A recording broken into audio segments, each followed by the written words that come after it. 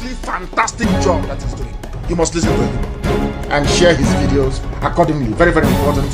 He is bringing a new dimension to this very awareness that we are making, and you must listen to him. Very, very important. Omo Biafra, ndewo Ambazonians, ndewo Oduduwa, ndewo Middle Beltans, ndewo Hausa, ndewo Fulani people, ndewo to everybody. I take my hot tea. We salute you all and thank you for joining us. Adel Biafra, welcome to the studio. How are you from your end? I am doing better now. By God's grace, we are going home. We have like 42 or 41 days to go. Remember, tomorrow is our sit at home as they refuse to let our leader go. Unconditional release of our leader. So remember to keep tomorrow and next day holy. Thank you. Welcome. Join us. Okay, thank you. Make una forget about that number waiting for screen. Now for yesterday fundraising, I will promote them now. I said, as he dey pain them, he dey see with us. As he dey see with us, he go dey pay. Kabure kele Simon Ekpa. Simon Ekpa jokuno ya derege na mma. The spokesman. Odogwu wakari ji every nani Igbo. Omo Biafra ni sigidi sike no ya. So as he dey see with us, he go dey pain them. As I'm watching me on television now, he dey pain them. Nwoke na-ebe ebe oya ndị Iraq, go and do your job while we focus on decimating Nigeria until 2023. So, if somebody who is trading your life just to gain relevance in the media space, because everything he tells you is a lie. Everything you see he tells you is a lie. Whenever he is able to convince 2 criminals or 3 criminals in Biafra land, he will come to the media and start shouting, making noise. He will come to the media, start shouting, making noise. Empty vessel. He will be making a lot of noise. And so many people will now believe, no, this guy is doing something. You don't know that noise he's making. You know, it is to trigger violence in Biafra land. Because you can't stop us. You can gossip all you like, it's irrelevant to me. You can't stop us. Are you going to stop us? Who has gossip ever stopped before? If I want to leave here now to go to the kitchen, is gossip going to stop me from going to the kitchen? Some people give undue attention to idiots. I'm saying you are gossiping. Will it stop me from going to US after COVID-19 lockdown has been lifted? Some people, I don't know. That is how you people become liars. That is why when you present a very valid point to an animal in the zoo, they never debate that very point. That is why I call them baboons and monkeys. Black Africans are backwards intellectually. And unless they come here and confess their ignorance and stupidity, behold, they have no future, I tell you.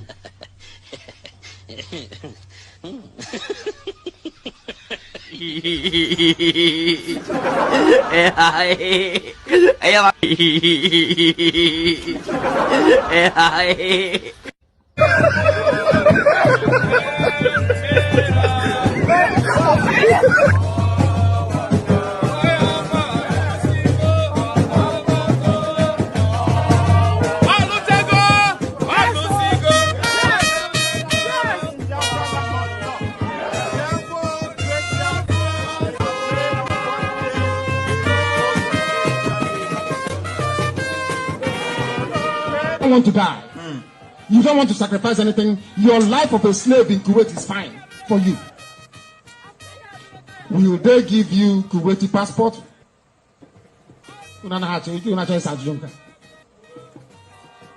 Will they give Kuwaiti passport to your children? Will they allow you to buy a house in Kuwait? Can your children be Kuwaiti prime minister? Then what on earth are you doing here then? That means you're a slave. No, they're doing green art.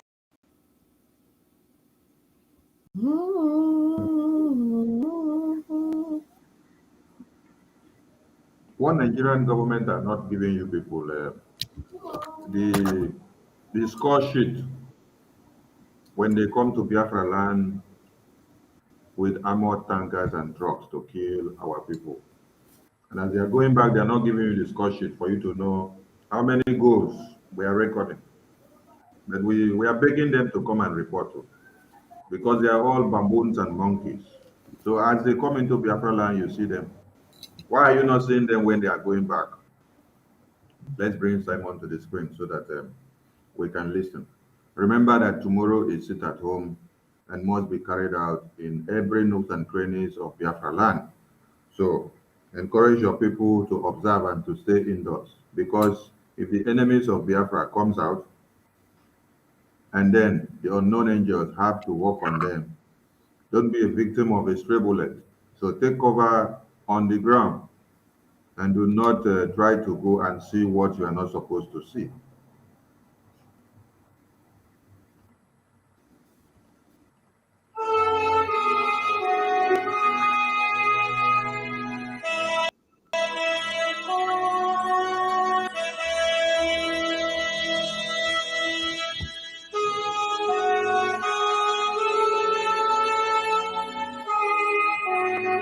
Nigeria, on a daily basis, witness the impunity which is so-called Fulani herdsmen extremists who share an ethnic and religious identity with President Buhari and the Fulani elite, which now dominates all key institutions in Nigeria. To open an investigation specifically into the wide-scale and systematic killing of the civilian population, and most notably targeting the indigenous people of Biafra. Clear that now we put the Biafran issue on the radar screen of the government, of the Biden administration, of Congress. Ongoing and wide-scale systematic killing of the civilian population, and again, specifically targeting the IPOB. Of weapons being used against Biafrans, but affirmatively supporting an effort to have a independence referendum organized and conducted by the United Nations, as we've done in South Sudan. They formally open an investigation and look into what we are identifying as a genocide that's being committed by the Nigerian government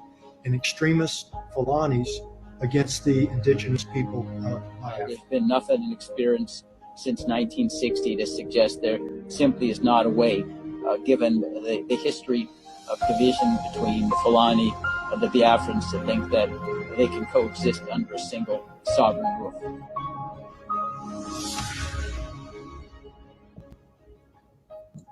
Nigeria is fighting both a religious war and a tribal war. And the religious war is from the people who want to implode and put in the jihadi, faction and way of life, as well as a tribal war where we are seeing the Igbos and the Yorubas and Hausas all saying that they want to separate from Nigeria. I feel like the first things to be on the agenda should be, how do we disintegrate Nigeria? How do we make Nigeria go back to, everyone goes back to their own particular space? Looking at the history of Nigeria, you would see that the founding fathers of modern day Nigeria never wanted Nigeria to work, and that was why they put Nigeria the way it is. And we have, we've spoken about how much people migrate to other parts of the world and develop other parts of the world. Most of the people who do this are the Igbo-speaking tribe of Nigeria. They're the ones who are most concerned about development and progression. But there are some sect of people in Nigeria that are seeking to hold Nigeria down, and you've mentioned them. We all know them, and they're the Fulanis. They're the ones who are hell-bent on making sure that Nigeria becomes South Sudan or becomes Syria, and just ensure that the caliphate of militants, there will be a hybrid of militants that will be sent all the way from Nigeria to other parts of West Africa to cause even more havoc for Africans. So I would say this, and this is just my suggestion, it doesn't have to be followed, but I would say that right now, all hands should be on deck to see how we can disintegrate Nigeria. How can we ensure that people who are shouting or clamoring for Biafra, people who are clamoring for Oduduwa, people who are clamoring for whatever they are clamoring for, how can we ensure that they can go back and, create their own nations in Nigeria and see how those people can develop, collectively as a group or as a tribe? Because if not, if we continue to say that we want to go in and create a system whereby we help people in power, they've already infiltrated. We will only the Americans will only be giving the secrets to the enemies, and that's the fact. We would only be empowering the enemy for what they already.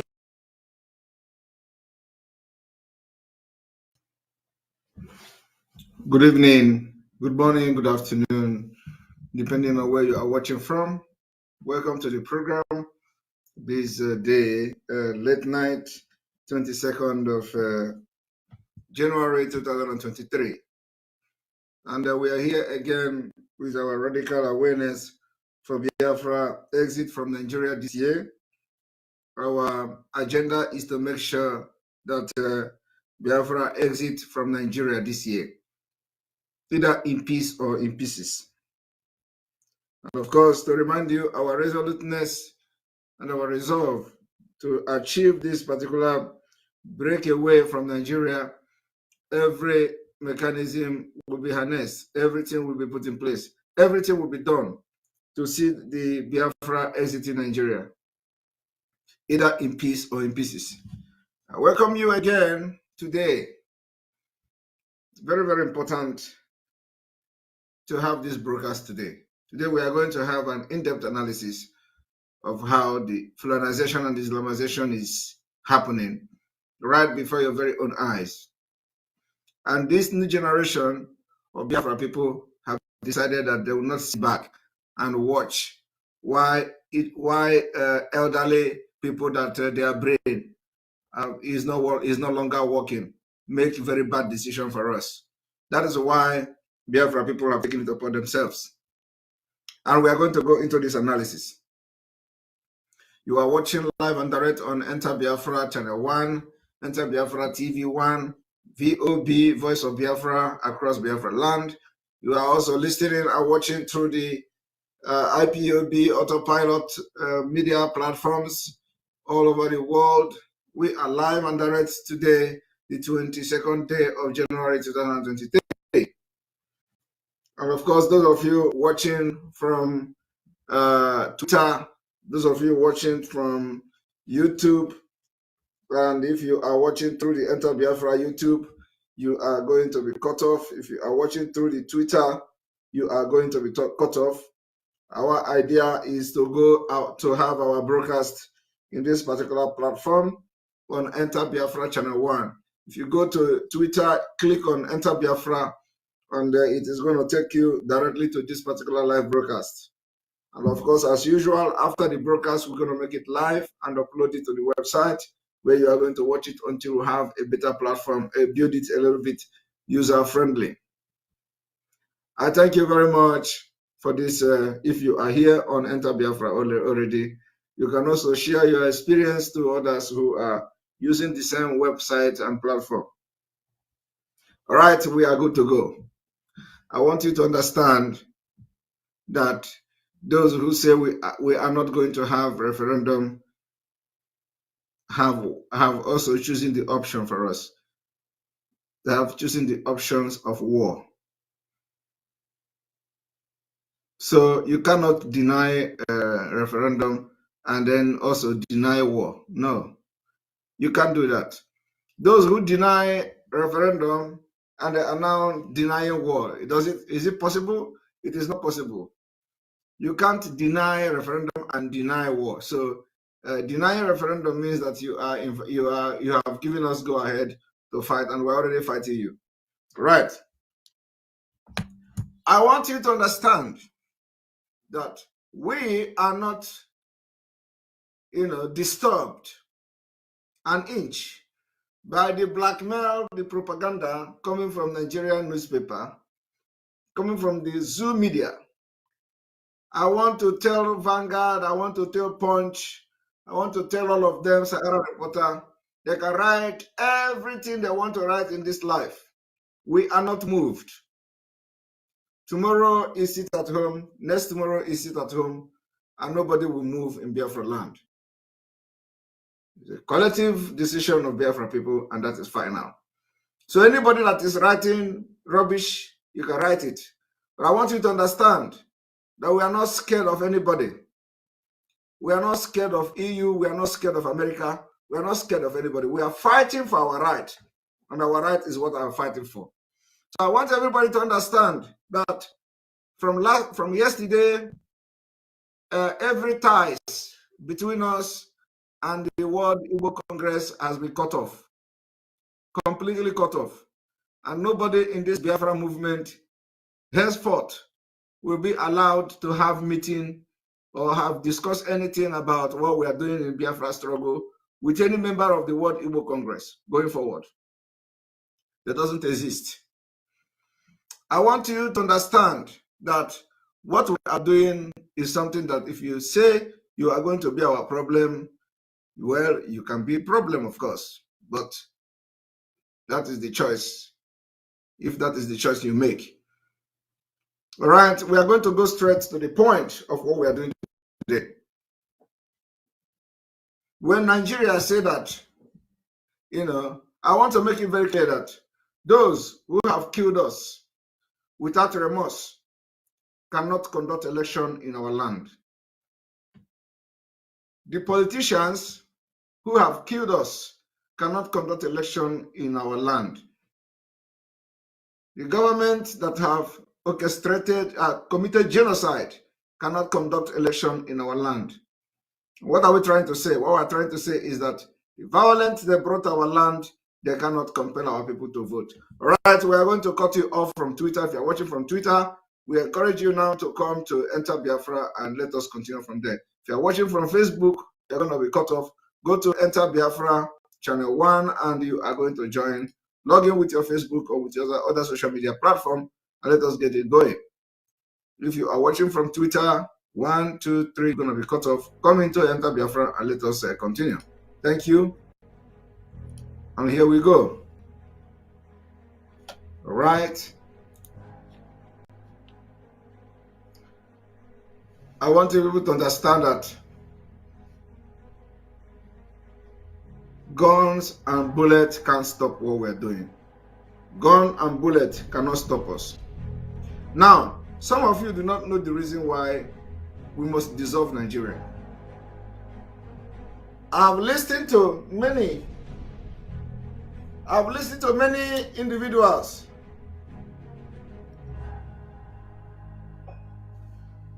I've listened to many stakeholders telling the Almighty Allah.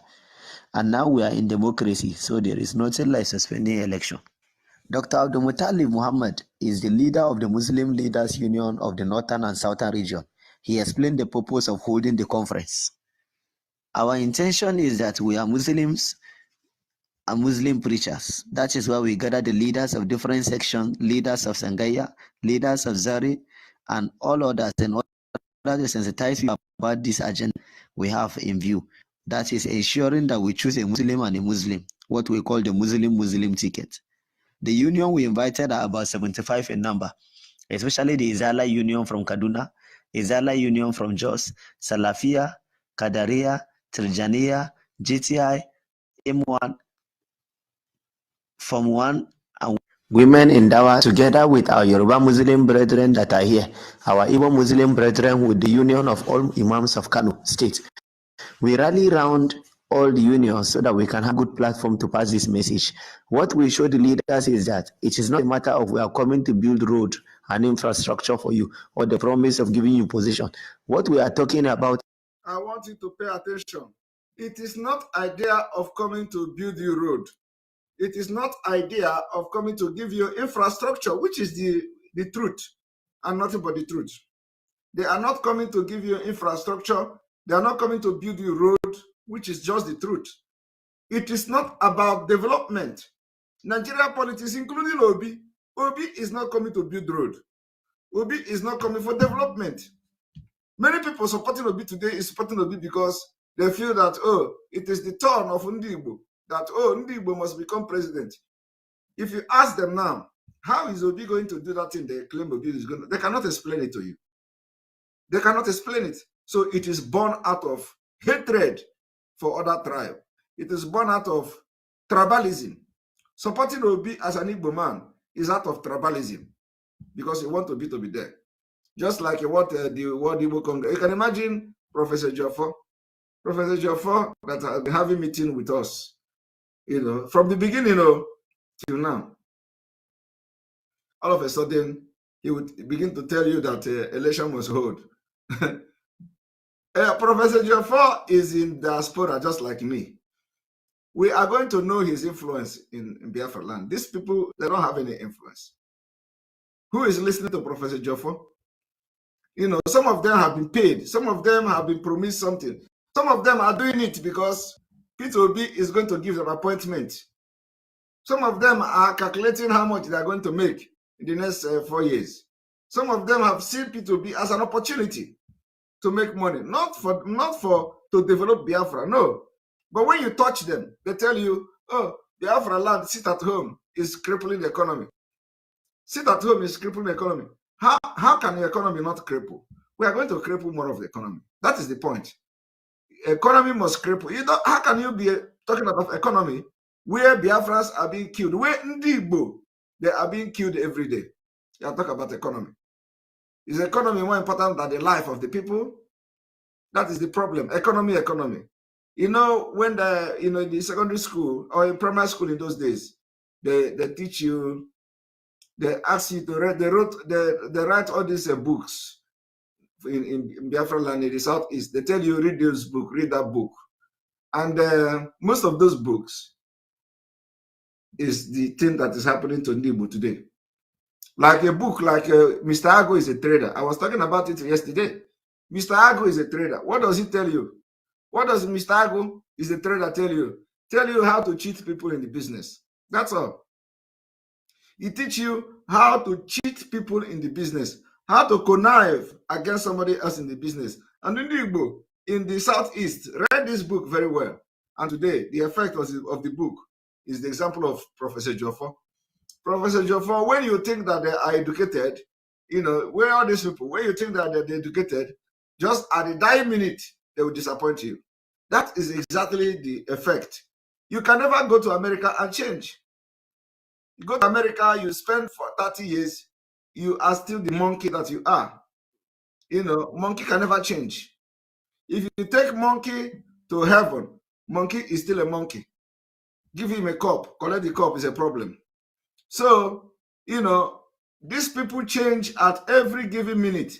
That's why Ndigbo have remained the way they are in Nigeria. They are full of betrayal.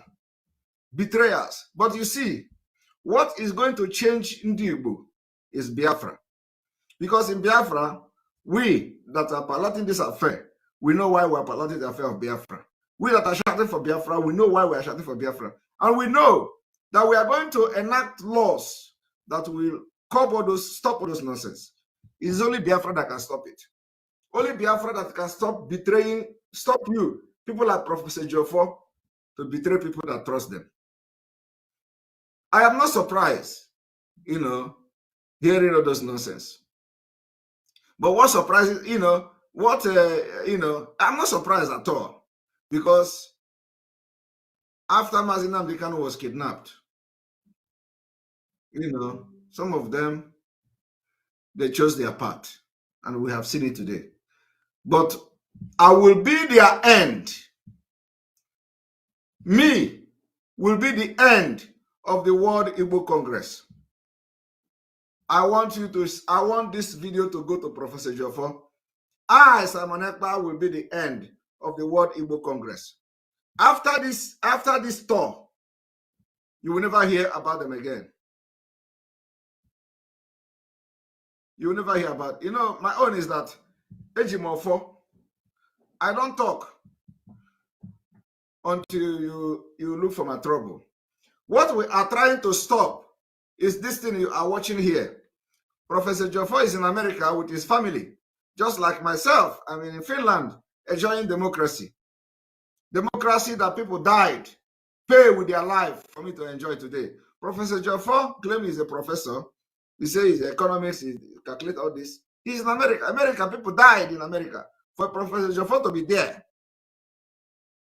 Now, you get for him to pay, to do some small sacrifice for Biafra people. He wants it in a cheap way. He wants the easy way to life.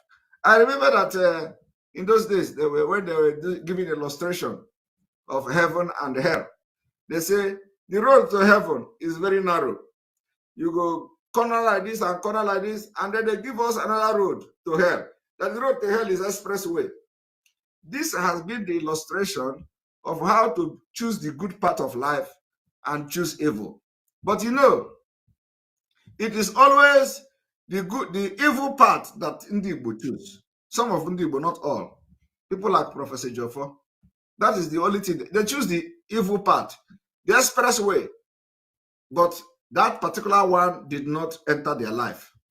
What entered their life is Mr. Ago is a trader. Mr. Ago is a trader. They studied it, and it has become part of the life of Ndibo. Some of Ndibo, Mr. Ago is a trader. But the one that they have refused to assimilate into them is the one that says the road to hell is open and wide, while the road to heaven is narrow and difficult. We, the Biafra people, have chosen the road that is leading us to freedom, which is very difficult, and we know it. So anybody that tells you that the road to difficult, the road to freedom is not difficult, the person is lying. We choose the road to freedom, which is very difficult. That is why Professor Jofo came and started calculating the sit at home. Ndibo is losing money. Yes, but we told you people before, it is not Ndibo that is losing money. The people that is losing money is the government. What data did Professor Jofo have with the women and the poor people selling things in the market? There is no data, because the money they didn't sell today, they will sell it tomorrow. There is no data to show that. It is only the tax that the government is collecting that they are calculating. Is Professor Jofo get data collection for people that are selling something in the street? The answer is no. Nigeria don't have that. So they will come and start lying to people who are really livered people. I said, Simon Ekpa, today, the 22nd of January 2023, Simon Ekpa will be the end of World Igbo Congress. After this particular one, you will never hear of them again. World Igbo Congress, you are gone. Your organization is gone. It can never excel again. You can never. I am laying curse on you today. I am laying curse on World Igbo Congress because I am laying curse on you today. The World Igbo Congress will be dead from today. The World Igbo Congress can never ever make any impact again anywhere. And it will go down in the history of Biafra that in the regime of Professor Jofo, the World Igbo Congress died naturally. And from today, I lay curse on you. Ikedi Nembu. Abaranine Nesom. The World Igbo Congress name have been cursed today. Any place where your name is mentioned, any place the World Igbo Congress is mentioned, you will never be regarded. From today, you know, that is how I do. When I start my own, I don't stop. I will allow you to be the first person to strike. As I pronounce this thing today, all the impact you are making anywhere, you don't even make any impact, but every impact you make anywhere, from today,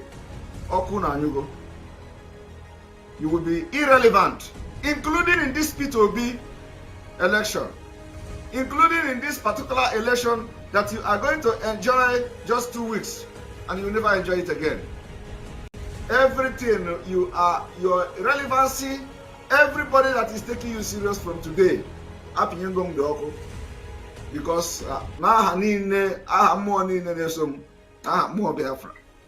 because of you know what we have done. We know the meeting we have had in the secret, and I'm happy there is nothing. You don't have any information. You don't have any information. So let us continue. Of you who may not understand why we are doing this, let me bring this one. You have President Northwest Muslim. You have Senate President Northeast Muslim. You have INEC Chairperson Northwest Muslim. You have Speaker of the House of Representatives Southwest Muslim. You have Chief of Air Staff Northeast Muslim. Minister of Defense Muslim North. Chief of Army Staff Northeast Muslim. Inspector General of Police North Central Muslim. National Security Advisor Northeast Muslim. Director National Intelligence Agency Muslim North. Director General SSS Northwest Muslim. Comptroller General of Immigration Northwest Muslim. Comptroller General of Customs North Muslim. Comptroller General of Civil Defense Muslim North. Comptroller General of Nigeria Immigration Prison Service Muslim North. Acting Chairman of EFCC Northeast Muslim. Chief Justice of the Federation Northeast Muslim. Code of Conduct Head Muslim Northeast. Managing Director Post Authority Northwest Muslim. NIMASA North Muslim.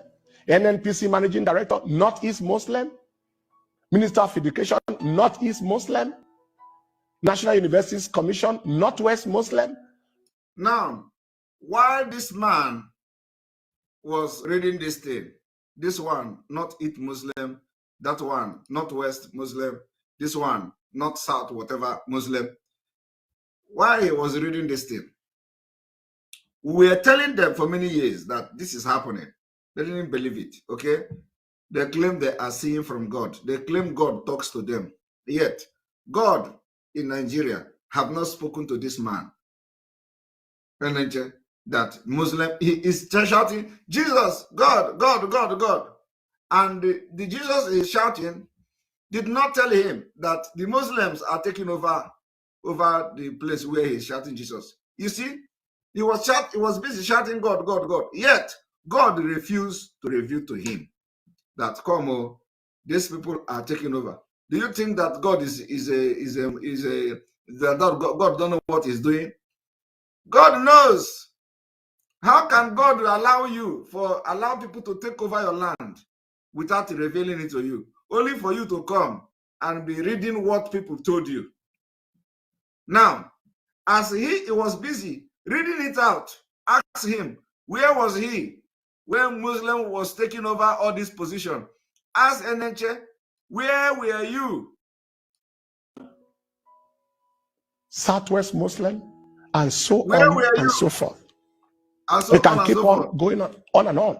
Someone has said that the top 20 positionings in. Did you hear that? Someone have said God did not reveal it to him. Ask Enenche, when this Muslim was taking over this position, where were him? He will still be the one to prophesy. Buhari is coming. He's in Abuja praying for the Muslim that he's complaining about. Now, as he is talking about Nigeria, and they are still planning. Look here.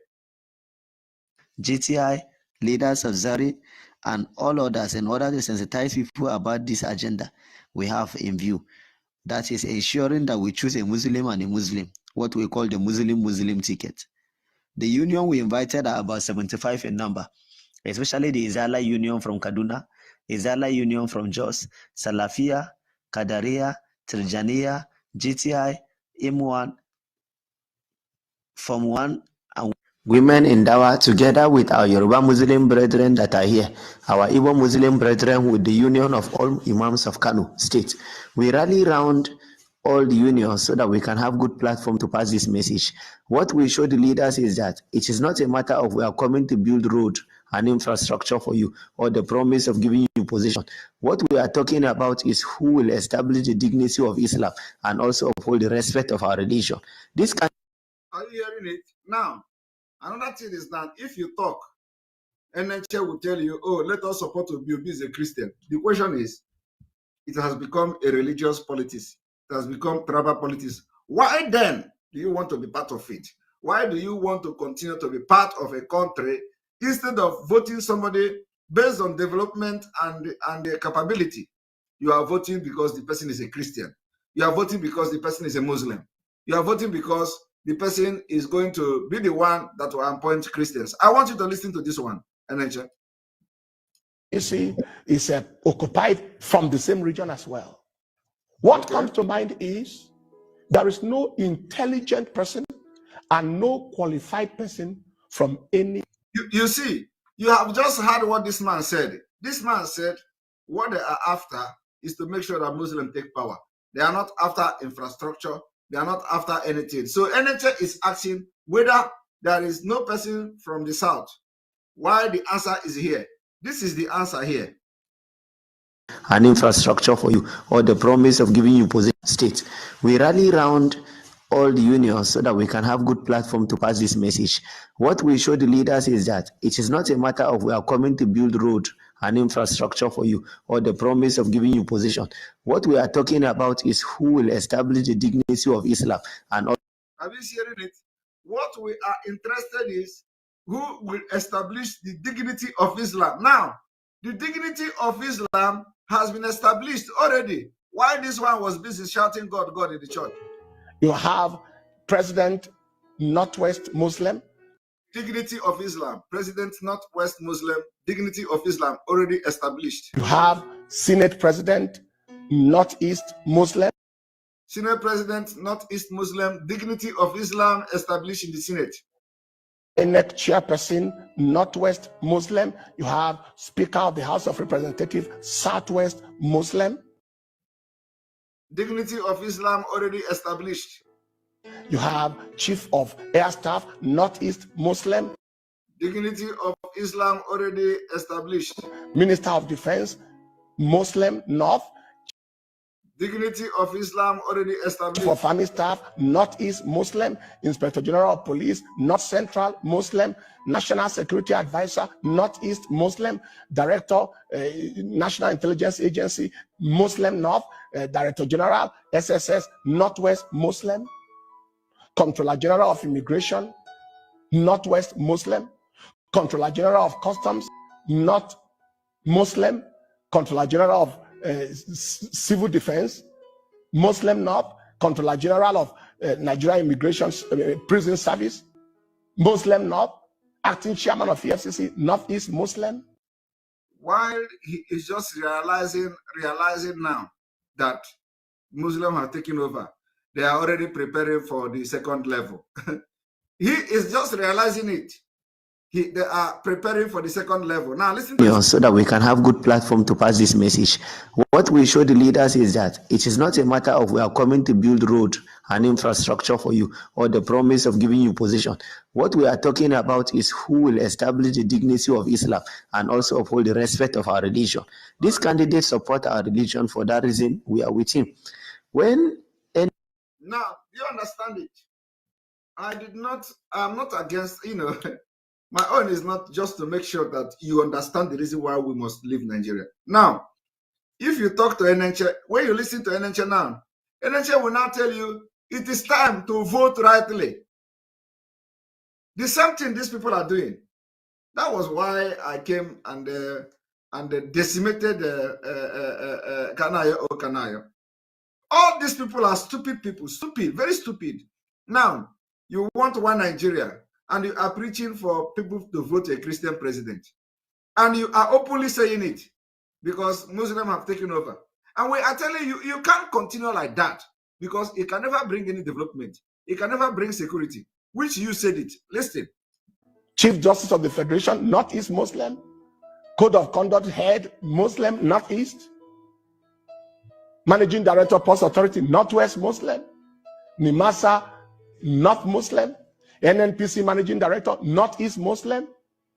Minister of Education, Northeast Muslim.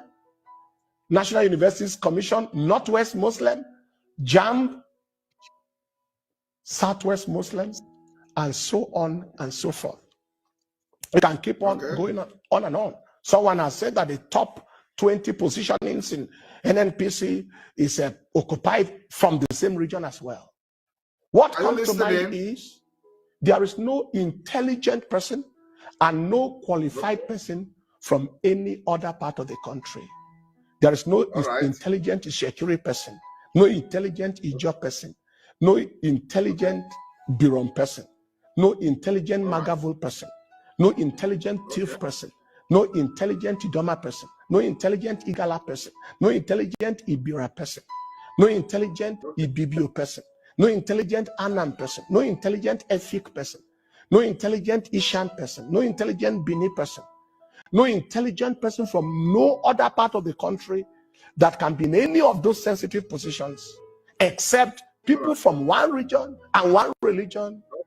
And people are meant to be forced to exist in peace under that kind of upside down high. And now he is now bringing his own. He said, no, Muslims have done it. Muslims have done it. So now it is the turn of the Christian to do the same. The same thing he is accusing them as a Christian.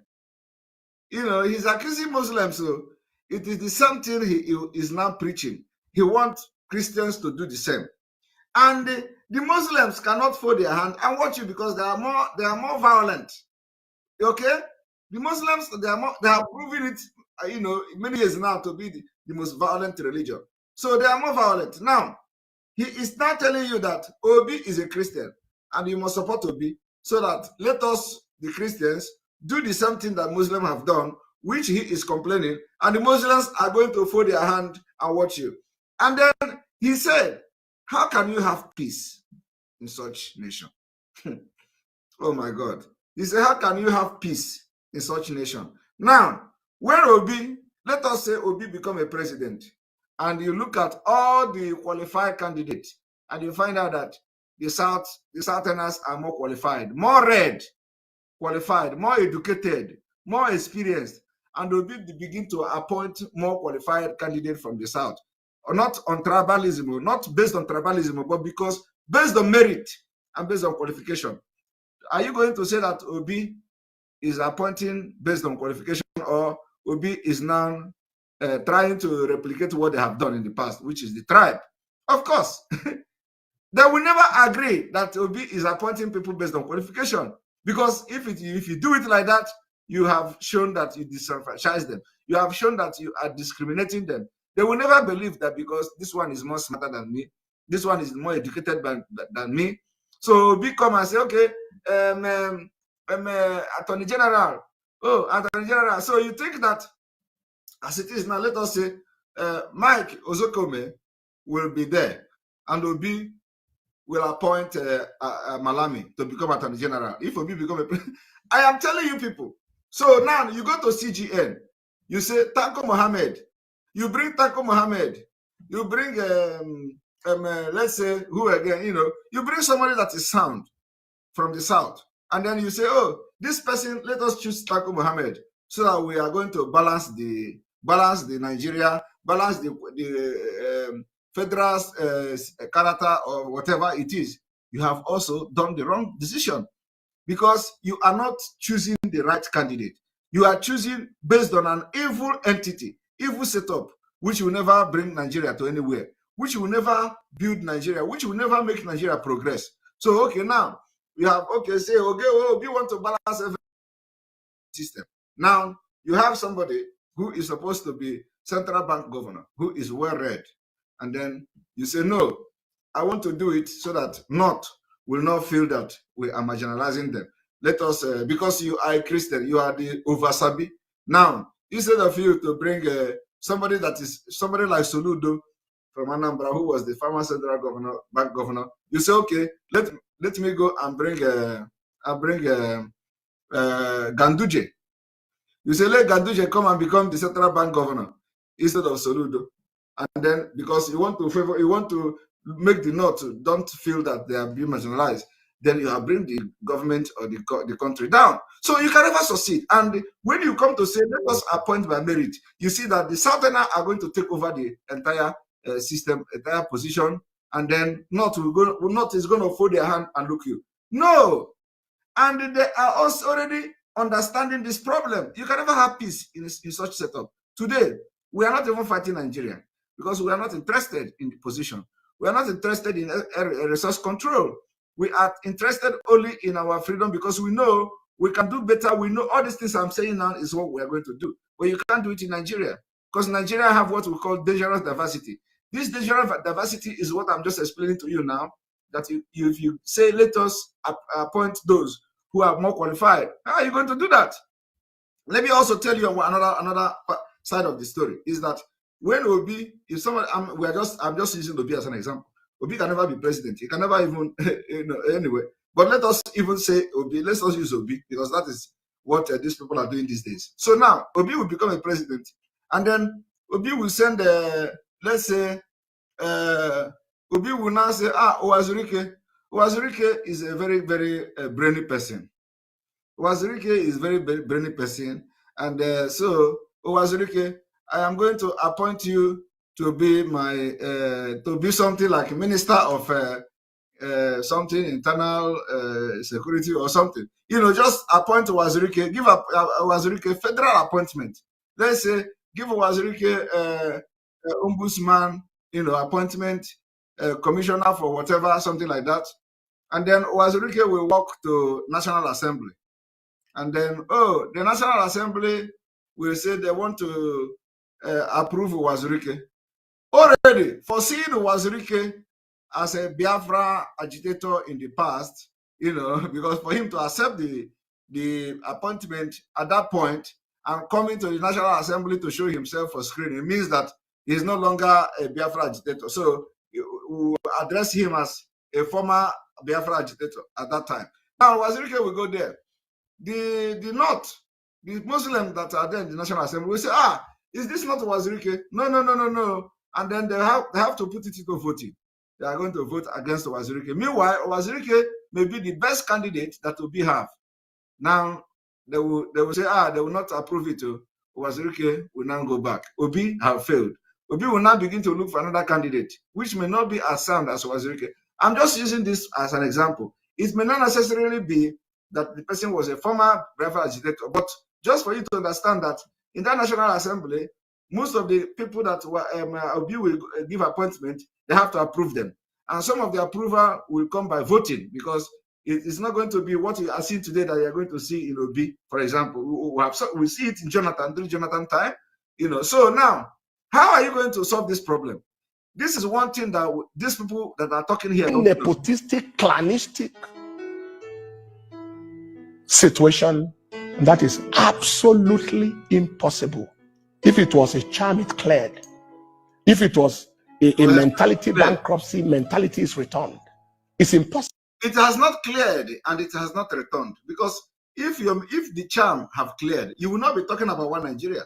You will not be talking about a tribal. You will not be accusing the North and the Muslim and they're trying and planning to do the same thing. You're accusing them. No. There can be no peace in such level of inequality, in such level of brazen effrontery are taking a whole nation. That is why there can never be peace, because you cannot be preaching Obi because Obi is a Christian, or vote Obi so that, and then you expect Muslims to keep quiet when Obi started appointing people that are qualified and probably they are Christians. Yet you want that such nonsense to continue. For granted. Nations of the world did not experience 1/100 of what Nigerians have experienced and scattered in pieces. Soviet Union is nowhere to be found. You see, this man is confirming that even most of the countries that have disintegrated, that they have not experienced half of what you and he himself have experienced in Nigeria and disintegrated. But no, he was born to suffer, but he's not suffering because he's making living with other people's wealth. Now, he wants to experience more. He already confessed that Nigeria, including himself, have experienced more than every other nation that have actually disintegrated. And then he began to mention those nations. But yet, he said, no. Even if those nations have disintegrated, no, it is not yet enough. He want Fulani to kill him first, cut his head, before he can now say, okay, I've had enough. Now my spirit will rise and start fighting Nigeria. That is what he's waiting for. Because it is only person that is alive that will fight for the living. If you are dead, you can't fight again. So ask him, if this man is a man of God and is here from God, why is he waiting for something else to happen when he have already confessed that in Nigeria, a lot have happened more than the places where it happened and it disintegrated? Why is he waiting for? What is he waiting for?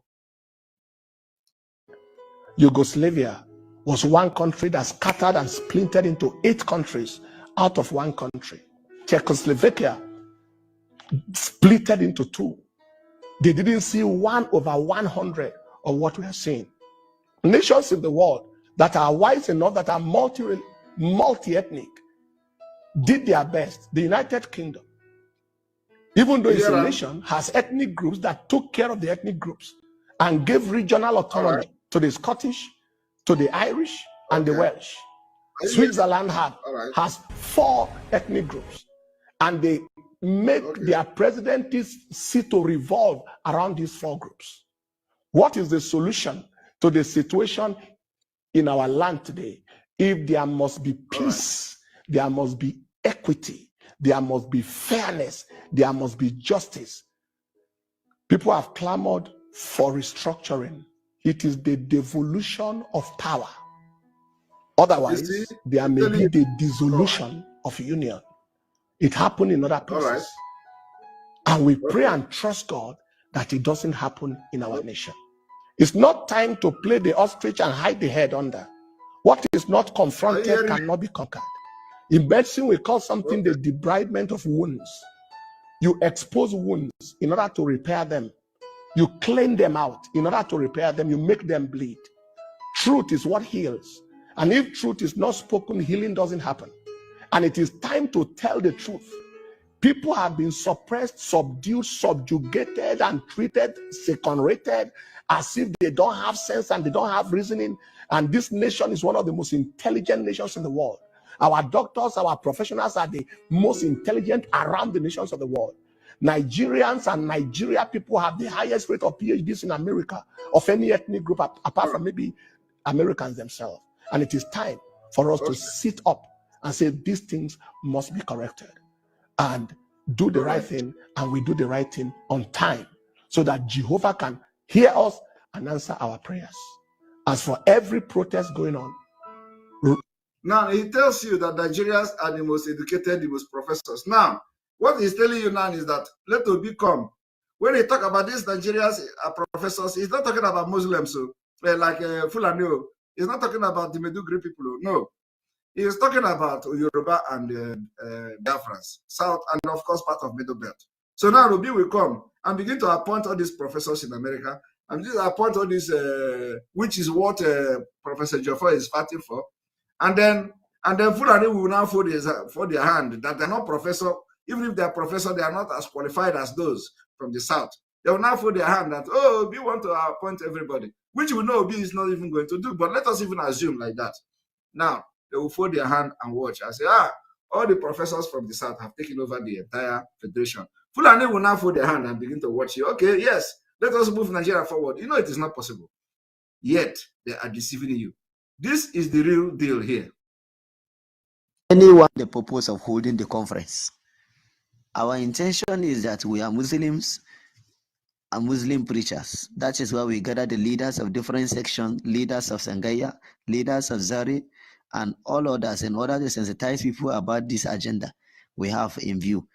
That is ensuring that we choose a Muslim and a Muslim, what we call the Muslim ticket. The union we invited are about 75 in number, especially the Izala Union from Kaduna, Izala Union from Jos, Salafia, Kadaria, Tiljaniya, GTI, Form 1, and Women in Dawa, together with our Yoruba Muslim brethren that are here, our Igbo Muslim brethren with the Union of all Imams of Kano State. We rally round all the unions so that we can have good platform to pass this message. What we show the leaders is that it is not a matter of we are coming to build road and infrastructure for you or the promise of giving you position.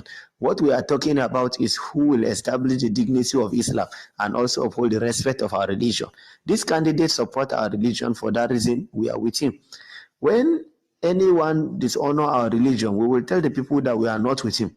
But the major issue we want to tell people is that a Muslim, no matter where he is better than an infidel. And when you join two Muslims, they will give you the victory that one Muslim cannot give you. This is why we have been sensitizing the people to understand that the Muslim ticket is very serious and it's a jihad to us as leaders. The leader of Izala Union of Kano region, Sheikh Abdullah Saleh, Pakistan, said this. Well, the discussion first and foremost was on the history of how this candidate has had his hunger of Muslim ticket for long. How he joined the Ribadu party with a Muslim from their own region. And now he joined the party of Abiola and Ghana Kimkibe. And considering how he is bent of being. Now, are you listening to it? You see, one thing is that, I tell you people that, it is not about being elder.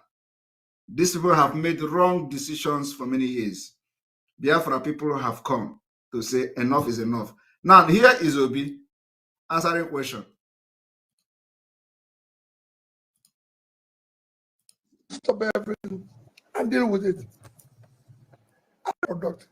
It's not productive because over the years, the country has become a case where criminals have. All right. Criminals have taken. And all they do is to steal whatever it is. Okay. I steal it today. That's why I've said that those who are stealing our oil are people in government. All right. Those who are stealing our are people in government. And that's why we want to stop subsidies, stop everything, and deal with it. I've said we're a third country because we have not invested in education and everything. What I want to do, and I want Nigerians to trust me, is to stop the stealing. And that's why I give an example. Using Anambra State, nobody since this campaign started have challenged Anambra State where I and see whether their money is missing. I've been the only governor, like I said yesterday, who have served a. Like I said yesterday, it is not about going to Anambra to see whether the money is missing. Okay? It is not about going to Anambra to see whether the money is missing, but about going to Anambra to see what Anambra look like. To see what Anambra look like. And like I told you people, I said before the end of this January, all of them will start shouting Biafra. And when they talk about Mazi Nnamdi Kanu, it is equally talking about Biafra. Now let us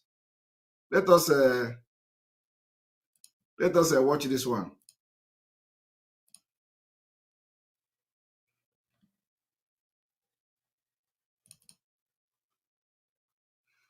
I told you all that before the end of this month, all of them will talk Biafra. You and Governor Soludo of Anambra State have urged the federal government to release the leader of the indigenous people of Biafra, Nnamdi Kanu. Why have you taken that position? No. Listen, my position has always been very straight on Nnamdi Kanu. If court of competent jurisdiction say you should give him bail, you should give him bail. Because we are a country of law and order.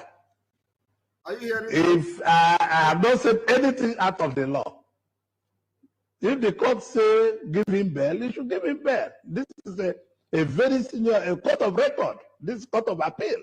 Brought almost 3-story building down to take water from Ariana Market going to Waterside in Aba.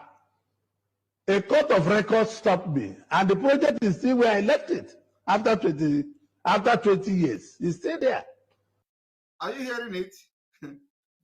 After 20 years,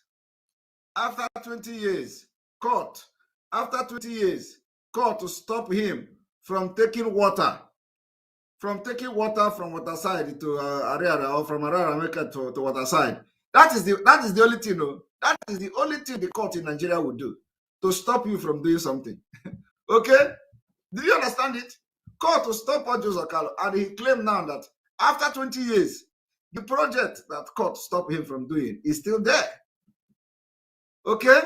How can you be part of such country? And he is proud, telling you, oh, He respects court, but yet there are so many people that court ordered their release during the time Ojos Okalo was a governor. Yet he did not release them as a governor. Are you not aware of that? During the time of Ojos Okalo, a lot of this same Biafra issue, when court say release them, Ojos Okalo did not release them.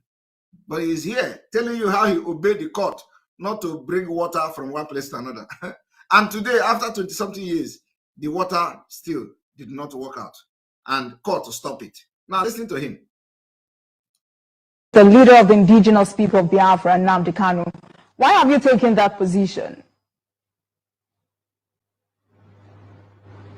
No. Listen, my position has always been very straight on Nnamdi Kanu. If court of competent jurisdiction say you should give him bail, you should give him bail. Because we are a country of law and order. If I have not said anything out of the law, and he talk about bail, if the court say give him bail, you should give him bail. You see, he's talking about court giving. Did the court give Nnamdi Kanu bail? Court discharge Nnamdi Kanu.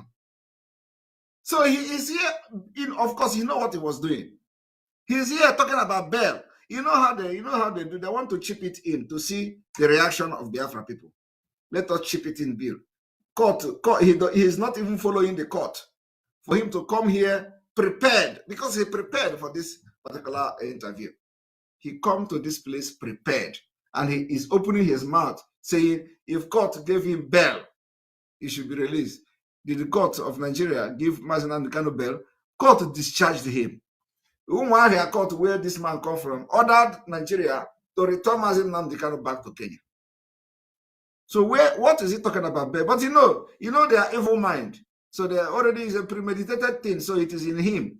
So every time they open mouth, all these things will be coming out. Say, grant him bail. Which bail? This is a very senior a court of record. This is court of appeal. One almost 3-story building to take water from Ariana Market, going to Waterside in Aba. And after 20 years, a court of record stopped me, and the project is still where I left it. After 20 years, it's still there. So I'm a man of law. I want to respect. If every Nigeria, including the federal government, they must respect the court order.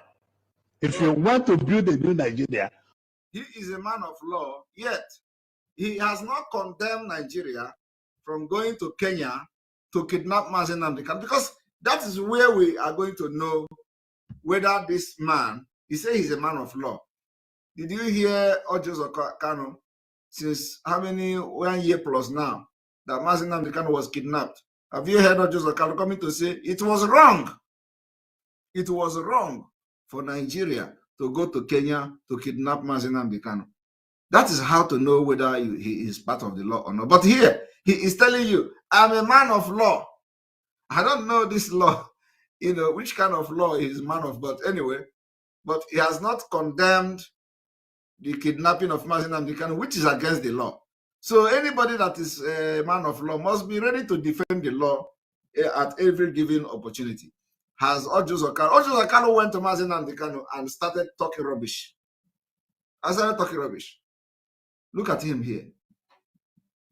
He claimed to be man of law, but he has not condemned Nigeria for going to Kenya to do kidnapping, international kidnapping. They call it state kidnapping. In other words, extraordinary rendition. International kidnapping. Kidnapping a very high-profile person like Nnamdi Kanu from Kenya to Nigeria. And he is man of law. And then he wants also to be talking about bail after the person fall a victim of kidnapping, after many courts have ordered that he should be released. He's talking about bail. That is how evil they are. But let us continue. I told you that all of them will come out and talk. We should start by respecting what any judge say. If I'm not happy with the first judge, I'll go to Court of Appeal. If I'm not happy with Court of Appeal, I'll go to Supreme Court. And whatever the Supreme Court says is the final say. All right. I just want people to understand that Agwon and Africa, all of them are talking, and they will continue to talk. They will continue to talk. After evil, they committed all these atrocities, thinking that it is the end. A state in Nigeria, apart from Yaradua, I left about 5 billion naira. I left 75, equivalent of 75 billion. Even if anybody wants to doubt, I left in cash. You hear it? He said, apart from Yaradua, who left how many billions? You understand? Now he said, apart from Yaradua, who left how many billion? Now the question you should be asking yourself now is that he is now talking about Yaradua. That Yaradua did well. Oh, Yaradua left money. Ask him, where is the money of Yaradua? That is even the main reason he is a stupid man. Obi is a stupid man. If Yaradua left billions in Nigeria coffer, ask Obi, where is those billions today? Another person have come. Another person have come. And Yaradua is now somebody that is making reference to. And the legacy of Yaradua is no longer visible. Yaradua legacy, the money Yaradua left is no longer there. In fact, the debt of Nigeria have now tripled. From the debt is rising like a calculator. So ask Obi, after Yaradua now came and he left billions, where is the billion today? What effect is that billion that Yaradua left in the Nigeria economy today? That is what we are talking about. So after Obi, what next? That is the point. Now, after Obi in Anambra, what next? Which he did not even do anything. So he just want to enrich himself, enrich Professor Joffo and all of them. And then before you know it, somebody will be using him to do example. Oh, 4 years ago, Obi was there. He appointed Professor Joffo, PA, Minister of State, this, that. And then after that, what next? What next? That is what we are saying. Something is wrong with some of these people. Absolutely something is wrong. And we are saying that there is opportunity to make things right. Let us have our own nation where we can develop the way we want. And he wants us to be talking about Yaradua. You can imagine. He is proud saying it, indicting himself. That is the reason why we are telling him that that place you are going, there's no road. You talk of Yaradua. Yaradua died many years ago. And he's talking about Yaradua leaving billions. What is the effect of the billion for Yaradua today in Nigeria? It has gone. Because after Yaradua, Jonathan came. From Jonathan to this idiot now that is there. What are you going to say about Yaradua? You will now be clapping. Oh, Yaradua was a great man. We can't continue like that. We cannot continue. And that is why Biafra people have decided. Since you say you are going to be killing us, and at the same time, you want to force us to vote those who participated in the killing, Biafrans are ready. We have carried guns and bullets. I am saying it now. Record me, although it is already live. Share it to Finland. Share it to European Union. Share it to America. I said Biafrans have taken up arms. And we are going to fight anybody that is going to force our people into Nigeria election this year. It is going to happen next month. So carry this video to anybody you want in the world that Simon Ekpa is causing violence in Nigeria. I said, my people in Biafra land is being killed by the Nigeria state. And we say enough is enough. These killings have been going on for over 50 years. And we want to end it this year. All of us will not be killed once. We have summoned the courage and the guts to confront Nigeria and end it this year. So let us see who is going to come and force our people to vote. Now, for the European observers and American observers, we welcome you. We'll make sure that the bullet from Biafra side doesn't touch you. We'll protect you. It will be good for you to come to Biafra land and observe how the breakaway of Biafra will happen this year, next month. Come and observe it so that you understand, because you are reading from the social media when they are reporting nonsense. Come and see how we are going to lock down Biafra. It is a referendum. As they are voting in Nigeria, we are doing a referendum. So I'm inviting officially the election observers from Europe, from America, to come down to Biafra. We will guarantee their safety. We will guarantee their safety. Let them come and observe how we are going to sit at home. From the 23rd, as the case may be, it is not yet official, but I believe they should come to Biafra land and see how we are going to sit at home as we are fighting for our freedom. So anybody that thinks that we are scared of them, coming to impose criminality and terrorism on us, that person has failed. This is 2023, and we are civilized, living in a civilized country. We know the right, we know our right, we know where our right end and where our right stop. So where your right stop is where our own start. So I'm telling you today, as a spokesperson for Biafra people, that we are going to carry arms to defend our land against Nigeria state. We will never accept any election. We are already at war. Like I said before on Twitter, and I want everybody to listen. Anybody that is coming to observe election in Biafra land must be aware that Biafra is at war of separation with Nigeria state. Nigeria has been killing us. The evidences are there everywhere, documented for many years. Between 2021, after they kidnapped Nnamdi Kanu from Kenya in order to stop Biafra agitation, the killing, the bombardment, burning of villages have increased. And we decided that we will not sit back and watch them kill us again. So I want to inform European observers, I want to inform American observers, I want to inform UN observers, or whoever they are, that they are coming to Biafra land, the old eastern region of Nigeria, that we are currently at war with Nigeria state. And people are killed every day. They are not reporting it. So any day you invite us, we are going to bring evidence of the Nigeria genocide against our people happening every day, including yesterday. The genocide happened. They are not reporting it. They have bought over all the Nigerian news media and nobody is reporting it. But any day you show concern of the people that Nigerian people are killing in the Biafra land, and you begin to say you want to interfere, that is where we are going to, bring evidences and show to you. But for now, we are making it official. If you are coming in Biafra territory in the old eastern region for election observer, you are not going to observe election, you are going to observe war between Biafra and Nigeria. You are going to observe a resistance force between Biafra and Nigeria. And this is official today. This is exactly what is going on in Biafra territory.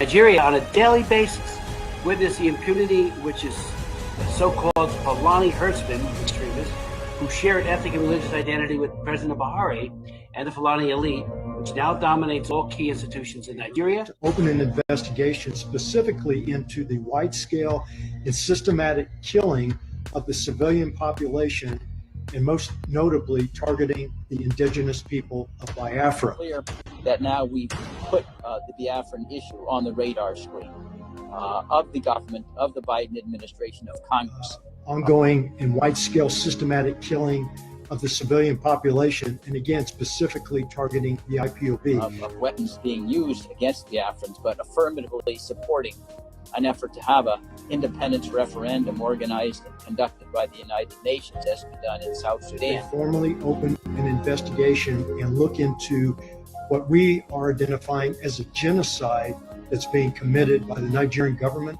and extremist Fulanis against the indigenous people of Biafra. There's been nothing in experience since 1960 to suggest there simply is not a way, given the history of division between the Fulani and the Biafrans, to think that they can coexist under a single sovereign roof.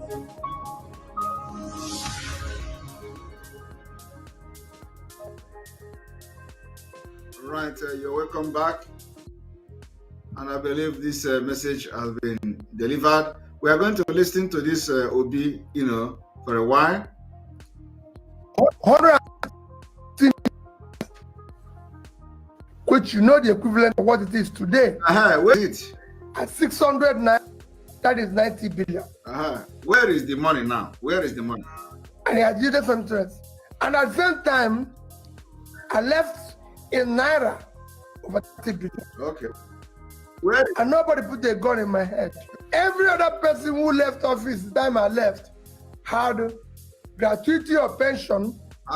When they brought it for me to sign, it is on record. So now I told my speaker, I serve the people of Anambra State by the grace of God.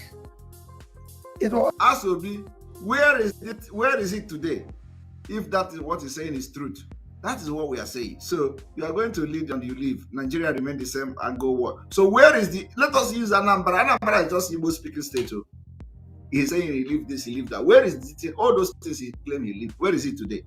Nothing. Soludo is shouting because Anambra is dirty, dirty as pig farm. Where is it today? Where is the money? Nothing, because it is under Nigeria. If Anambra State is under Biafra, where we have brain and what to do to make sure that the economy is sustainable, it has sustainable energy, just like in sustainable energy. You don't have it. Nigeria doesn't give great room, no matter who you are. Even if you like, be Chikobi, Matt. Nigeria, you can never be a governor and you become a governor in one state in Nigeria and sustain, and then the economy of your state will be sustained after your own tenure. It is not possible. So there is nothing like that. So we want to build a sustainable economy for every confederated state of Biafra. So if you come today and you become a mayor of one province in Biafra land, you are going to be, a mayor. And when you leave, the economy of that province will be sustained. It will remain the same. It will be progressive. It will be progressive. Not, we are going to build this. You see, I said we will bring Finland to Biafra. Do you know how the governance in Finland is run? You don't know. Now, the governance in Finland is run region by region, okay? Now we have what we call the regional government. We have region by region. And where we are, I am also involved. I am involved in politics here. Not only involved in politics, I'm involved in decision making. And I have learned a lot. And I know how it is run. So I cannot come here and know all the things I know, and I will keep quiet while you are killing my people back home. Now, the way the system runs here is why Finland is the best in the world. Now, if you come, we are going to, there are so many different boards and committees running each city council. When you have city council, if you are elected into city council, there are certain things that the council members decision they are making, and then there are decisions that you have other board members that will make decision presented to city council. You get the people involved in decision making. If you want to build something in the market square, you go to the people that own shop in the market. What do you think we can do to develop this place? What do you think you can do to bring to attract people? What do you think we can do to bring more customers to here? You tell them, and you are going to have seminars. In that seminars, you collect data, you collect information. You collect information how you can develop this market, how you can develop this square. You get the people who are staying in this market every day involved. And then you can have from morning till night. You collect all those informations, and then expert will go and start analyzing it, how to implement it and put it into work. And before you know it, everything is going. So not somebody will come, they will elect you into office, you begin to throw party. You begin to go to church. You begin to kill cow to Reverend Father. You begin to buy motor and give Reverend Father. Come, I have won election, they elected me. No, here you are elected to serve. You are elected, it is a lot of work.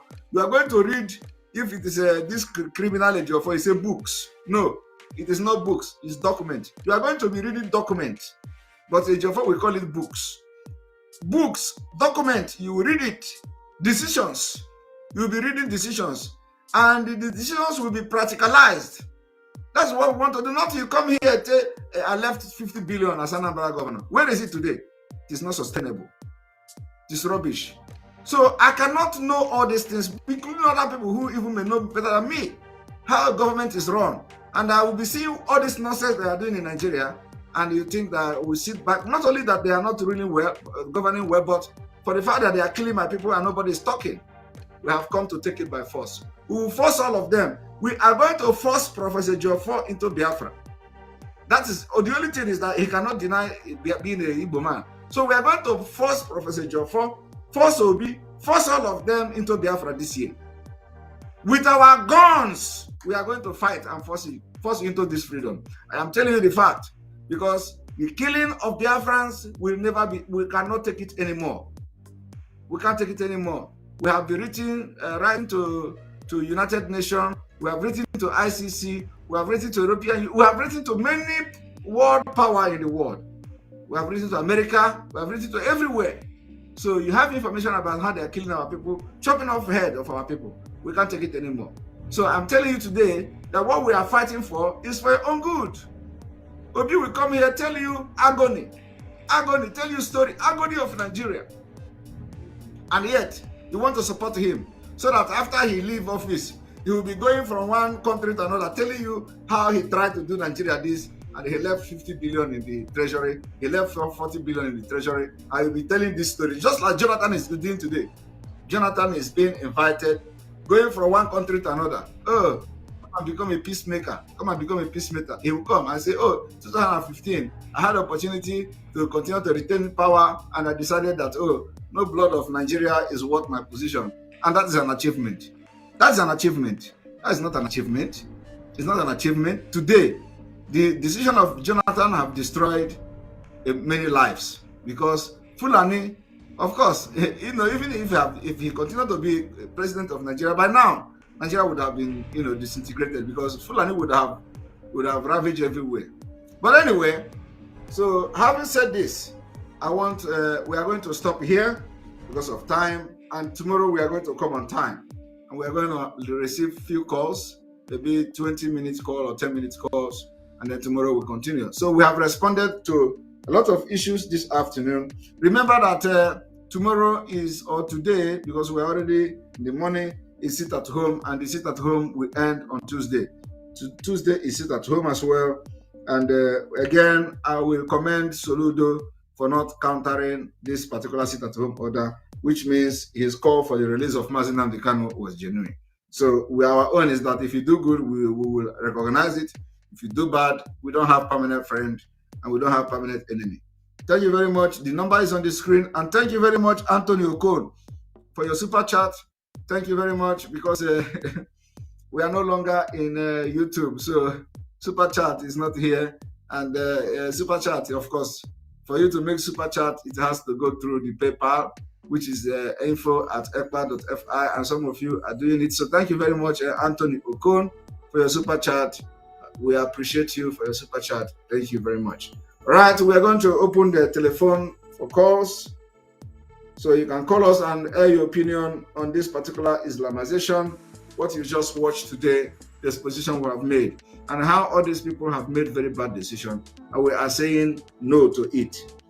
From this particular year, 2023, all the old people that have participated in subjugating us, enslaving us up to this point, you are no longer needed in our life. So the Biafra people have decided that no election will take place in Biafra land, and it's a task that must be done by everyone. The number is on the screen. Give us a call, and welcome to the program.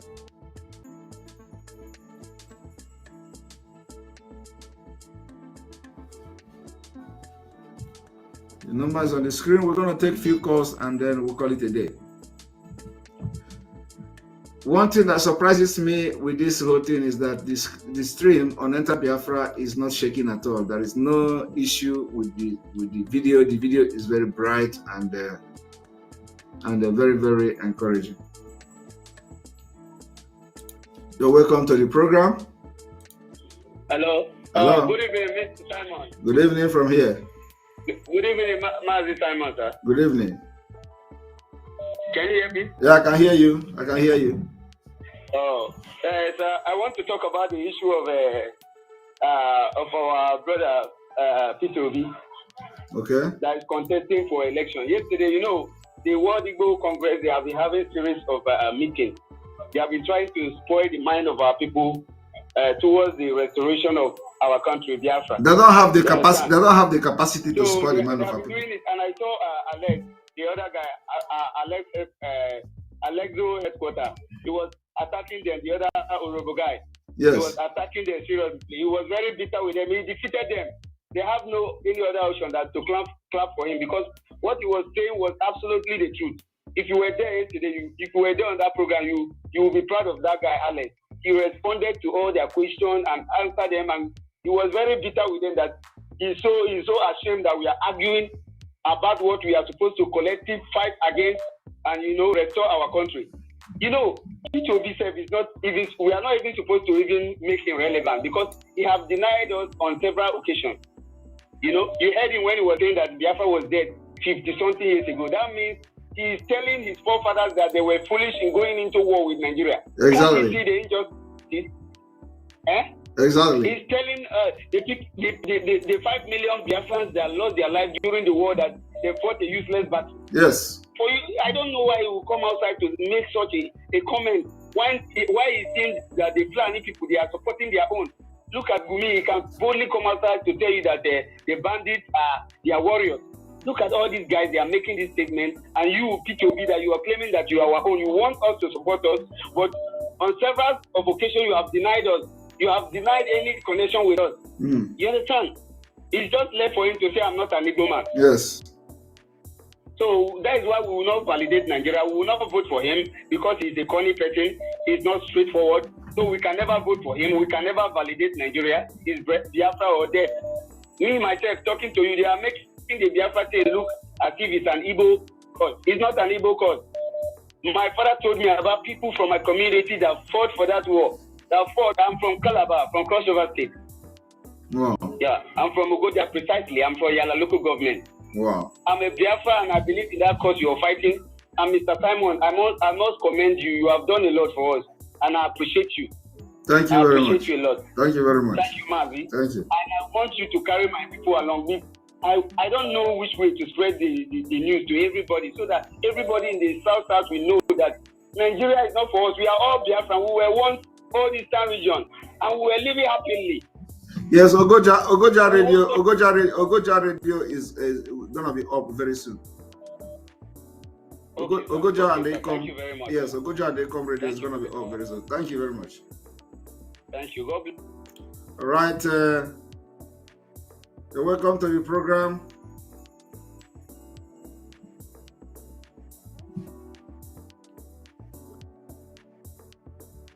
Come to the program.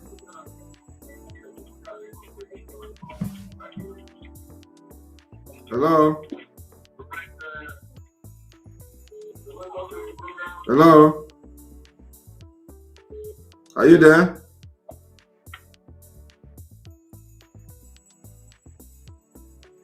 All right, you're not talking.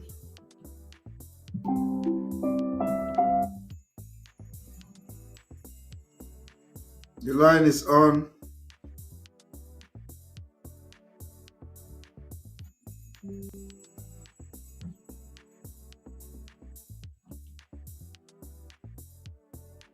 Hello, welcome to the program. Hello. Hello, Ndewo. Ndewo, can you hear me? Yeah, I'm there. Mazu Simeon. Yes, sir. Salute. You're welcome to the program. You're welcome to the program. Yeah. And okay,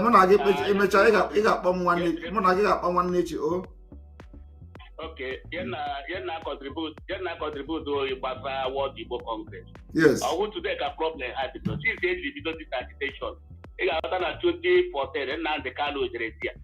They deny him. Yeah, born about here and today. Well, in fact, let us focus on this Islamic this thing. Their own is that after Noba, they will never be relevant again. Exactly. Yes. Okay. Thank you. So one day, yeah, so another one who here for Eleche when you work as to contribute to Fulani, Igbo occupy here. Or when you work at army spokesman. Of course. That time when you work at army spokesman, Eleche didn't talk anything. Now when you work at the Tayala.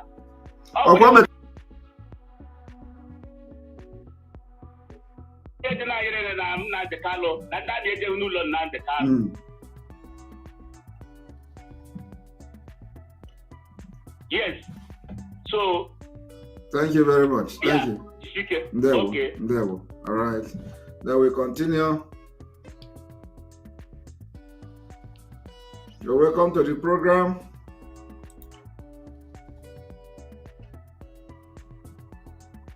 Hello.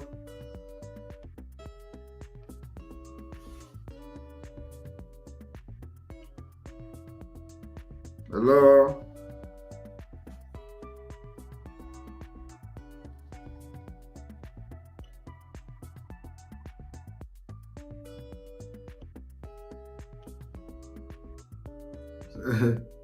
Somebody says someone is not sounding himself.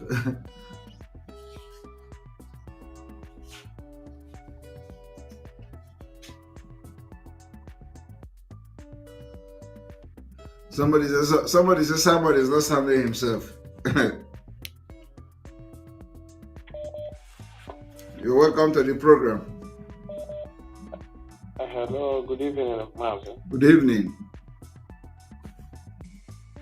I thank you so much because if not you, by now so many of us would have been answering Musa. God bless you. Thank you very much. Yeah, there's one thing our people is doing now. You know, before, years ago, 5, 6 years, 7 years, 10 years back ago, this Nigeria will never allow our people in army or police. But come last 2 years ago, 2021, 2022, go and see our young brothers, even 15, 17 years.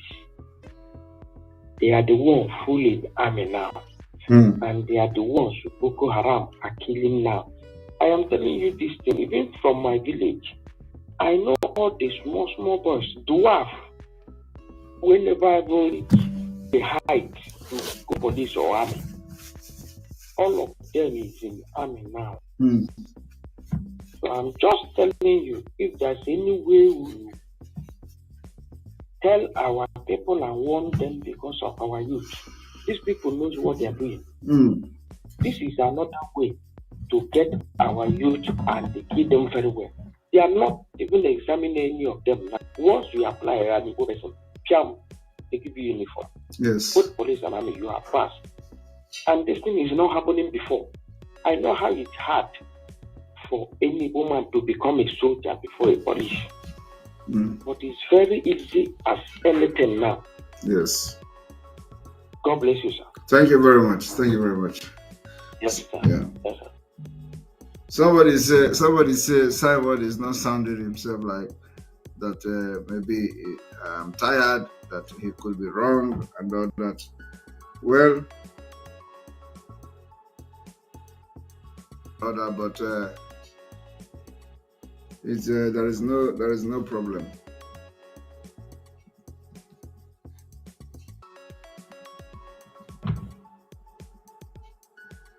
There's no problem. You're welcome to the program.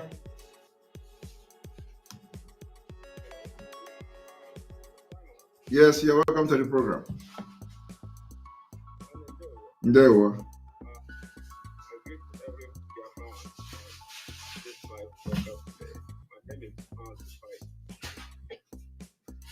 Master Simon, I'm very grateful. I thank you so much for the work you are doing.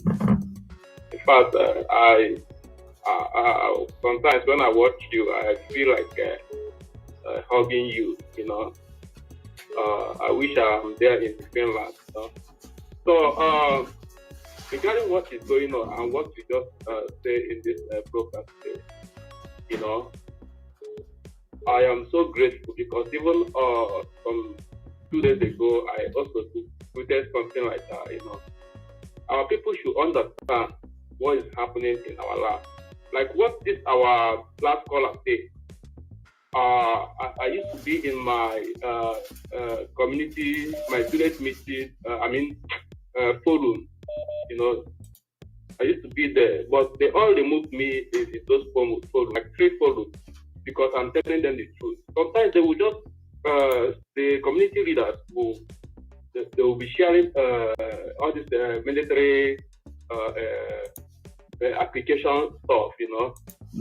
So that people will be, many people are encouraging people to go into it. I have issue with so many of the 3 of the forum, you know, the chairman. I have issue with them, you know. They use their hands to remove me in those forums, you know. So I said, okay, let me leave them. So what our people should understand is that even the time of the Israelites are left Egypt. You understand? Yes, not all of them went to saw the promised land. So the only person who will receive the life, the good news that we are preaching. You understand? It's only those people who will receive it, because we will keep on doing our best. Yes. But we are not going to stop, because all of them are still in darkness. You know, they are still blind to see all these things. So, like what you said today, informing all the work leaders and all, keep reminding them what is going on, and they should take us serious. But it's good that sometimes, although they know what they are doing, you understand, the only people they are deceiving is those people that is beside them. You know, those meetings and all those nonsense, you know, they're only deceiving those people because they hate them too. They know that we are serious. You know, they know that we are serious. And it's going to happen. On the day of the election, those days, they are trying to do an election. We are declaring any Nigerian person on uniform, be it police or military or air force, or all of them are terrorists. And they are coming to force our people into election. All right. Thank you very much. Thank you very much. Thank you. Let us bring on that people. Thank you. There will. God bless. Bless you. All right. You're welcome to the program. Hello. Hello. You're welcome to the program. Yeah. Thank you, brother. Thank you. Yeah, God bless you. I hope I'm talking to Mr. Sam Ekpa. Yes, you're talking to Mr. Simon, yes. Yeah, thank you. Brother, by the grace of God,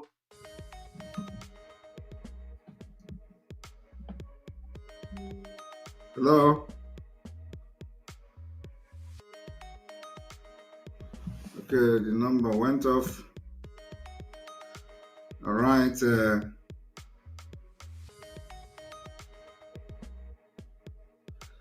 We're gonna take like 3 more calls. The time is off. We're gonna take like 3 more calls and then we'll call it a day. Need to have a sleep. You're welcome to the program. Hey, hello, you're welcome to the program. How you doing today? I'm doing fine. There, what? There, what, my brother? One day. I'll be dying in heaven. There. May God Almighty bless you. There. Protect you and you and your family. You say. Please, can you call me with this number? I used to call you now, please. Oh, you are calling a direct. You are calling direct line, right? Yeah. I know that. I've been calling your program, but no answer. There's something I want to discuss with you. I know. I want to tell it open, please. Okay, you know where I'm calling from. See my number. You know where I'm calling from, right? Yes. So can you send me a message on WhatsApp, please? Okay, I will do that. All right. Something serious I want to discuss with you. Okay. All right. Thank you. Well, I thank you for everything you have been doing. We have been following you. You have 1,000 millions of soldiers behind you, but you don't know. This is my first time of calling you. Thank you. I have been following you since 2019. You remember there was a time you say this flag is behind you, Nigerian flag, is Nigerian government of what they're doing against Biafrans, that you will take up their flag. Yes. So that was so for you to know that I have been following you for so long. Yes. Forget whatever anybody says about you. Forget all this, their blackmailers or whatever. People that follow you, they are millions. We want to be free from Nigeria, from the zoo for Nigeria. Yes, sir. Nigeria is gone. Nigeria is dead. Nigeria can never be irredeemable. It is gone forever. We must be free, whether they like it or not. You see this election, we must be free. We must show Nigeria that we got everything. You see? So, my brother, come in so we can talk, okay? All right. Thank you very much. All right. Bye-bye. All right, the last caller, you're welcome to the program. Hello. Yeah, good evening, brother. Yes, good evening. Yeah, God bless you. I was about calling you, then you get off again. Yes, the thing went off. Yeah, I want to appreciate you, brother. I'm from Benin. My name is Fred. I live in Sweden here. I'll be following your program. In short, if I miss your program, it's like I feel sick. Wow. If I could see you, brother, I would kiss your feet because you are the Joshua of the day. You know, remember the word of God said to Joshua, say, I will be with you as I be unto Moses. So the way God stand with Mazuna the Kano, that is the same way God stand with you. You are using double power and nobody can stop you. I'm from Benin. When Biafra is on, as about 30 minutes to Benin, the light will reflect to us. But Yes, I know many fools are in Benin, they don't know what they are doing. So, brother, please be wise.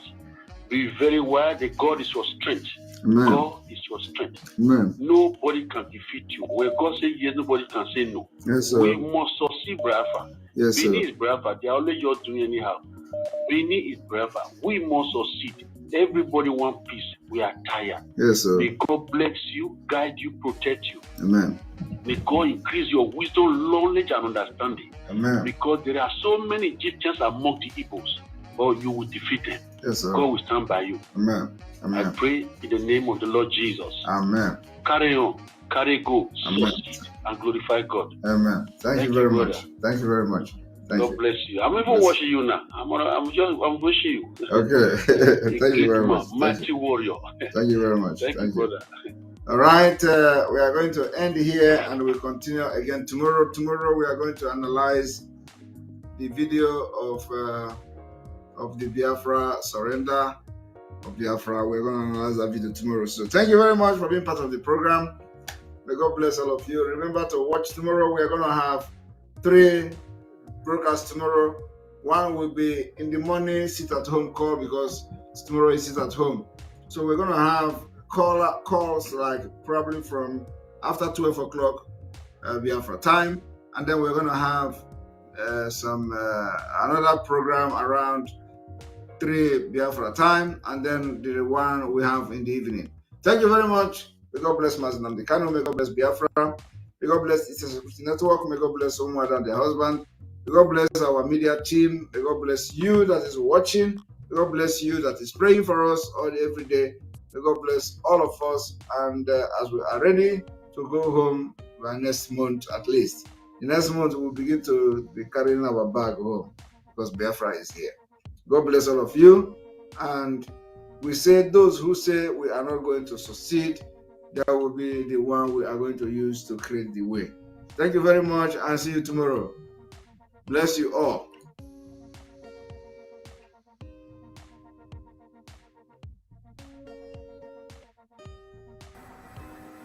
Bless you all.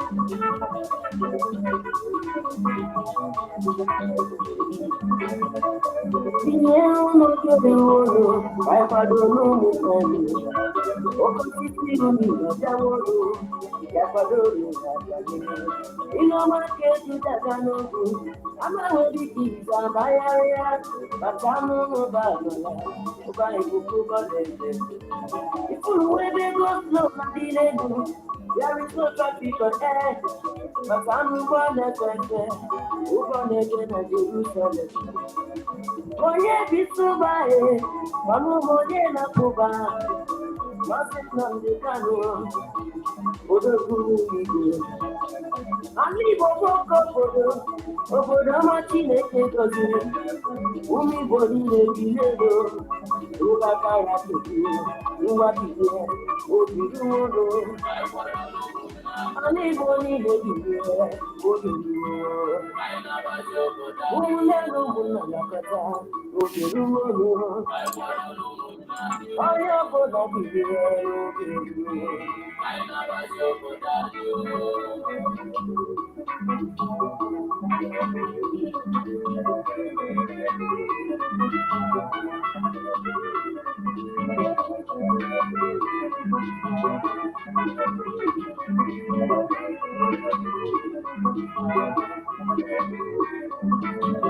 For many years we are under slavery, and we don't know what to do.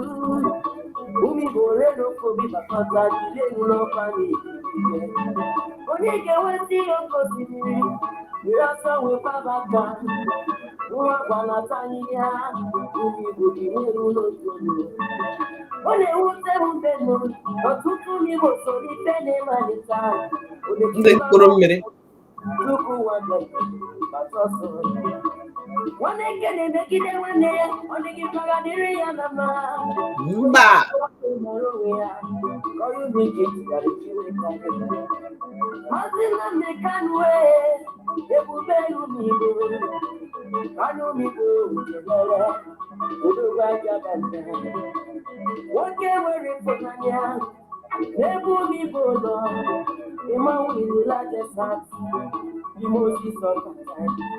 Chineke oro chimiri umiso wegadida oge me fire no kiki onya mo maru sike anya mo totu oga mara ga kebe baba no no waka badile kebe badile masina mekano kangbaji onye siniga munora iwe tuko da gwe ya maka na kumi bo kedu ka mmadụ ga-esi musa nwa asị ya bụ nwata na palina ya ihe ka na-agụkwa bike sometimes is a patient to all of us.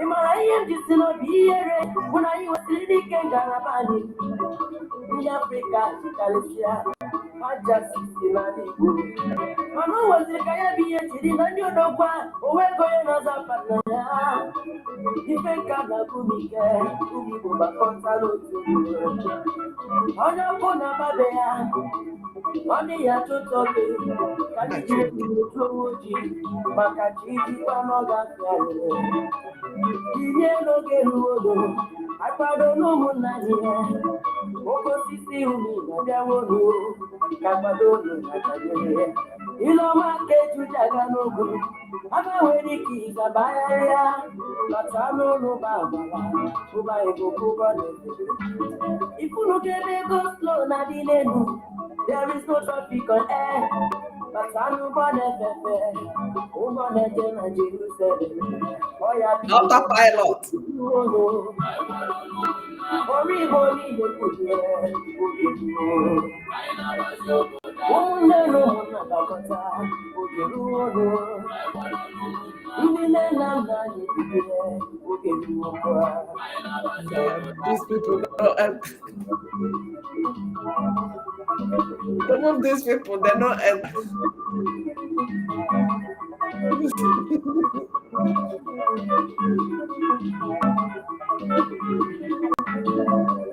Pero rap ndị mmụọ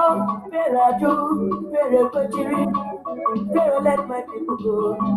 Pharaoh was his Man, I'm a lion of Judah, believe the way. God of Israelites, chew me bonile. Our control story. What you really awake the wild? Who means the way that you are? Pharaoh, not to be a child of Moses. If there never around people, that castle, if they never do that, the power will begin at the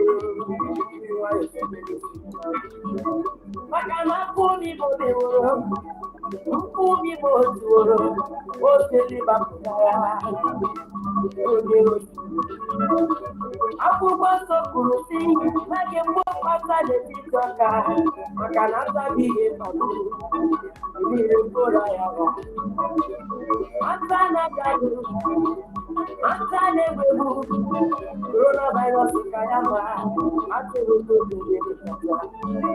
wepụta n'etiti anyị obodo anyị bigbo wegawa n'iru ose buru ezigbo n'ụfọdụ ata bụ ya neta ata bụ disease sabotage niile ata biko wepụrụ n'etiti anyị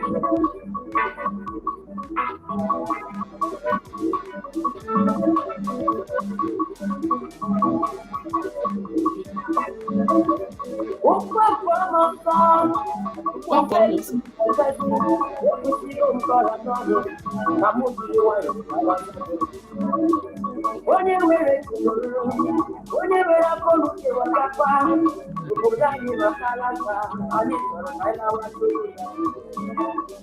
ụda so na mmanụ ya naba ọmọ kacha mkpọrọ kwụ n'eji ọnụ lekwanyị nchebe anyị n'ugbo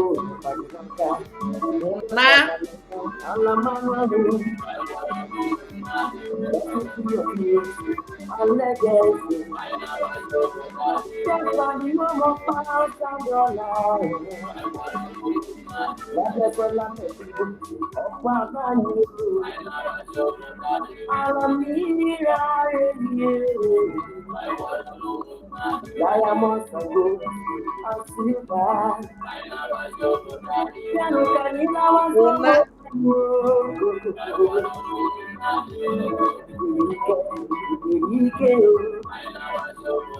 let us come together as one love and unity, and we believe we must not die. Okay, thank you. I hope the music water your brains. And before I leave the studio, I want to do something to WIC video, because I will not spend a whole broadcast for WIC video because they are useless and worthless. But we have to put them where they belong.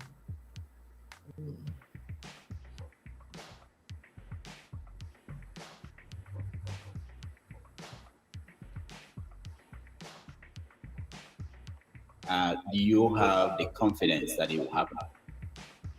Okay, thank you so much. Let me go straight to what you asked, general overview. Yeah. What I think, about the upcoming election. At some point, I was very apprehensive about this. I had my reservations because we want to make sure we have election integrity. And we didn't see it coming, so we had our reservations. But the way things are today, especially given the fact that Prince Peter Obi is making waves everywhere, our own is to make sure that there is that election integrity, which will involve activities on the ground and activities in the international circles, UN. Very clear to Biafrans. World Igbo Congress has nothing to do with your freedom. What they want is election. They want Peter Obi to continue the subjugation and the slavery and the hegemonic tendency. so that the massacre that is happening in your villages and in your communities will continue. They want one Nigeria. From what this man has said, he is speaking for their entire organization. But it's quite disheartening that there has been secret meetings that has not been made open to the Biafran people. And these people you see here did not in those meetings outrightly declare and open their mouth against Biafra. They said they were in support. Today now, you can hear it in plain black and white. That all that they have been doing was to deceive. You know, when you continue to deceive people, you go with the umbrella of deceit and pretense. A time will come that you'll be the one to come and wash yourself out in the public. MNK had meeting with these people that you see here before he was kidnapped. And they gave him assurance. Mazi Nnamdi Kanu, you have our support. We understand that the invaders are coming, the marauders are coming to destroy and kill our people. We agree with you. You will hear him talk here that Mazi Nnamdi Kanu was very active and was a proponent of the Biafran Liberation Project. And then until when he was kidnapped, they now leave Mazi Nnamdi Kanu, say they are now for obedience.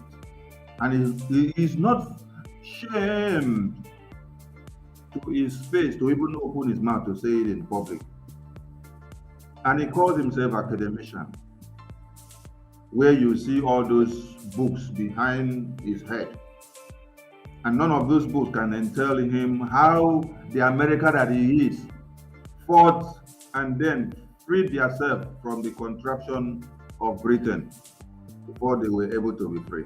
And it took them years, and then they fought in cold blood. They fought Cold War. They fought and then they started preaching from inside the pulpit. All your pastors and bishops that you see today that cannot even open their mouth to tell you the gospel truth about your freedom, for you to face the needful, it was inside the congregation that they were preaching about freedom in America. And pamphlets were circulated all over. And those pamphlets were also pasted in all train stations and bus stations and community stations and churches and anywhere that you're going. And wherever a bishop or the person presiding in the church refused or forgot to have preached about their involvement in the liberation movement, they had to remind the person that is presiding in the church and say, you have not touched light this point of liberation in your curriculum or in your agenda of today. And the person will now have to do what? To go back and rephrase to make sure it is being touched upon. Because they had to understand that for them to be able to emancipate the freedom, they need to start from where the mindset of people are naturally cajoled. Because it is religion that they use to cajole the mindset of people. When you start educating them from inside that congregation, they will understand where they have to go and how they have to start. Same thing happened in India with Muhammad Gandhi. But this man, with all these books behind him, he is ready to see that the next community in Biafra land is invaded. We even gave them the privileges of listening to them like a kind of organization, because Biafra is not about Igbo. But when the Biafran government in exile decided to give them that opportunity, that respect, and the same, we did it in line with the way Mazi Nnamdi Kanu had done before. Mazi Nnamdi Kanu had a series of meetings with them, and there is one meeting that I will bring to play any of these days, which after you watch, some of you will shed tears. It's there in the media, but is, you know, some of us overlook some videos because they might be long and then you don't listen to pick something objectively. But Mazi Nnamdi Kanu had a town hall meeting with these people. People were asking questions like, what passport do you use? If I use Nigerian passport and then they kidnap me and then they lock me up, what will be the fate of my children? Children in America. Oh. But we're not talking about the security of their lives and properties where they came out from. People were asking questions like, hey, what if they stop us from traveling? Whereas all of us, we have been in America for years and we have toiled and made money and invested. Then they now seize our properties and seize everything. You now see the mindset of people that MNK was talking to. Their minds were not visited on their future, their tomorrow, their generations to come. But their minds were visited on their belly, what they will eat today in America. Not what their children will become tomorrow in Biafra. They prefer to become slaves and remain slaves in America for the next 100 years. And answer, yo, man, yo, man. While in your communities, your mothers cannot have pipe-borne water to drink. While in your communities, there is no good road. When you now go to the village, when you come back from America, you want to go and see your mother in the village, there is no good road that you can drive your 404 down from the city to your community.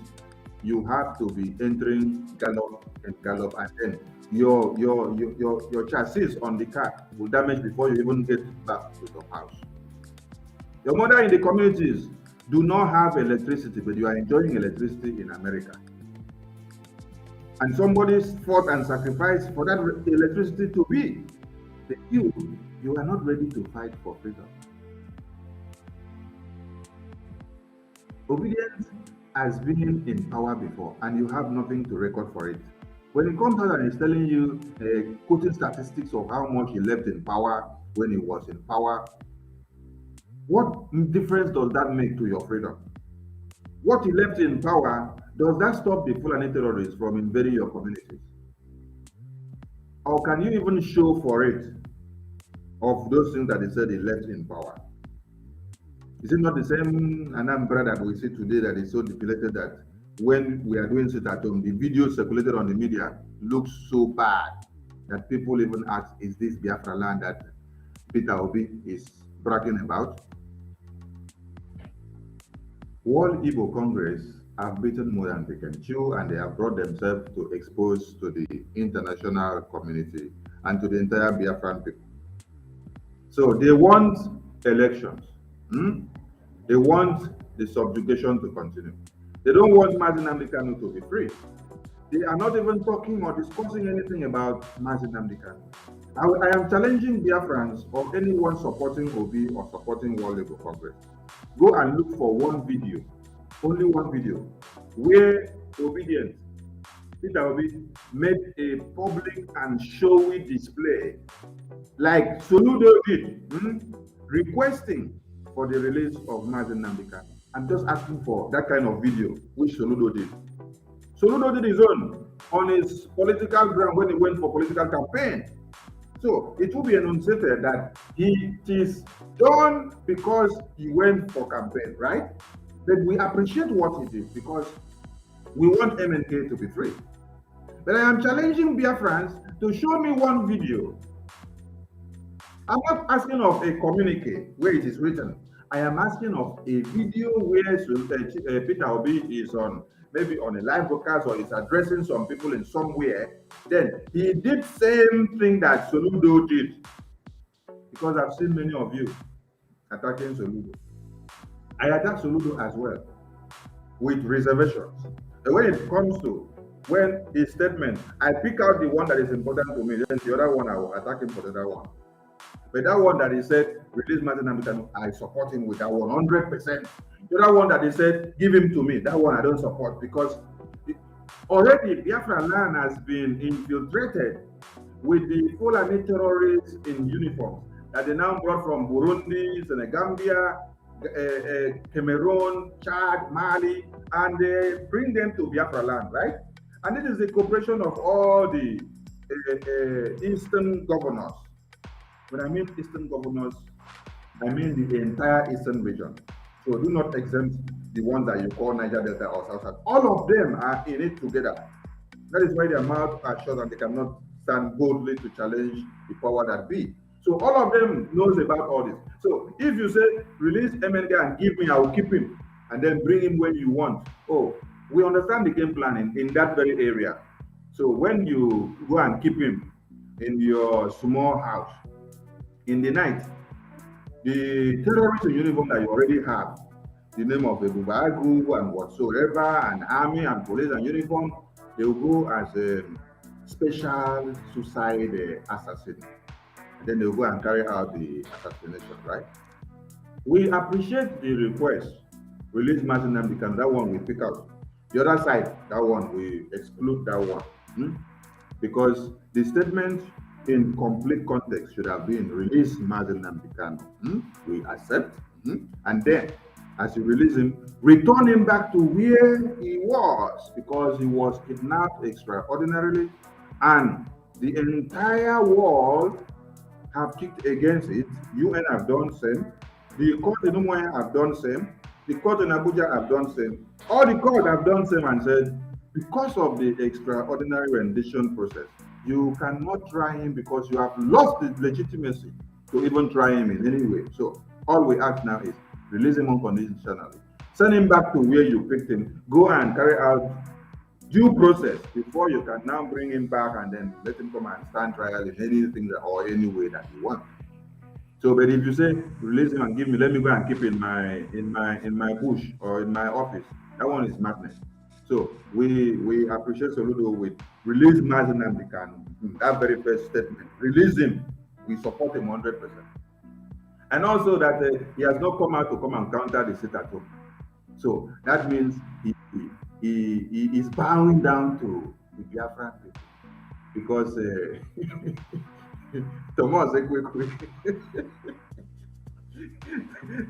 Thomas Ekwekwe don't enter some people's brain, and it's coming out from the other part of their head. So Biafra, anybody that is going the right way, we will appreciate you, but we appreciate you, and then we go with one eye, and we are following you with one eye, because our politicians, they are very, very cunning. You don't trust them finish. So follow them with one eye. When you go, before, if they say enter this backyard, no, don't enter with them. Just stand outside. Tell them to enter. Then you go and just stand outside. Use your binocular to watch them, to watch from afar and be sure that the route is very clear before you follow them and enter inside. In fact, don't even enter. As you use your binocular and watch them, now go and use a drone and watch from top, so that you see the bottom view, you see the end view, you see the side view, you see everywhere. After you see everywhere, don't say everywhere they clear before you decide what to do. So this man that you see on the screen here has made the biggest fool of himself, but we want Biafrans to understand and let it go and be on record for everybody to understand the stance of this Epulemus. When MNK said the word IGBO, it's not that the word is caused so, but the people that answers the name, they are very, very wicked in nature. Always backbiting and killing and then conspiring against the other. Why? Because of what? Money, money, money, money, money, money. As UK, United Nations, and so on, to ensure that there is election integrity. Because if anything goes wrong and there's no election, if anything goes wrong and the P2B surge is scuttled, there is a chance that Nigeria will go over the precipice and may never come back from there. So my thing that Nigeria may go over the precipice and may never come back from there. So do you now understand this grammar that it speaks now? If Peter Obi's chances is scuttled, Nigeria now will now go over the precipice. Meaning that if Peter Obi does not win elections, Nigeria will come to the understanding of tearing apart. Biafra will come to be. So he is not ready to see Biafra come to realization. He is not ready to see Biafra come. He is not ready to see Nigeria destroyed. He is not ready to see Biafra tear into pieces. He is not ready to see Nigeria tear into pieces. He does not want that dream of actualization of Biafra to come. That is why he says, Peter Obi must be, if the chance of Peter Obi run away, that means Biafra is coming. So, I will not allow Biafra to come. I will continue to push for Peter Obi. And he is using the excuse of the United Nations, the Soviet Union, the OAU, the international community, as an excuse. That he is doing all this to make sure he pleases the international community. He pleases America, he pleases UK, so that he can be comfortable where he is. Do you get the point? So that he can be comfortable where he is, he can be making his money where he is, and all of you will be dying in continuation of one Nigeria back in Biafra land. So for him, he is very, very keen on working to see that United Nations are happy with his work of canvassing for Obi and making sure Obi is spread everywhere. But he is not ready and happy and keen to carry your dead bodies and evidences to go to the same UK, UN, EU, OAU, Soviet Union, international communities and International Criminal Court and all whatnot, for them to sit down and then say, divide Nigeria because my people are dying. But the foolishness of some people that say they are professors, I don't know where it comes from, because somebody sit down here to enunciate the problems, but yet he will still open his mouth to tell you that he still wants Obi to go. When they ask him here now, what do you say about the massacre? He will tell you that there is massacre. He will tell you that the Foolanisation is real. He will tell you that the Islamization is real. He will tell you that they have massacred people. But yet, he is not ready to come to the understanding that Obi is not the solution. Because wisdom don't walk past in backyard. You say the wisdom even stop for in veranda. He go come out from inside house, go see the wisdom. Tap small from the wisdom. No, but the wisdom walk past for in backyard. So he claimed to be a well-read academician, but yet contradicting himself with his audience.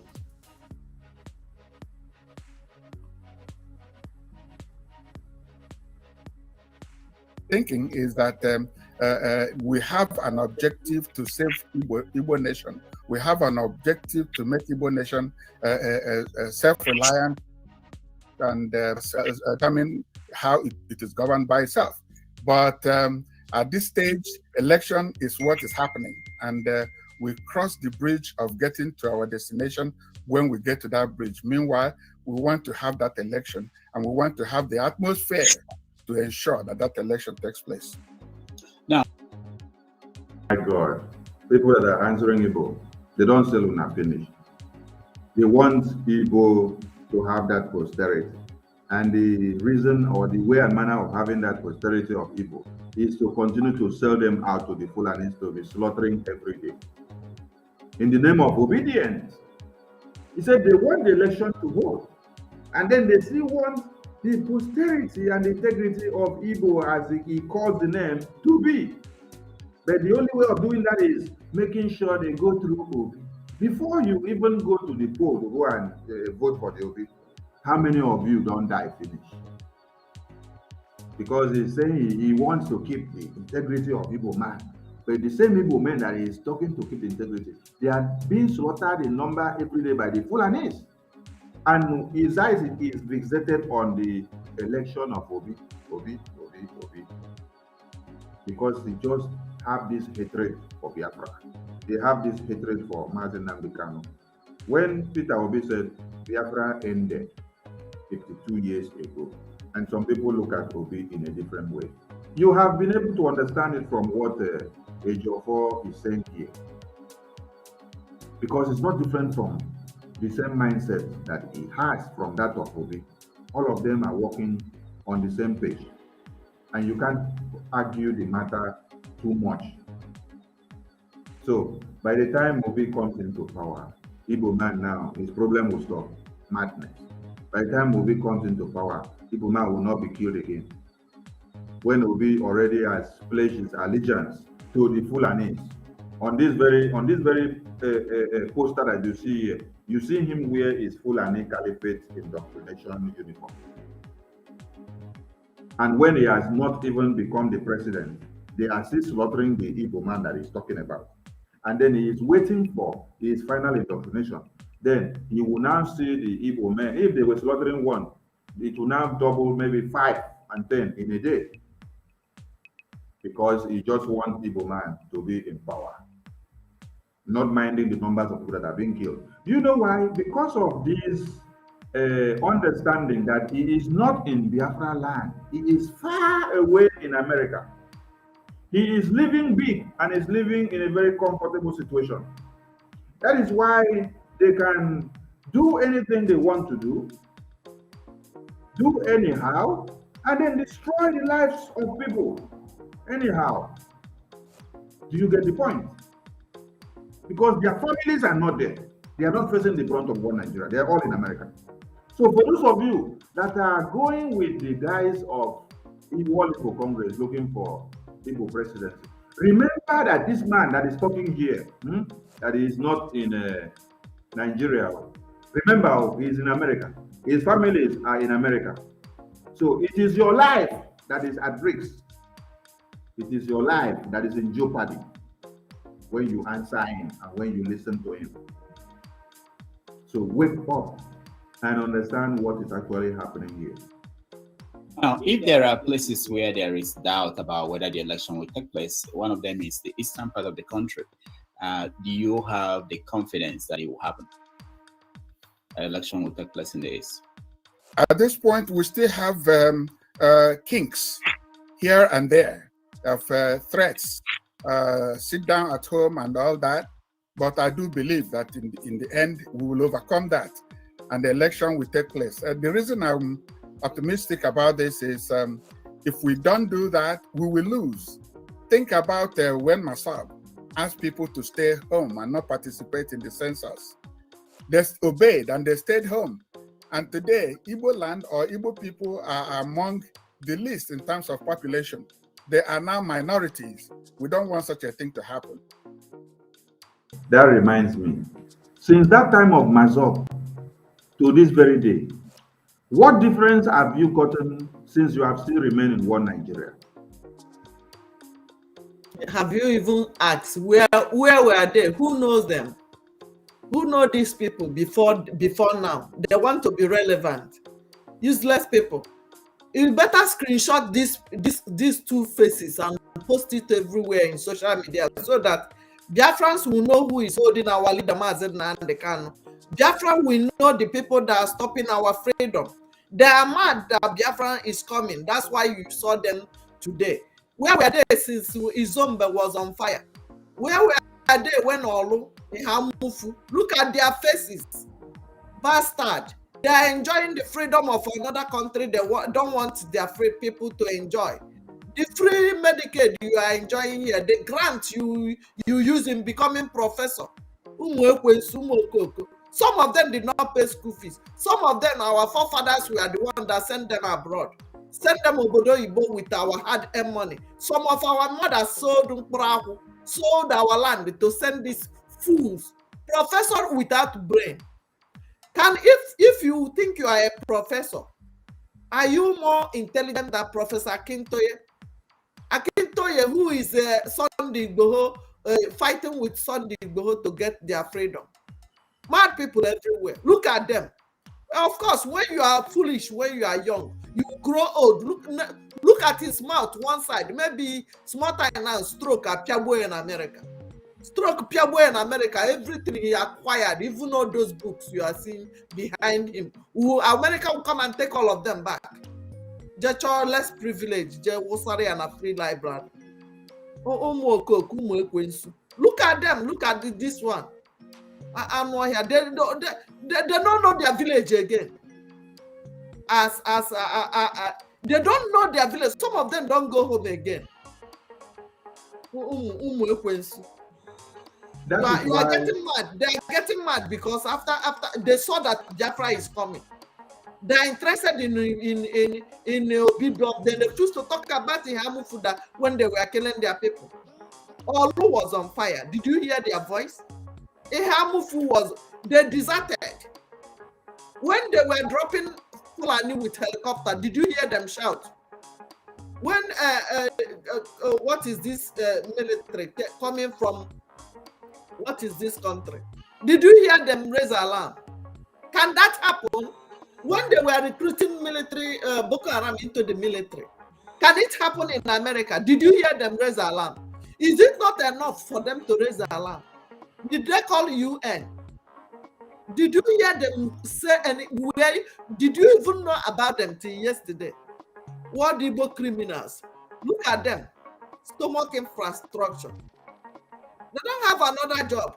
They're in America where if there's knockout bomb now, everybody will, police will come, 911 will come, Medicaid will come, this one will come. They will be asking you, do you need the job? Do you need this one? Do you need one? They will give you free house, give you this one. That is what they're enjoying. They don't want our people to enjoy. Mad people everywhere. I can screenshot that they have. Share it everywhere in social media, in WhatsApp. Criminals, face of criminals. Look at them. I will screenshot it now and save it. Look at their faces. They have brothers and sisters who are dying, so that their own will see them, that these people are the people holding our freedom. Screenshot it now and save. You're talking about EU, UN, but you didn't call them when the Hamufu was on fire. Burundi soldiers are in Biafra land doing what? Mad people everywhere. Old fools. Old fools that don't want us to go home. They jump out from where they were hiding for so long.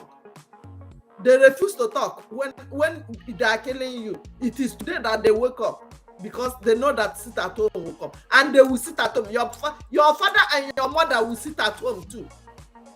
Your brothers and sisters will sit at home too. Mad people everywhere. Oh, Ipota, I will go watch Jim Man. Thank you, Obi. Let's ride on. Because he made reference to Owazirike time. And since Owazirike time to this very day, their lives have not bettered in any way, not one bit. It is after even Owazirike time to this time that they have massacred people in one Nigeria more than yesterday. The numbers of people massacred now, as we speak, in southern Kaduna, you cannot compare it to what happened during the time of Owazirike.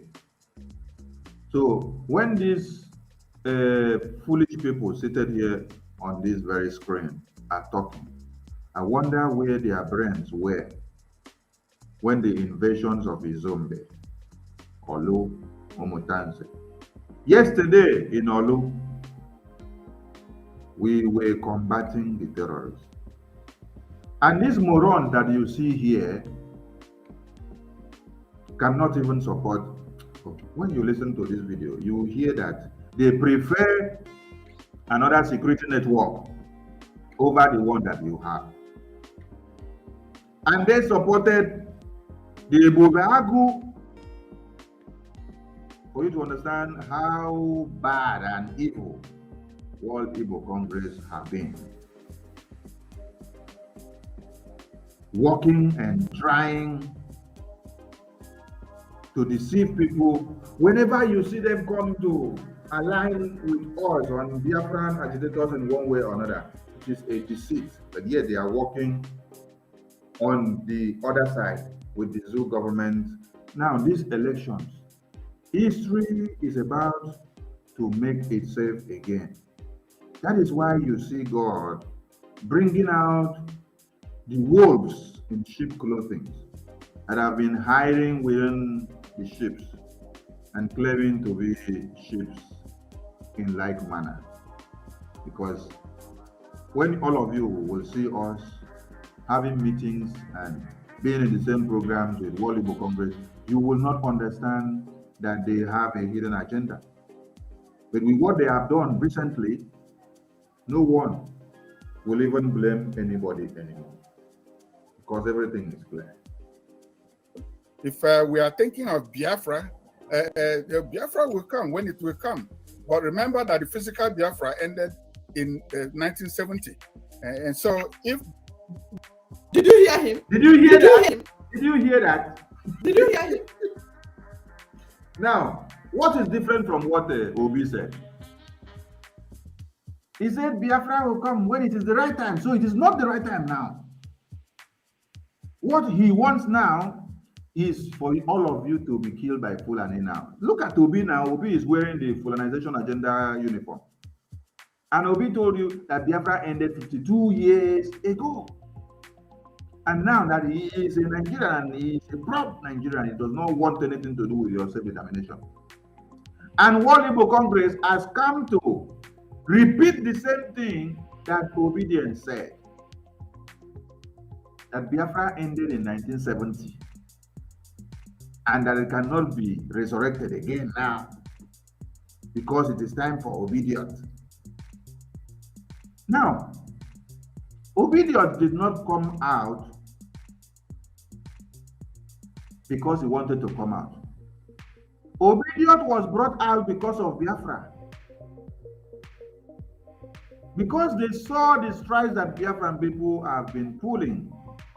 Because they saw that even as they kidnapped Martin Namdekano, we are still waxing strong and giving it to them head on. That is how they decided to go and bring Obedience out. So that Obedience can be relevant with the name of Biafra. Without Biafra, Obedience can never be relevant. That is the thing you need to understand. So if Obi tells you, I am a Nigerian, Biafra ended in the 70s.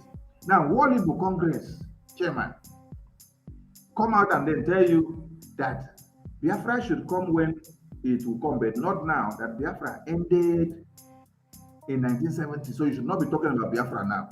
We have an objective to save Igbo nation.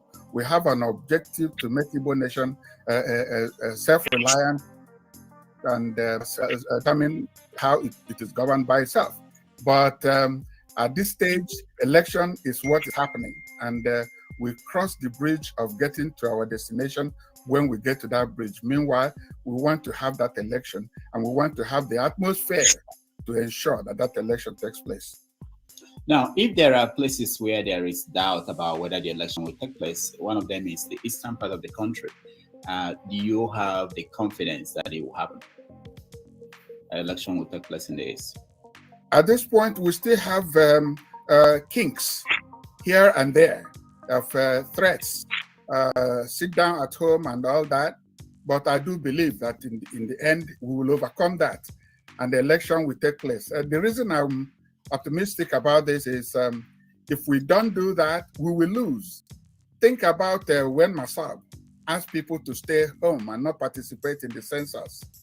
They obeyed and they stayed home. And today, Igbo land or Igbo people are among the least in terms of population. They are now minorities. We don't want such a thing to happen. If we are thinking of Biafra, Biafra will come when it will come. But remember that the physical Biafra ended in 1970.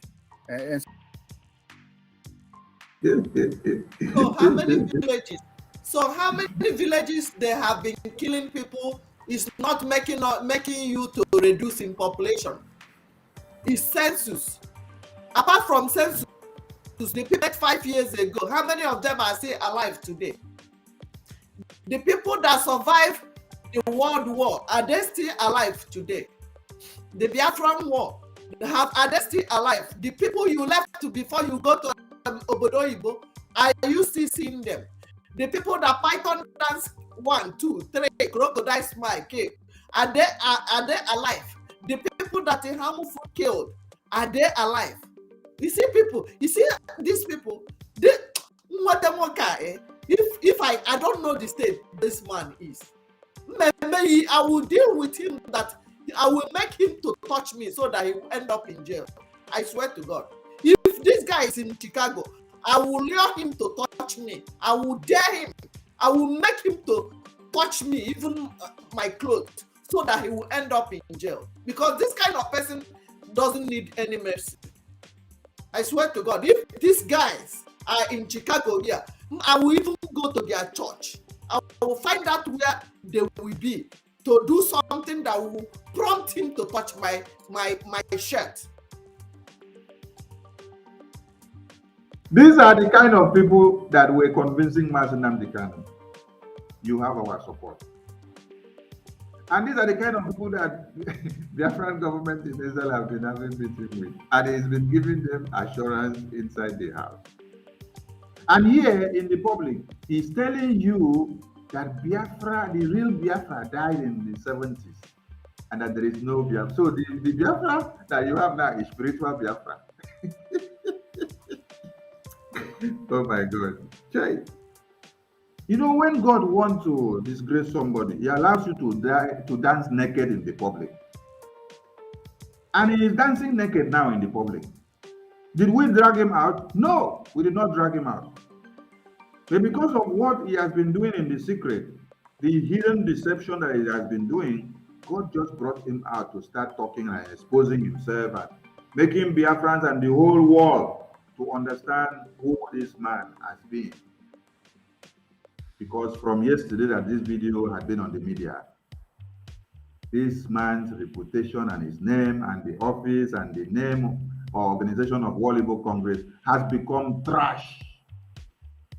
How can you open your mouth to say Biafra, the real Biafra ended in the 70s? So what we are doing now is not Biafra. Simply because you want obedience to be your next man in power. Simply because you want our people to continue to be killed. Because if you have sense of humor, you will understand that your brothers and sisters are being slaughtered every day. And that obedient or no obedience, this will continue if the Biafran people do not put their support to Eastern Security Network and to fight with everything they have in their blood to defend Biafra land. And so if Biafra will come back, we have to create the environment for it. It does not just drop from somewhere. And he said, if Biafra will come back. Is this the kind of people that should be talking for people to listen to? He said, if. When you are talking with the word if, that you are talking on probability. You are never sure of anything, so you're talking on probability. If and only if. But you open your mouth to give Mazi Nnamdi Kanu his assurance and said, yes, we are ready to support you and support Biafra. Today, Mazi Nnamdi Kanu is in detention. And he now comes here to tell you Biafra died since 1970. And if Biafra will resurrect again, these are the people that MNK spend months and years to align with and then talk to them and convince them. And even since when MNK has been kidnapped, they have done nothing whatsoever to see that they could be released. Because they all have their hands involved in the plan and kidnap and extraordinary rendition of Mazi Nnamdi Kanu. Because all they want is the election. That is why you hear them say, what we want is the election. We want Peter Obi. So as they want the election, anybody that stands on the way of the election must be taken out. And that is Mazi Nnamdi Kanu that was on their way. So they took him out in collaboration with one Nigerian government. And now they see that since they took him out, we are still waxing strong and Mazi Simon Ekpa is there. They are now shivering in their panties. They are peeing in their panties. You saw him cry here. Sit at home. There are many kings all over there. They sit at home, this and that. And they are saying after the election, that we will still make sure the election holds. Because our interest and purpose is the election must hold. Even if they are slaughtering all of you in your community, World Igbo Congress wants election to hold on top of your dead bodies. As they slaughtered over 17 of our youth in their marriage ceremony, World Igbo Congress did nothing about it. They never even called their leaders to ask and say, why did you massacre our children in their marriage ceremony? What they want is election to hold. You now saw the Amuvo invasion of the terrorists. They did nothing about it. It was in the middle of the Amuvo invasion of the terrorists that these people called Masai Monepa to have meeting. And the discussion of the meeting was not about the security of lives of the people in Amuvo or the people in other communities in Biafra land. It was about obedience. Why are you stopping obedience? Why do you want to stop obedience? Why do you want to scuttle the chances of obedience? Because obedience is our man. There was nothing like, how can we release Martin Nnamdi Kanu? There was nothing like, how can we curtail the menace of the insecurity? How can we join forces with you people to fight the terrorists? There was nothing like that. The only thing you had in that meeting was Peter Obi. They say you are doing Peter Obi like this. They say Tinubu give you money to do like this so that Peter Obi will not become president. Why are you doing this? Why are you doing this? Why are you doing that? Those are the excerpts you gather from this meeting. Nothing about how can we cooperate, how can we work out the lives and security of our people, how can we protect them, how can we give them security, how can we do this or that, how can we go forward. It was all about obedience. And then we kept it inside house. And did we bring it to the public? No, we did not bring it to the public. He is the one that has brought it to the public because other meetings have been held. And this non-entity that you see here claims to be World Igbo Congress chairman. He's now disgracing himself in the media to the extent of that they are doing something to make sure they deal with Masai Monepa. Look at this moron. And that Biafra ended in the 70s. And if Biafra may come to be tomorrow, so all this while, all the meetings that we have been having with you and the ones that you had with Martin Nnamdi Kanu, it was just shambles upon shambles. You were just deceiving us and deceiving yourselves. And in this video that came to be, God just made you to expose your nyash. Tell us all the lukewarm that have been there hiding inside. While you were coming out as a good man in every meeting, supporting the interests of the Igbo race and the obedient. We told you we don't have issue with Obi. As Obi that he is, we only have issue with Obi with the stand of the Biafran project. How can you be coming out because it is time that the Biafran people are fighting and liberating themselves? That is when you are coming out. And you did not just come out through the collaboration of the Biafran people. No, you came out through the enactment of the United Kingdom, which are the people that have enslaved us for years. And they are the people that led the massacre of Biafrans in the 60s to the 70s. The records are there. And they are the same people that are still making sure that the Foolanisation agenda is carried out in your communities today. They are the same people supplying them weapons and everything. They are the same people sucking you dry. They are the same people making sure that your oil and gas is channeled to another country while you remain in darkness. And they are the same people that will see want you to come and take visa, leave your own community, and then come over to their own countries and be working for them to increase their economy, so that your own economy will continue in jeopardy and you will continue to remain as nothing. These are the things that this mumu that is seated here wants to happen. And scuttle everything that is on the ground. So that's the way I look at it. Okay, let's look at the threats to election in the Southeast. There are multiple. Okay, there is total insecurity in the Southeast. There are so many actors, some of them known, some of them unknown. One of them is called the unknown government. What do you think about the people, the actors playing, participating in the insecurity in the Southeast? Who are they? Do you know? You know that the major issue here is the search for new Biafra.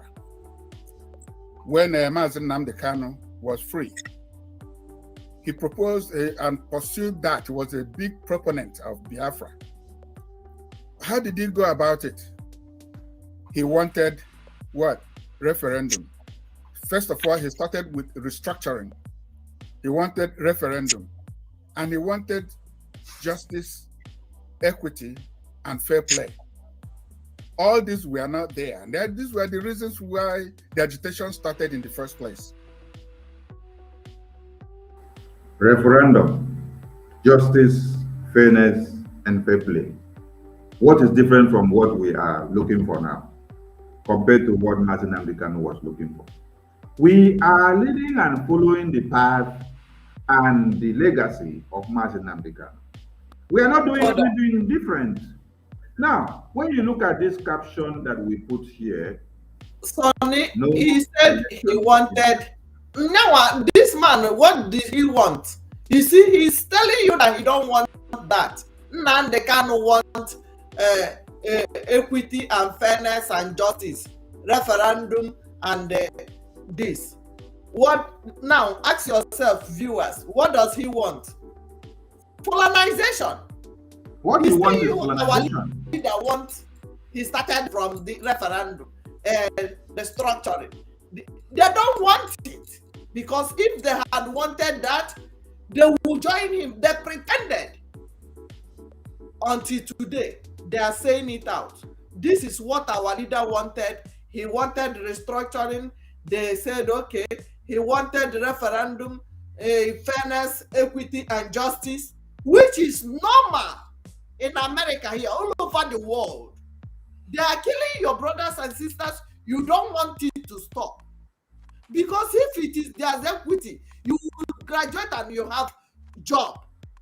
The same way the Aboki that is not even scoring anything more than 20 over 100 will get job. You that scored 80 will not get job. It's not equity.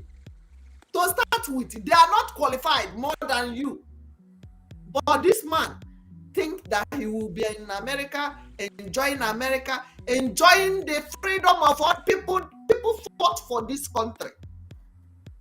He wanted, but he denied us. Continue.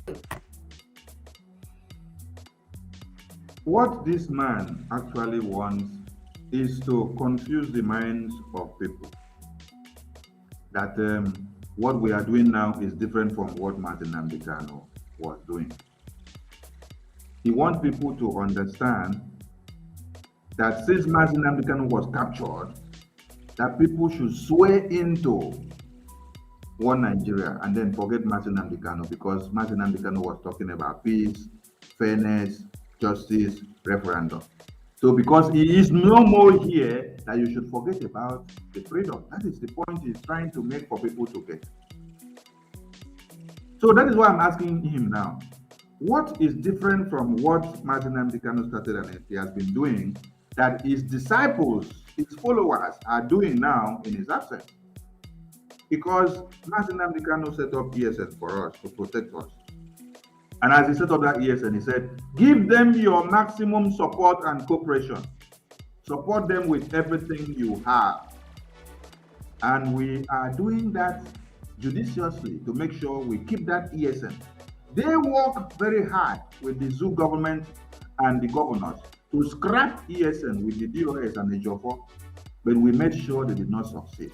The battle that we have fought since MNK's kidnapping are there, and the records are there in black and white. So now, you said Mazen Nnamdi Kanu started with fairness, justice, and equity. So now what are we doing differently and that is different from that? Tell us. And the man at some point was really working more meticulously and more structurally than just talking on the internet. MNK was working meticulously. One of those meticulous movements that they did was to have meticulated the World Igbo Congress. in his plan for them to understand and know that these are the problems that we have. He had series of meetings with them, discussed with them, and then they gave him his support. Today, here now, since MNK, they have put him inside. The people that he sit down here to speak grammar meticulously for you is now making the meticulous work that Mazi Nnamdi Kanu did to become useless from his own perspective. Today, World Igbo Congress is now standing against that meticulous work and act that Mazi Nnamdi Kanu did for years, thinking that he was talking to human beings, not knowing that he was talking to political errand boys, political jobbers that are looking for money and relevance all the way in America. Even as you are in America, your belly not settle, so make you focus on the one way they give for America. You still want to be relevant in Nigeria. So tell us now what we are doing now that seems to be different. Or something. But unfortunately, the powers that be illegally captured him in Kenya, and they have held him since then. This man has won all the battles in all the law courts you can think of, yet the government is holding him. So since they held him, there has been a myriad and multiplicity of various groups purporting to be working for the ideals that Mazi Nnamdi Kanu proposed. This man is very good to tell us that he had a very good relationship and his office with Mazi Nnamdi Kanu before he was kidnapped. And then since he was kidnapped, that everybody have asked for his release and they have refused. Now the question is, what have World Igbo Congress done to the release of Mazi Nnamdi Kanu? Nothing. They have done nothing, virtually nothing. Nothing. So it's just to sit down like this and then watch everybody that will be asking for his release. And then they will come back and then read for you that the court have asked for his release, UN have asked for his release, and these people have asked for his release. So he and his officers as World Igbo Congress, they are doing nothing. So since they have seen that he is there inside the hands of the terrorists, they just say, forget this man here, let us go for Obi. And the one that kidnapped him. This is the same man that confessed before that all of them were working with MNK with the same dream. But as they kidnap him now, and he is there in the hands of the terrorists, now they are going for Obi. Hi. If MNK had knew that these people are like this, do you think that they would have... And the very people that connect together with the Caro White to kidnap our leader. That's why you've never heard that they wrote any memo or anything to UN calling for release of our leader. Nobody have heard about this World Igbo Congress, except that day Simon said he was going for Igbo Congress meeting, that everybody was telling him to be careful. And I think he went with him. These people are the people that connive to kidnap our leader and now calling for to deal with Simon. These are the people. That's why I say everybody watching this Congress. The meeting of World Igbo Congress with Mazi Simon was not for the release of Mazi Nnamdi Kanu. It was not for the release of Mazi Nnamdi Kanu. It was not for the protection of the Biafran people.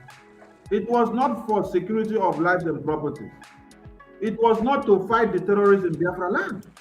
The meeting of World Igbo Congress with Mazi Simon Ekpa had nothing. The discussion was nothing to do with the release of Mazi Nnamdi Kanu.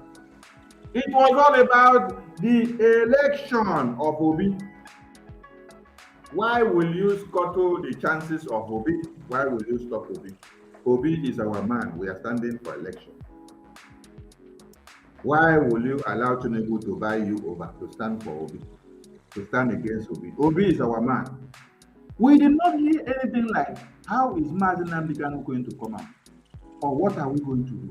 Or the people that they killed in Yamufu.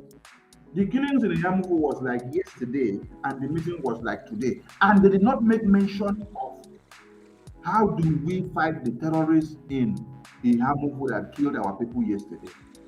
The only thing from the beginning, you people should wait now. We are going to bring the video of the meeting out. You people will hear from the beginning of the meeting to the end. You will not hear how are we going to release Martin Nnamdi Kanu. It was all about obedience, obedience, obedience, obedience, obedience. And the way I look at it, not all of them are actually working for that. And that has brought chaos to our land. And because of that, you have all this sit at home, which was actually initiated by IPOB initially. But IPOB has been very, very reasonable and thoughtful in handling it. These other groups that are doing sit at home, I'm not sure that they're doing us any good. If you ask, Ejiofor said these other groups that are doing sit at home, that they are not working for the interests of our people. But you had meeting with this very group that are doing the sit at home, and you are still saying that they don't have the interest of the people now. Why? Because you are now talking for obedience. When you listen to this man talk now, it just sounds as if this man has never had any conversation with us before. No. You know, because they are part of the people that sold our leader. If you understand that word, that sentence very well, you will see that he said that the people that initiated it are now coming down, but these people that are continuing it now, just play it again.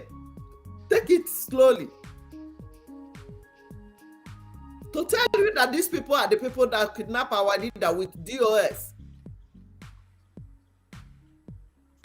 The position that he's taking in the Igbo situation and the election in this coming election in Nigeria.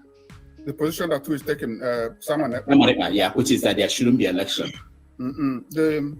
Let me say the deals that Mazi Nnamdi Kanu proposed. And the way I look at it, not all of them are actually working for that. And that has brought chaos to our land. And because of that, you have all this sit at home, which was actually initiated by IPOB initially. But Yes, it was initiated by IPOB initially. But later, they collected money and then they sold out their conscience. So we had to continue from where they stopped because MNK taught us never to back down. So we had to continue and we are doing it. But Ejiofor is telling you that we are not working for the interests of Martin Nnamdi Kanu and the interests of the Biafran people. But he came to summon us for a meeting, right? He came to summon Simon Ekpa and the autopilot for a meeting. And he recognizes autopilot. And yet he is saying that we are nothing. But yet you are peeing in your panties because of the same autopilot. It is because of the same autopilot that has made you to come out to grant this interview, which you have come to disgrace yourself to the entire world, that you are nothing but a non-entity. Because if you had something upstairs, you would have understood the importance of lives and properties of the Biafran people that are being killed every day. Can you imagine when this man will call you for a meeting, and inside that meeting, the entire discussion has nothing to do with how can we fight the terrorists? The only thing that you will hear in that meeting is, how can we support Obi? Why do you want Obi not to win election?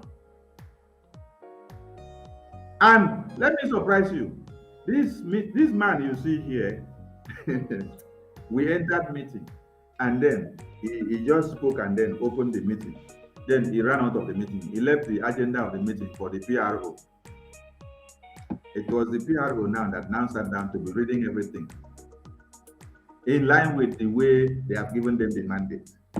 Him now to show face for us to give him bomba to bomba. He refused to show face again. He ran out.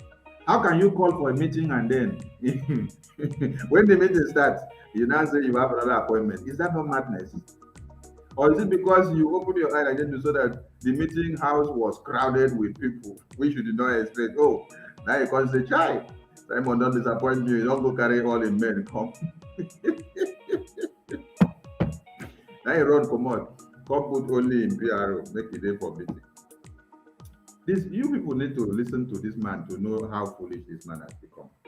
IPOB has been very, very reasonable and thoughtful in handling it. IPOB has been very reasonable and thoughtful in handling it. So the reasonableness and the thoughtfulness in handling the release of Mazi Nnamdi Kanu is to align with the zoo government and also to endorse election of obedience. That is how they said their IPOB, the criminals which we expelled in 28 or 22 of February or January of last year. That is how they have been working in a very thoughtful way with the World Igbo Congress and the One Nigerian government to make sure. Yes, reasonable. Because these people thought that DOS are in charge. It was later they noticed that their trap got the wrong animal. That was their regret. They've been reasonable because those people have been talking with them. Even Soludo said it.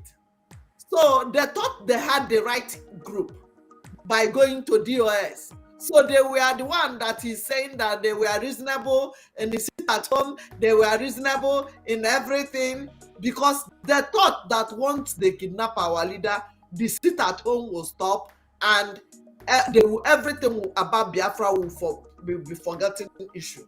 Will be a case. It will die. They thought that with DOS, with Caro White, with them kidnapping our leader, that everything will die. And I swear to God, the thing almost happened. Because if you remember the first time they kidnapped our leader, we came from 100 to 20. If not Simon Ekpa, who brought us back to our feet, we were all gone. I swear to God. Thank God. God bless Simon Ekpa. These people planned this thing very well. They were having meeting with our leader. They were discussing with DOS. They were planning it with Caro White, with all Eastern governors, through these people. And our leader did not know that these people were more dangerous until they kidnapped him. Until now, they came out. Because they saw that they've been keeping quiet, thinking that their plan were all settled. Because they felt that they have the DOS, they can stop sit at home, they have arrested our leader, they can now stop everything concerning Biafra. But guess what? The autopilot by our spokesperson, Simon, dealt with them. That was why they invited you guys in the first place. So when Simon resisted everything they were talking and said it on the live program, they now gang up to come for this interview. So God now wants to tell the world who were behind the kidnap of our leader, who were really the people that don't want our leader to be released. These are the faces. Put it on the screen so that people will screenshot it and put it everywhere. WhatsApp, everywhere on Facebook, Twitter, Instagram, put it everywhere. These are the devil. This man here is the devil that refused Biafra to go.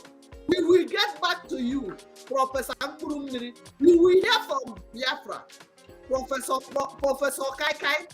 You will hear from Nkurumiri in America. Professor Nkurumiri in America. Mad people everywhere. Other groups that are doing sit at home, I'm not sure that they are doing us any good. If you ask me, I might elaborate a little more.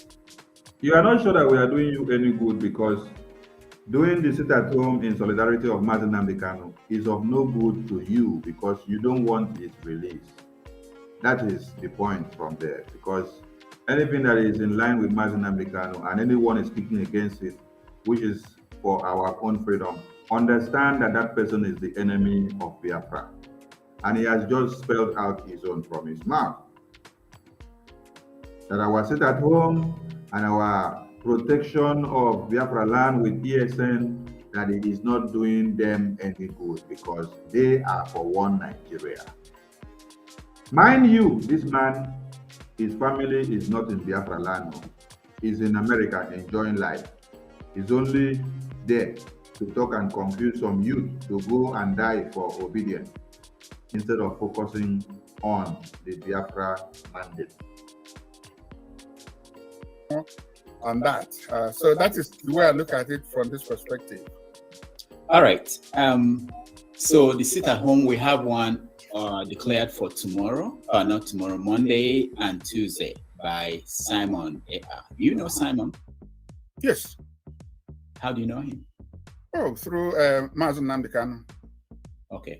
Have you been in touch with him? Is he speaking on behalf of, no, not on behalf of you or anybody, but... Understand one very thing here. Do you know Simon Ekpa? He said, yes. How? Where? He said, through Mazen Namdekanu. Now, I want Biafran to connect something here. I never hear anybody will grant interview. They ask him, say, do you know DOS? He said, yes. How do you know him? Or do you know Chika Idoziem? Do you know him? He said, yes, I knew him through Simon Ekpa or through Mazen Namdekanu. But you have had like over 2 or 3 people now. The other one was through the Oduduwa agitator spokesperson. They said, I knew Mazi Simon Ekpa through Mazi Namdekanu when they had secret meeting. Before even the one that you saw in the public. And this man now has just admitted again that he knew Mazi Simon Ekpa long before now through meetings that he had with Mazi Namdekanu. So Mazi Namdekanu brought this animal and introduced him to Mazi Simon Ekpa and say, you have to do this or work with this mumu when time reach.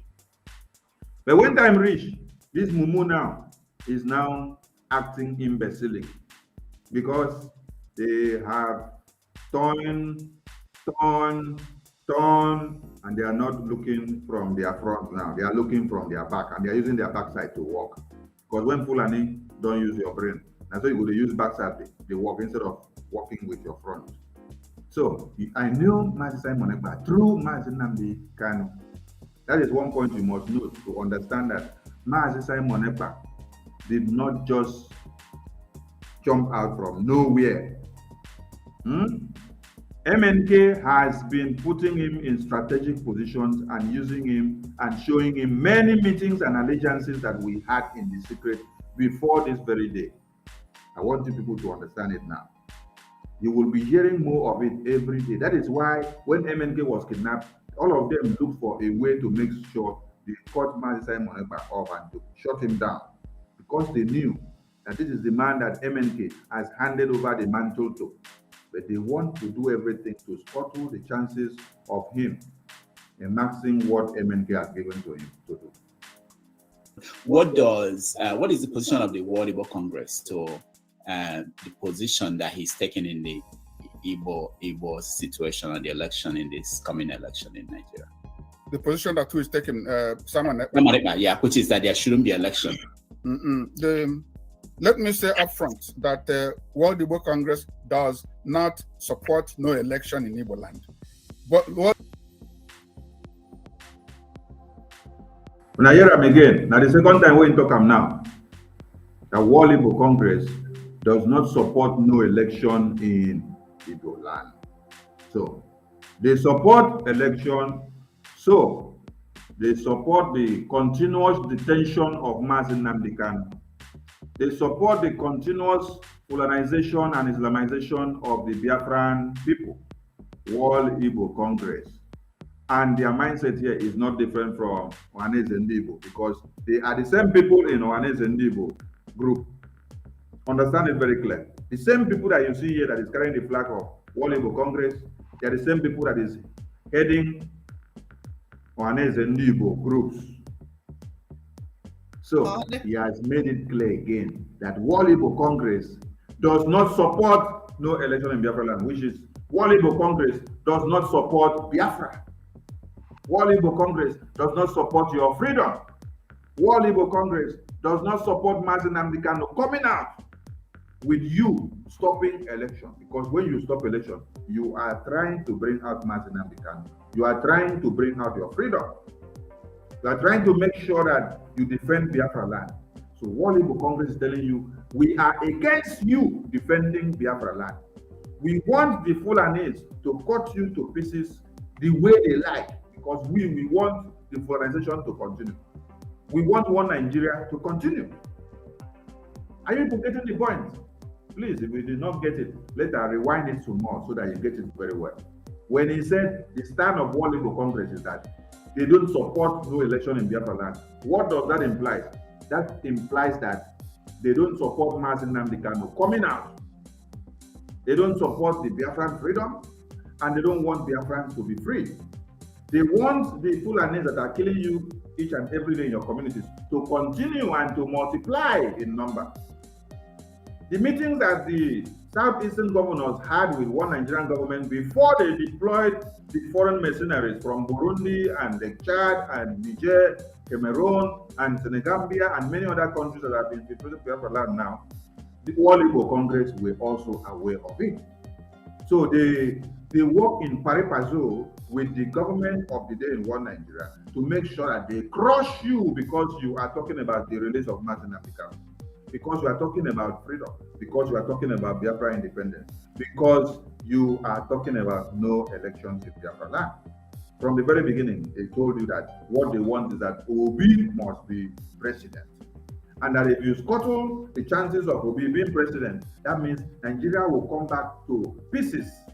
And then, that is what they want to avoid. They don't want Nigeria to come back to pieces because they don't want Biafra to emerge. So they want all of you that are being killed in Southern Kaduna to continue. All of you that are being killed in Borno to continue. All of you that are being killed in Kano to continue. All of you that are being killed in Niger every day to continue. All of you that are being killed in Abuja Kaduna Road to continue. The ones that are being killed in Lagos Kaduna and Lagos Abuja Road to continue the kidnapping. The ones that were just kidnapped a few days ago in Edo train station, they want to continue. They want the invasion of Olu yesterday that happened by the Fulani terrorists. They want it to continue. Do you see them when they come to talk about anything that happens in Biafra land, about the insecurity or how they massacre you? No. Do you see them telling you what they have to do to make sure that it does not continue? No. You hear them condemn your ESN here. This very man here will condemn ESN before your very eye. You hear it. But he will uplift Ebubagu, that the interests of Ebubagu were to make sure he takes charge of entire Biafra land. But according to the plan that they had, they saw that their terrorist politicians have taken over and used them as dogs. So that means they knew the plan. They understood the template which they had wanted the Ebubagu to be working for them before. Because if you were not an insider, how will you be giving us the information the way it was spilled? World Igbo Congress actively is even promoting election in Igbo land.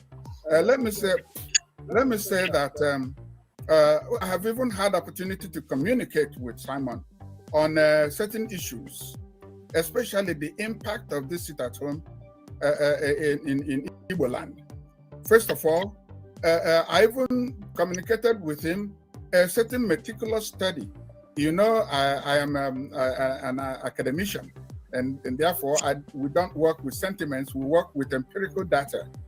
We have a document, the Southeast economy, the cost of insecurity and sit-at-home protest on the business environment. We have a first copy, one of it already published, and developed and published by Dev East Foundation Limited. It's a non-profit organization. They did empirical studies and they have data to show how the sit-at-home has been impacting Igbo land. There are so many things connected to that. It erodes confidence in the economy of the Southeast. It generates potential loss of the foreign direct investment, which also includes remittances coming into Igbo land. It very soon, the entire Igbo land, they owe about 412 billion naira. They are struggling to pay back, and they're not finding it funny at all.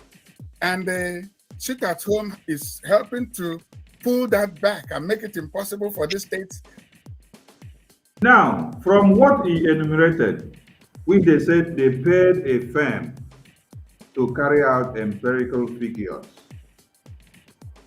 Did you hear him say these are the numbers of people that have been killed by Fulanis in Biafra land?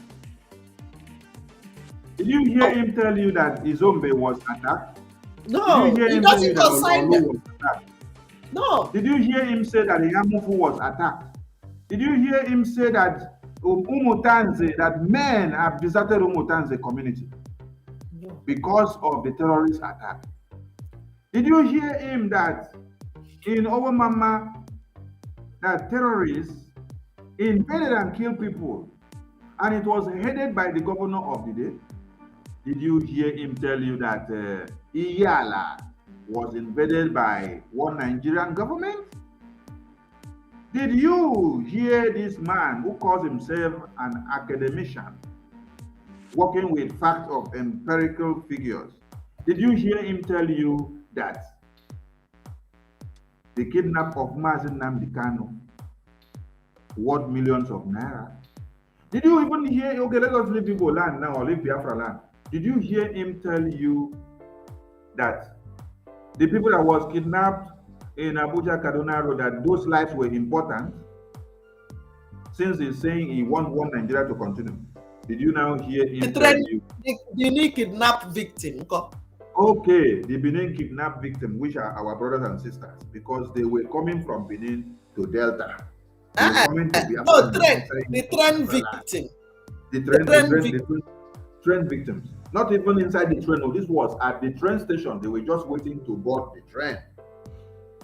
And did you hear this man as well tell you that the day before yesterday, before we do fundraising, that children that went to school in Nasarawa State, which we dropped off our children in school and then went back to work, then the parents just got a call that all the children that were in the school were kidnapped by Boko Haram and Fulani terrorists, and that they are waiting for ransom to come and pay and collect back.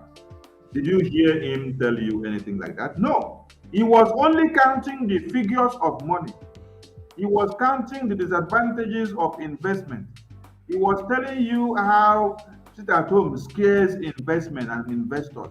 He was telling you how much money that you will be losing. But he did not tell you the importance of your life. He did not tell you how you can combat the insecurity to protect your people. Because his own mind is only fixated on money. Money. That is why Obedient told you, I am a businessman, I am a trader. So as a trader, I can trade your freedom for anything. I can trade anything. I will trade you and then collect Fulani title. I will trade you and then collect Fulani presidency. I will trade you and then collect Fulani caliphate position. I will trade you and then collect position from one Nigerian government because I am a trader, I am a businessman.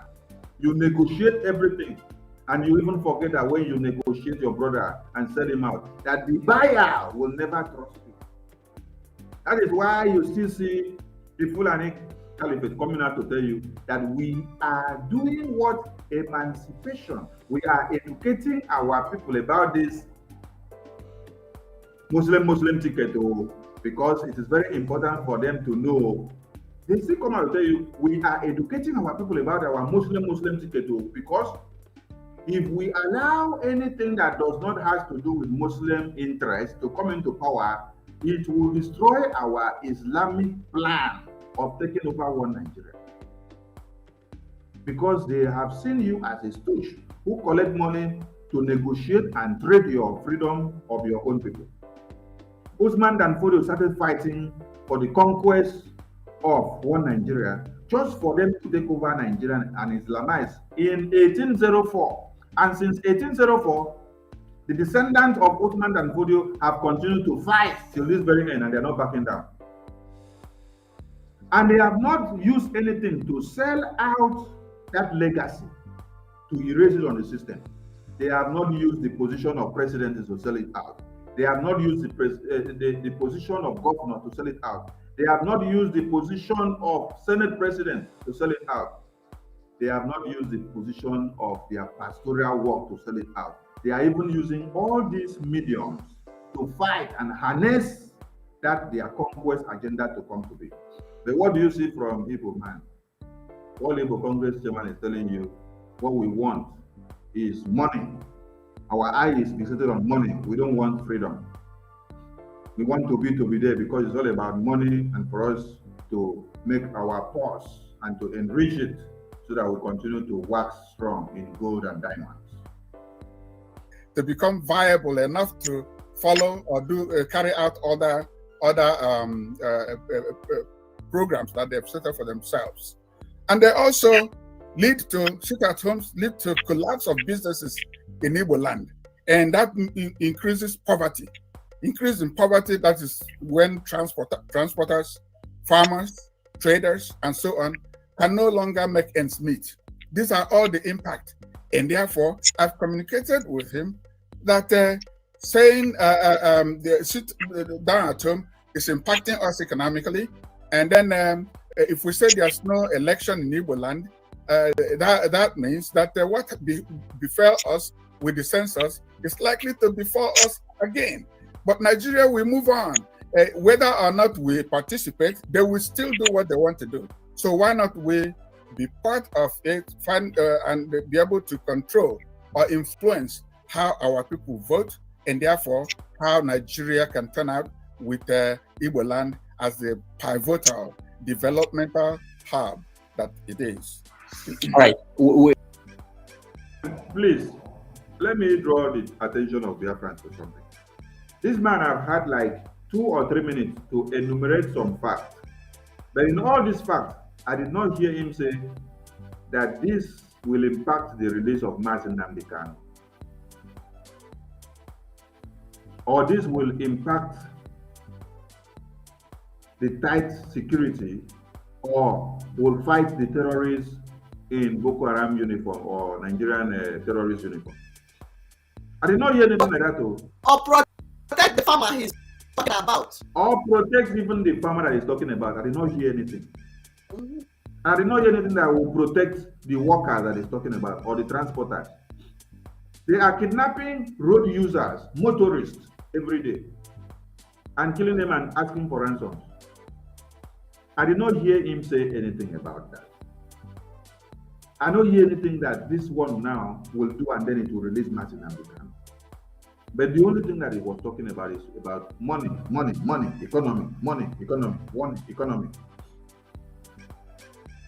I want to let the audience know that we will get them involved in this conversation in a few more minutes. I want to get a few questions through to him and then we let people in.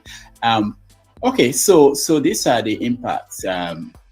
So when you talk to him, what did he say? What was the reaction, Simon? He appears to be, and I'm still, the channel is still open, but he appears to be adamant and ready to continue with the sit at home, which we are now finding very funny. Obviously, he's continuing with the new one he declared for Monday and Tuesday. So what is the option left for you as the leader of Igbo people all over the world? What options do you have? I mean, there are Igbo people in Finland and in Europe. What are the options? We have, by engaging him, what we have tried to do is give him some kind of soft landing. This is a young man. When I met him first, and I like him as an individual. But when this sit-at-home thing spun off with the autopilot, it became very difficult to handle. So the channel is still open, and I wouldn't want to discuss publicly the measures that we and the Igbo nation is about to take to ensure that things become normal. All right. I'm not going to push you to tell us the. And I don't hear Amavi that they have secret plans of what they are going to do to Mazi Simon Ekpa, right? And they're not going to make it public. So this is what sparkled the anger in Mazi Simon Ekpa in our fundraising yesterday. So please tell them to go and harness that thing that they want to do, because the Biafran people are waiting. And we are waiting very, very eagerly to see it. Not patiently, eagerly. The measures. But it's not just Simon Ekpa that is of concern to some people who are looking at the situation in the East. They are also legitimately concerned about the killings happening there, from militants, so different groups from the forest, and some of them are called the Fulani headsmen, who are in the forest killing people in villages in anyone. These are legitimate things happening.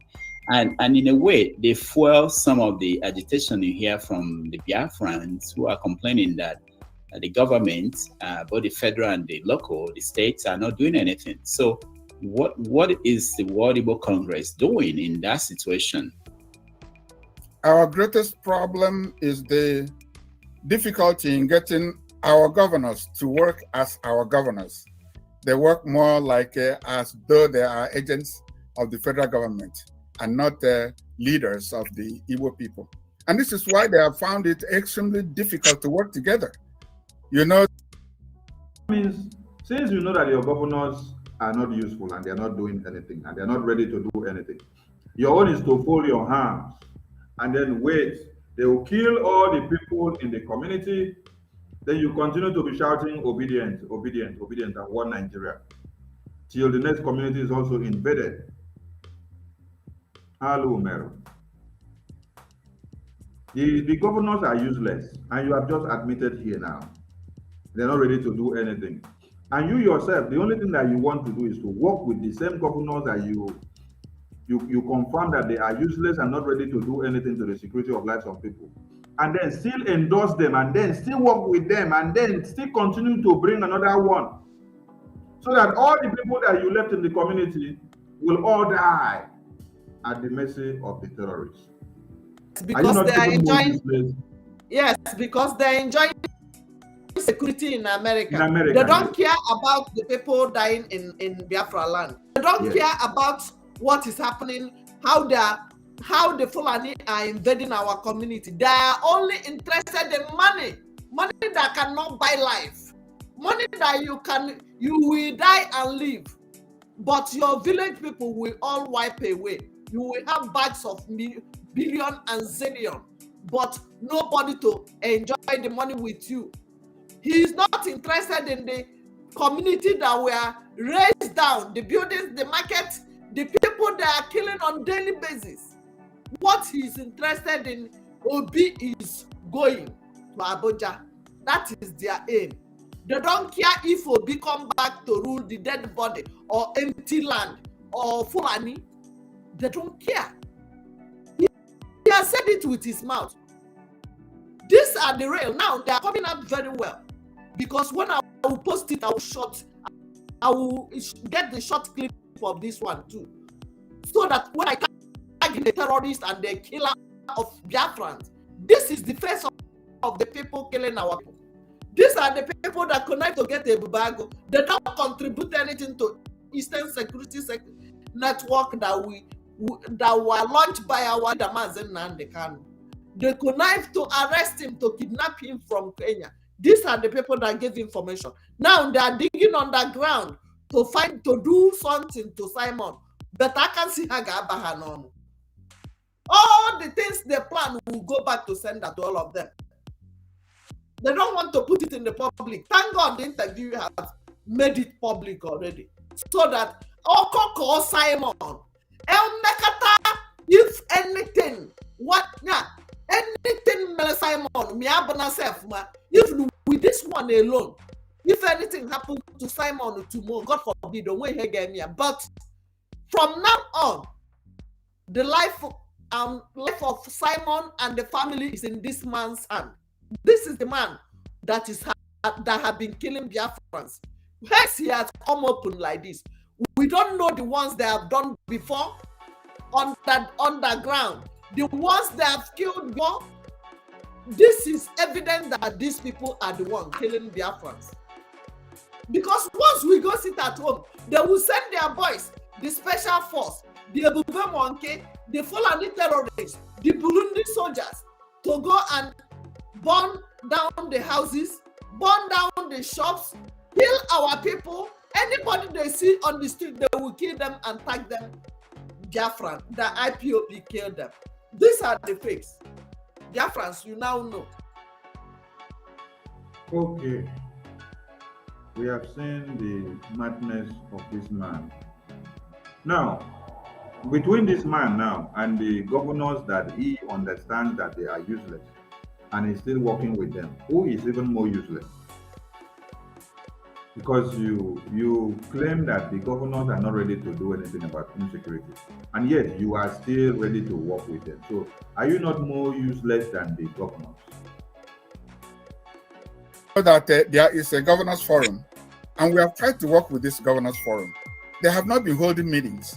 We have pushed them to hold meetings, but they have not. So we are now approaching them individually and hoping that what we are dealing with will be in a position to bring about control of the insecurity situation in all the other parts of Igbo land. Oh yes, there are specific engagements of specific governors, and I wouldn't want to call them at this stage.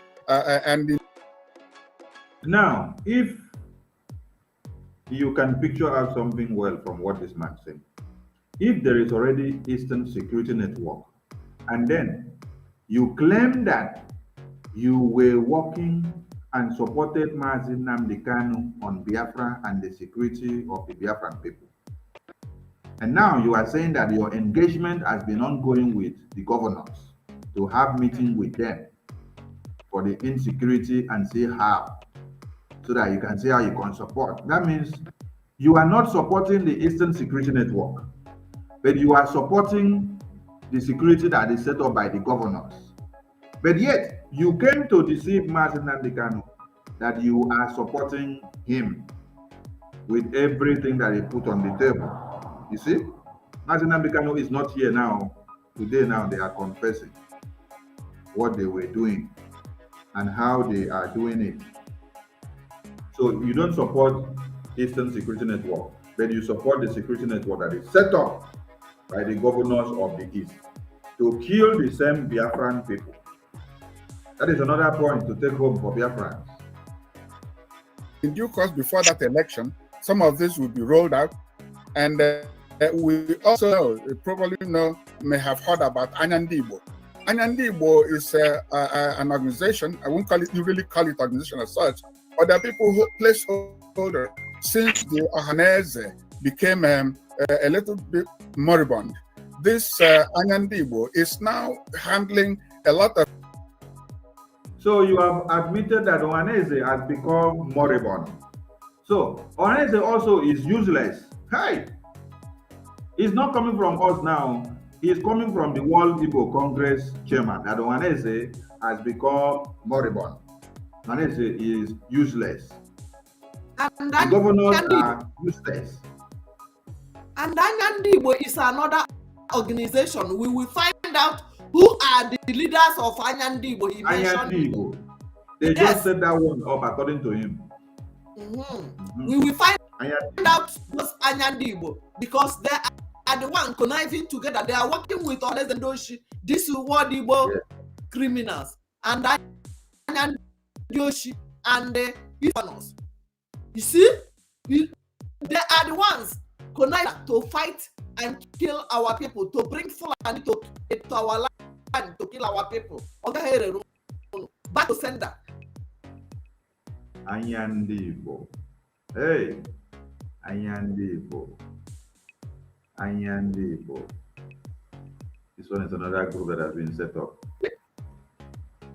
Help me check it now. Let's find out Anyandibo. Who is the leader of Anyandibo? We need their names. We need where they are operating. We want to know who they are. Because from now, we are getting some information from this interview now. So that we know who are the real enemies of our people. The real enemy of Mazi Nnamdi Kanu. The real killers of our people. The real people that connive with Ohanes and Doshi, that brought Ebube Monkey. These are the groups. These are the people that made that special force. Connive with Asani Dokubo, connive with Fulani terrorists, connive with legislators, the politicians, connive to kill our people. Let me write it down. Just write it down. We will run a program on that. Let's run because of time now. Nyandibo, that should be noted. That's another group of Efulefu that the Zoo Caliphate have set up, just like they set up Juanes and Igbo and set up this Walibo nonsense. Of issues, including security in Igbo land. They have put together a number of security operatives who will help to make Igbo land quiet as we approach the elections. So once again, this is highly. There is a point there that is very clear, that the Anyandibo group are the ones now in charge of all the security groups that they are setting up now to be informed before we approach the elections and for the elections. Anyandibo. You see, here you go. Anyandibo. There you go. So they are the one in charge of those special forces you are seeing. They are the one that are connected with the Zoo government. With the Zoo government, with special force, with the Ebube Monkey, and the Fulani terrorists and Burundi soldiers. They are the one leading Burundi soldiers to our people. They are the one showing Fulani who to kill. They are the one kidnapping our people, because somebody told me that in Aba, broad daylight, they park their car and be picking our boys from the road on the day, in the afternoon, not in the night. How much more what happens in the night? Continue. We are getting there. Biafrans, this Anyandibo group, Simon Ekpa will do a particular exposition on this. Because this is a very factual point. This man has just unveiled something here without knowing himself. That Anyandibo is the group. Let's see if we can rewind it. Let him use his mouth to say it again. Only that if you try to rewind this thing, the thing will go very far.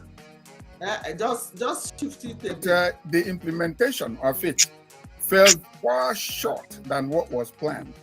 Implementation now is such that nearly every state has its own Ebubago, and this Ebubago in various states. You can say in their own response, they started what they call the Ebubago in some states. I'm not sure how many. You know that there is a governors forum, and we have tried to work with this governors forum. They have not been holding meetings. We have pushed them to hold meetings, but they have not. So we are now approaching them individually and hoping that what we are dealing with will be in a position to bring about control of the insecurity situation in all the other parts of Igbo land. Oh yes, there are specific engagements of specific governors, and I wouldn't want to call them at this stage. And in due course, before that election, some of this will be rolled out. And we also probably may have heard about Anyandibo. Before the elections, some of these security groups will be ruled out. Before the election, some of these security groups will be ruled out. And some of you may have heard of Anyandibo, and he's going to open his mouth to explain it. Anyandibo is an organization. I won't really call it organization as such, but there are people who placeholder since the Ohanese became a little bit moribund. This Anyandibo is now handling a lot of issues, including security in Igbo land. This Anyandibo is handling a lot of issues, including security issues in Igbo land. And they are the ones that will do the recruitment of the terrorists and then bring them in. This is another group. This is the group. Now, a lot of you don't know why Obioso died itself.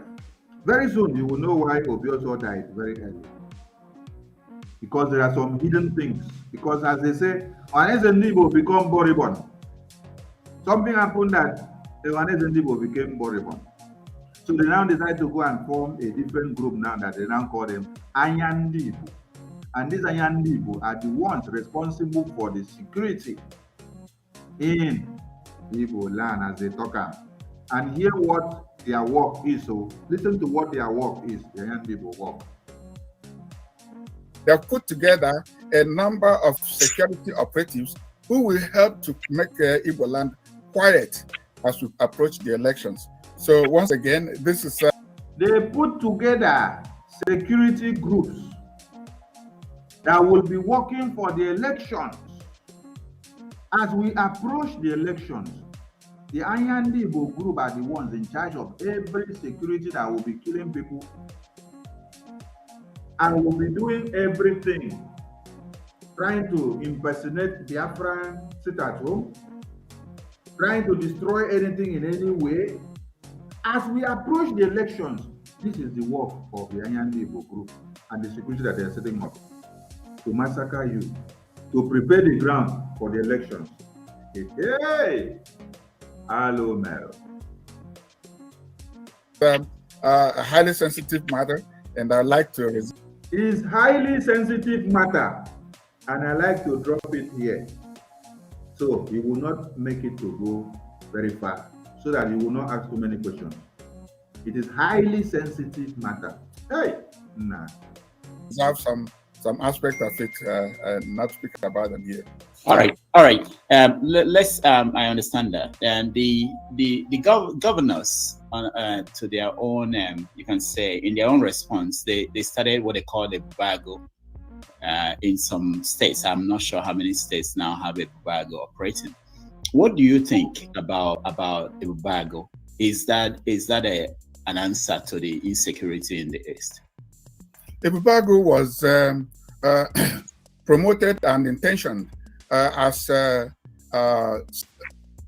zonal engagement, zonal group, zonal unit. That is all the states of southeastern Nigeria.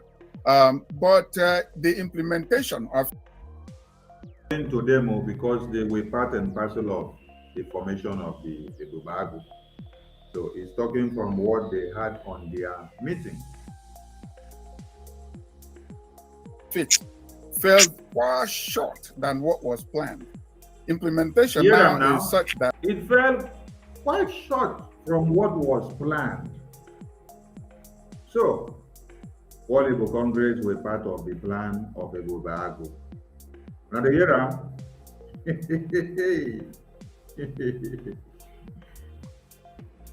that nearly every state has its own Bubago, and this Bubago in various states, in some states, have been used as political thugs. And that means they're not working for the people anymore. In fact, so it is not working out the way they had wanted it again. So now, the biggest politicians have hijacked it from them, according to them, and they deceive themselves. No be them hijack it from una. The way una have been one user, it don't work out well, but una still they use them. But now, most of you are disowning them, but they are still working for you people. Because when you see one place that the Anyandibo group now are able to work and canvass and take over with their security group, it is through the Bubago that people already set out in place. Now, the NSAS protest, which was for NSWAT or NSAS, those SARS, where are they today? They later changed the name to SWAT. Where are they today? Now, you later came to hear a Bubago, and later you come to see special forces. All of those people there are working inside all these security groups that are using to this dead man squad group that are being used to kill people in Biafra land. So it's not different. They have become terror themselves in many of these states. We are trying to see how we can generate some kind of security that will be communal to all the states of Igbo land.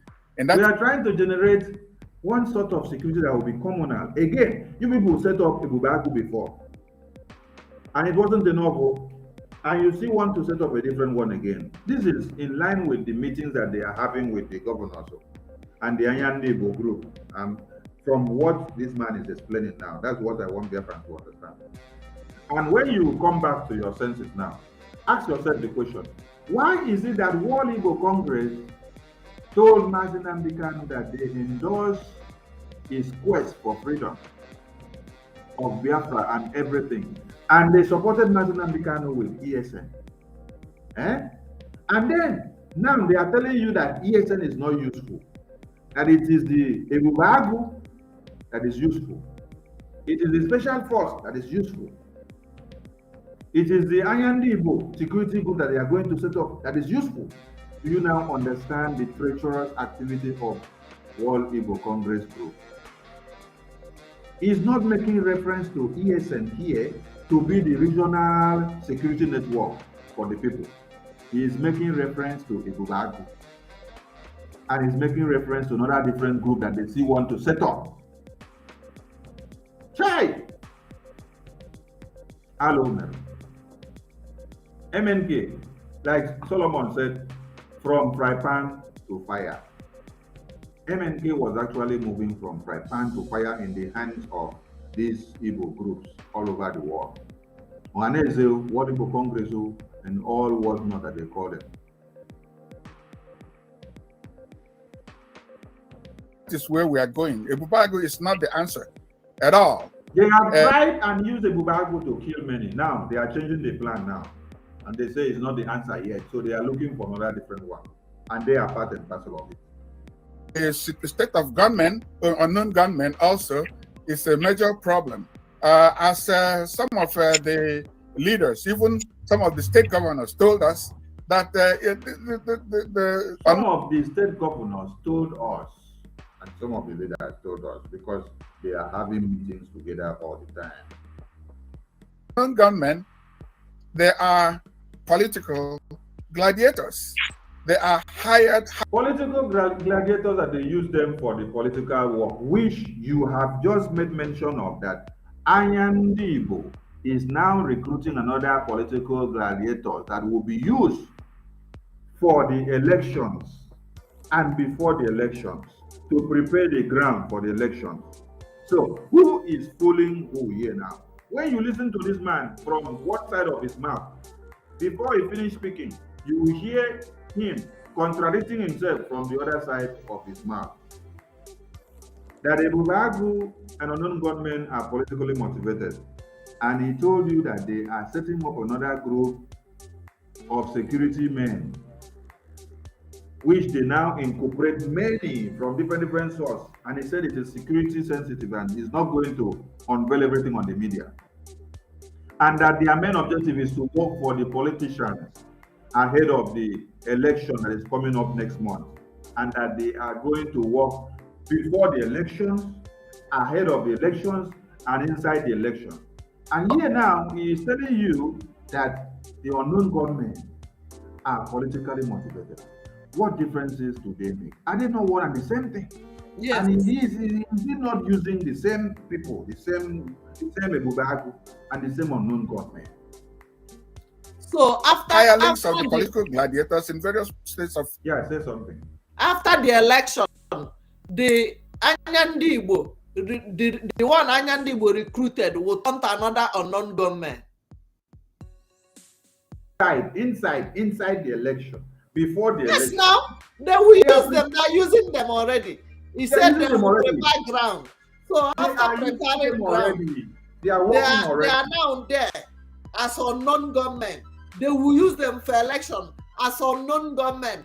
After election, they will not stop them because they will spread unknown gunmen everywhere. You see the people that are bringing the unknown gunmen. He's saying it with his mouth. Look at the producer of unknown gunmen.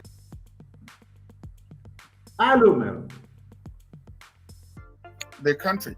So we have tried to engage the political gladiators that have been identified, hoping that they will draw their people back and stop them from making Igbo land a living hell.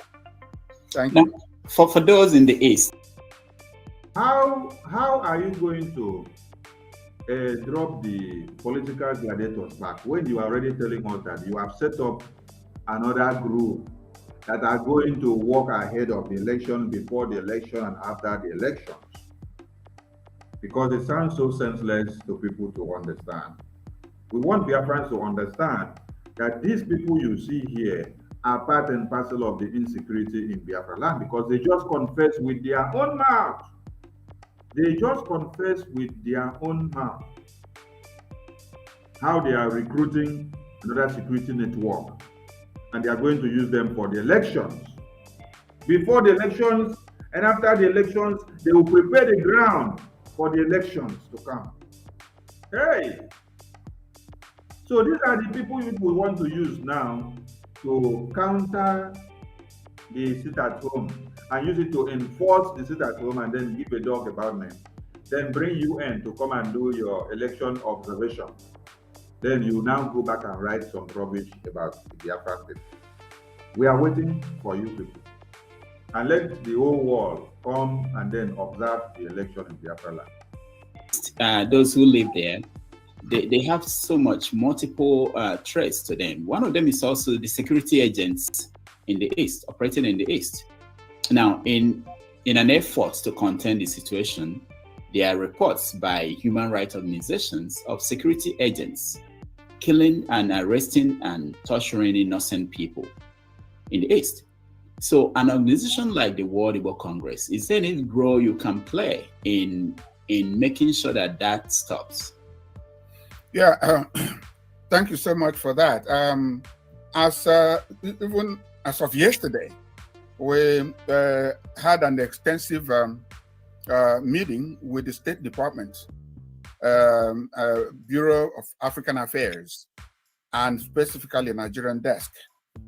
The reason we had that, there were two issues. One, this election integrity that I mentioned. This man did not have meeting with the bureau that he called name now of their office in Nigeria or in US or UK or Africa or OAU or UN. He did not have that meeting in request and in pursuance of the release of Martin Nnamdi Kanu. But he had that meeting. Principally, one of the principal points was to the election to hold in Biafra land. You people see the level of wickedness. He did not also have this. Oh my God. Let us hear the next one that is going to say. The other one is the insecurity that is there. We made it clear to them that the so-called police and army that are taking care of insecurity, especially in the southeast, where I come from, that these have been infiltrated by Boko Haram people who were said to have been repented. Now, may I ask this man one question? Why didn't you make all these requests and calls to these offices long time ago? Why are you making it on the eve of the elections? Is it not now political? MNK has been behind bars since, and you did not make all these requests and these calls. And Biafrans have been killed in numbers for a long time now, and also in Nigeria entirely, you've not made these calls. Why are you now making it on the eve of the elections? Because the Biafran people, the autopilot IPOB, are standing strong to say no elections in Biafra land.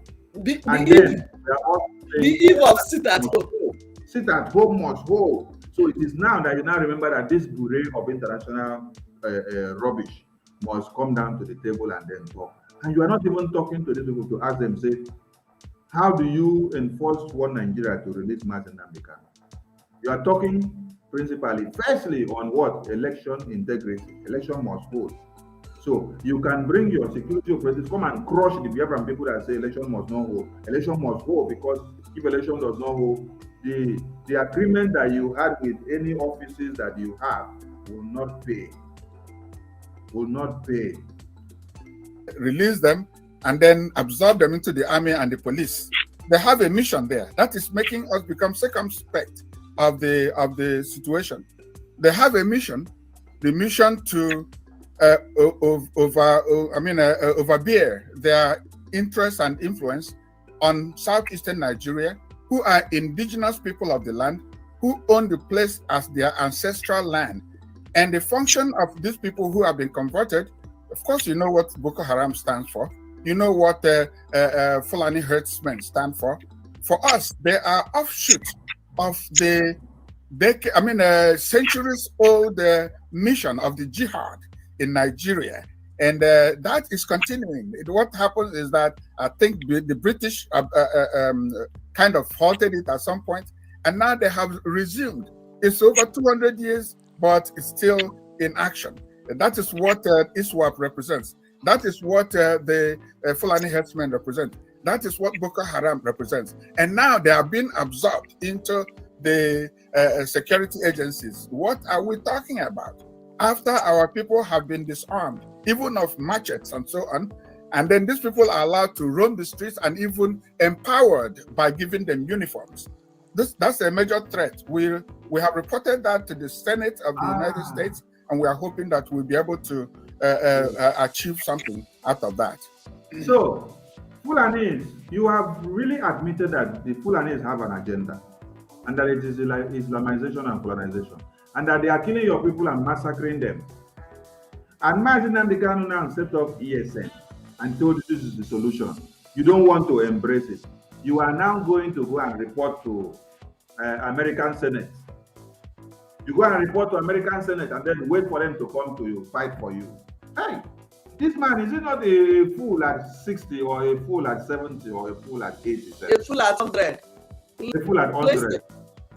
And the Amoteku was in Yoruba land to protect is in Yoruba land to protect the Yorubas. Did you hear any governor from the Yoruba land kicking against the launching of Amoteku? Did you hear them bring out any other security outfit apart from that Amoteku? You see these people. These people are the ones destroying Biafra land, in our people, bringing all this, you see, special force, Ebube Monkey, online, just name it. Even that one bringing the Fulani, they already confess with their mouth that Islamization and jihad is their agenda. Now, let's hear us how Peter will stop the people already in the military. Will Peter Obi come tomorrow and say, okay, I'm the president, start going home. You are no more a military man.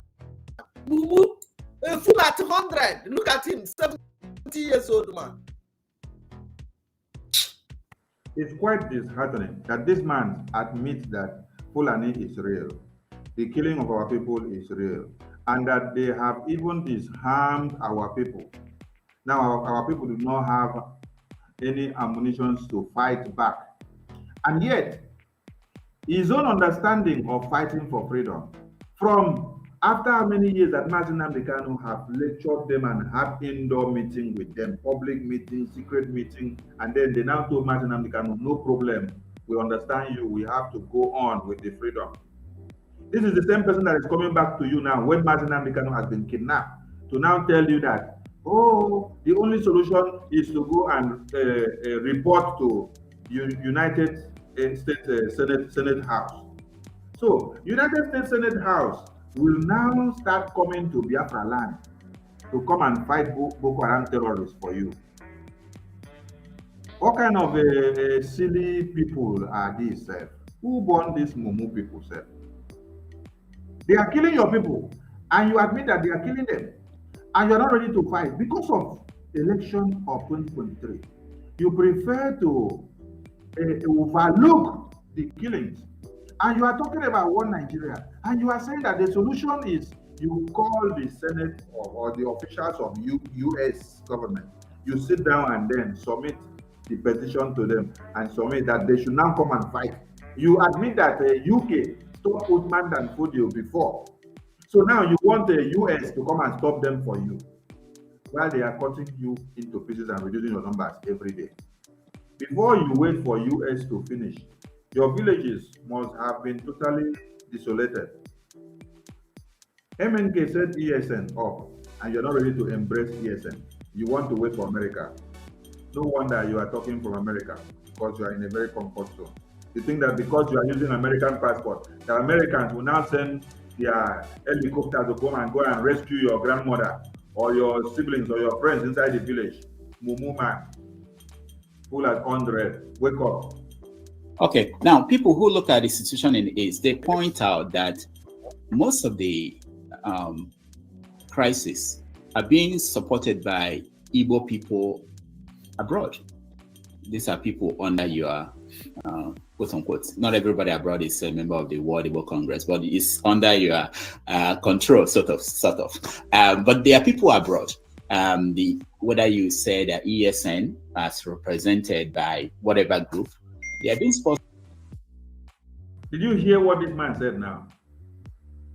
That it is ESN that is behind insecurity. Chai! Oh my God. Hello, madam. Make una listen to something. Let me see if this thing will go back to more. Okay, on going back, make you no go increase, go front again. Quote unquote, not everybody abroad is a member of the World Igbo Congress, but it's under your control, sort of. But there are people abroad. Whether you say that ESN as represented by whatever group, they are being sponsored by people abroad. They also mentioned that even the World Igbo Congress, there's this concern that even the World Igbo Congress at one point supported ESN. So what is how do you, if there is need to pull back, how do you pull back? How do you talk to the people? Because if people abroad stop, let's say we say that this is what's the problem and it's from support from abroad. If it stops, then the problem will be stopped. What do you think about that as a way of calming down the situation? I don't know if people understand the question this man pushed out here. This man is making you to understand that ESN are the cause of insecurity in Southeast, and that we are sponsoring ESN to cause insecurity in Southeast, and that this man seated here claim or is made to understand that his office as World Igbo Congress had at one time supported Eastern Security Network, and that if they stop the support of Eastern Security Network, whether it will not stop the insecurity. Do you now see how these people that MNK put them as IGBO, do you now see this man, the World Igbo Congress man here, just enumerated some minutes ago that the people killing people in the East and in what Nigeria are the Fulanis. And another man is still open his mouth again to say that it is ESN. Can you see how coward this man is in nature? Oh my God. Make Biafra listen to the waiting this one before answer self. When ESN started, when Mazi Nnamdi Kanu was free, ESN had a unique and controllable objective, and that is those Fulani herdsmen who camp in our forests and who conduct raids from those forests to destabilize our communities, to kill our people, to maim them, to rape them. That was a major concern at that time. And that was Make a big point. He said when MNK was here, that ESN was control level and it was working through the command of MNK. So now, ESN is not viable again. Since they successfully accomplished the kidnap of Mazi Nnamdi Kanu, they now tell you that ESN is not viable again. That ESN now is a terrorist group that is useless. Can you see the same people that said they join hands to form the ESN, that they support the ESN? There are people coming out now to tell you that that time that MNK was not kidnapped, we supported it. It was okay, but now we don't support it again because it's no more here. Now, what we support now is election. Hey! The assignment of ESN at the time. But it does appear that a lot of things have developed a mind of their own and become runaway train, just like the autopilot and many other groups. Those are not part of what World Igbo Congress does. World Igbo Congress believes in the safety of lives and property of our people in the Southeast. That's what we are about. When it comes to destruction, sit at home and all that, and the disruption of elections and all that, we are not part of it, and we don't encourage it, and we'll do everything to work against that. I hope so. Now understand this very well now. Now, when MNK was here, they told MNK we support ESN. When they succeeded in kidnapping him and sending him to the terrorists, they now say, to hell with you, ESN. And they now say, because now autopilot are the one taking care of that ESN now, they want to crush it. Because as they crush Mazi Nnamdi Kanu by kidnapping him, they want to crush that ESN as well. And that ESN now is working to the protection of the people. They say they are against it because they want election to hold. Dear friends, the video is over 4 hours now. After this broadcast, we will cut it into 2 so that you will have the first part for Mazi Simon Ekpa's broadcast, then the second part for this Age of 4 Nonsense World Igbo Congress, so that when you want to watch, you know which one to pick and then concentrate and watch. Exactly. We just have to finish. Tomorrow morning is a working time, and before we could come live again, it will be late. But let us finish this madness of World Igbo nonsense. So, World Igbo nonsense now said, World Igbo criminals now said, ESN was working before. After then, we claim to support because we were deceiving Mazi Nnamdi Kanu. And then Mazi Nnamdi Kanu was controlling it. But since we succeeded in making sure that Mazi Nnamdi Kanu was kidnapped and handed over to the terrorists, now we don't want to support the ESN again. And unfortunately for them, autopilot are now, he acknowledged autopilot, that autopilot are now taking care of the ESN and sustaining sit at home and every civil disobedience. Now, autopiloters, do you see how important you are? That the whole world are talking about you. The whole world are reckoning on your impact. And that is why Mazi Nnamdi Kanu sent a message to you and said, be tougher than before. He said, be stronger than before. He said, multiply your toughness because I have heard of your dealings. While I am inside, I have heard of your synergy. I have heard of your commitment. I have heard of your dedication, and I have heard of your focus and concentration. He said, be more tougher than before, because the battle is getting into a different dimension. So autopiloters, kudos to all of you. You that share, you that support financially, you that make sure that every broadcast go far and wide, you that make sure that every pamphlet and information circulates, you that support us in every way possible. You can see that this World Igbo criminal chairman is reckoning on all of you. He's commending you for what you are doing, because without you, they would have scrapped ESN, who is protecting and coming to your aid when terrorists invade your community, rape, kill, massacre, and butcher you into pieces. And this moronic man, where they are now, cannot even do anything about it. He said he does not support ESN here. He is saying it now publicly that he supported it before when MNK was here. But now that it is autopilot that is controlling it, that is not supporting it again. And World Igbo Congress is not supporting it. Why? Because World Igbo Congress do not buy the same idea of no elections in Biafra land. If we venture decides to buy the idea of election in Biafra land, if we venture by the idea of Obi being the madness in our head, you will see that they will come back and say, we are now back to you. We will come and support ESN. Ask them how much that they have donated to ESN.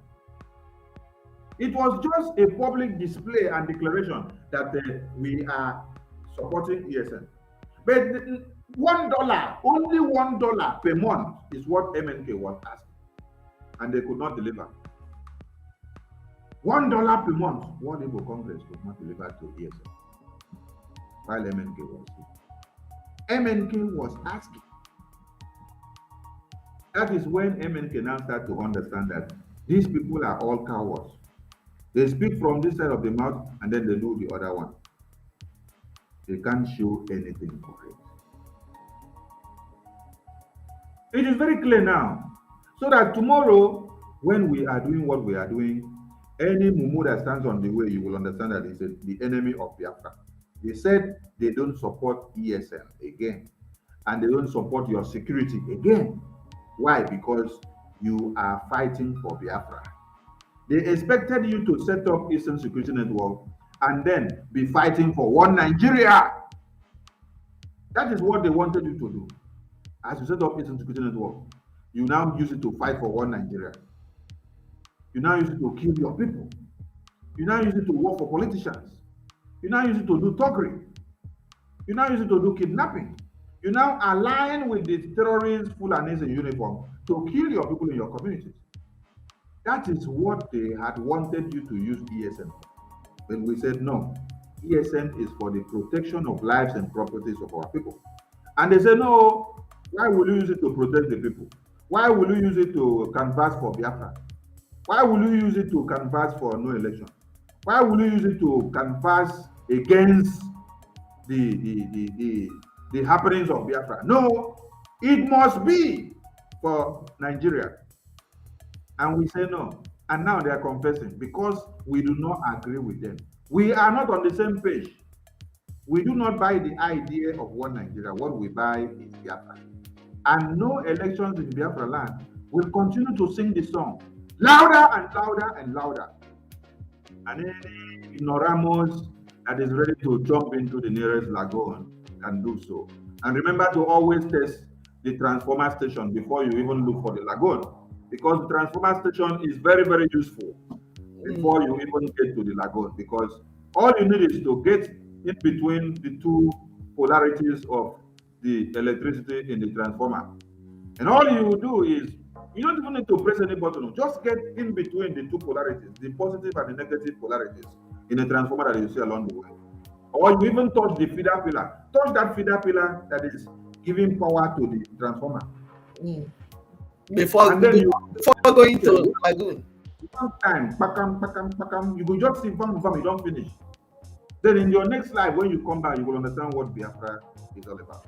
The rascality in our brain now is something that in my own time now is 3 and 2 a.m.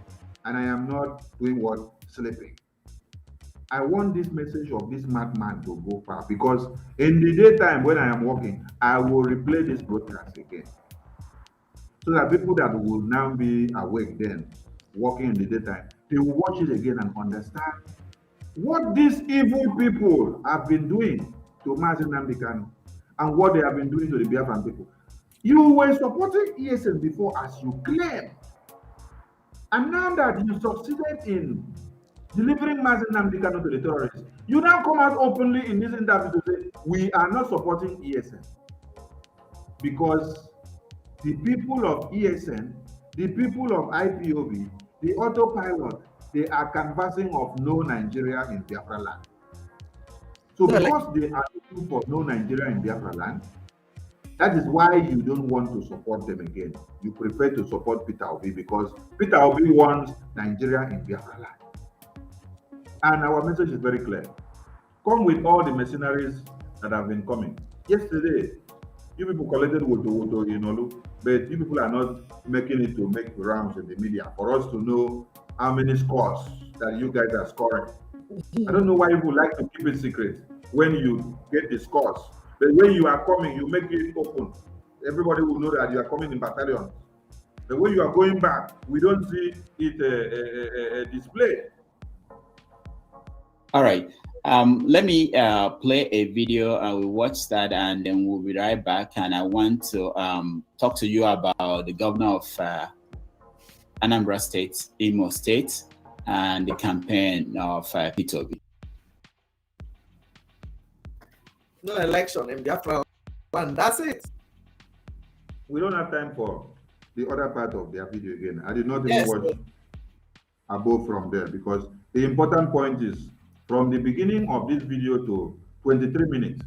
When you watch it to 23 minutes, 29 seconds, that is where you get all the madness displayed about Biafra land, about Biafra quest for freedom, about Mazi Nnamdi Kanu, about ESN, about Mazi Moneba, about autopilot. Hey, autopilot! Hey, autopilot. DCK.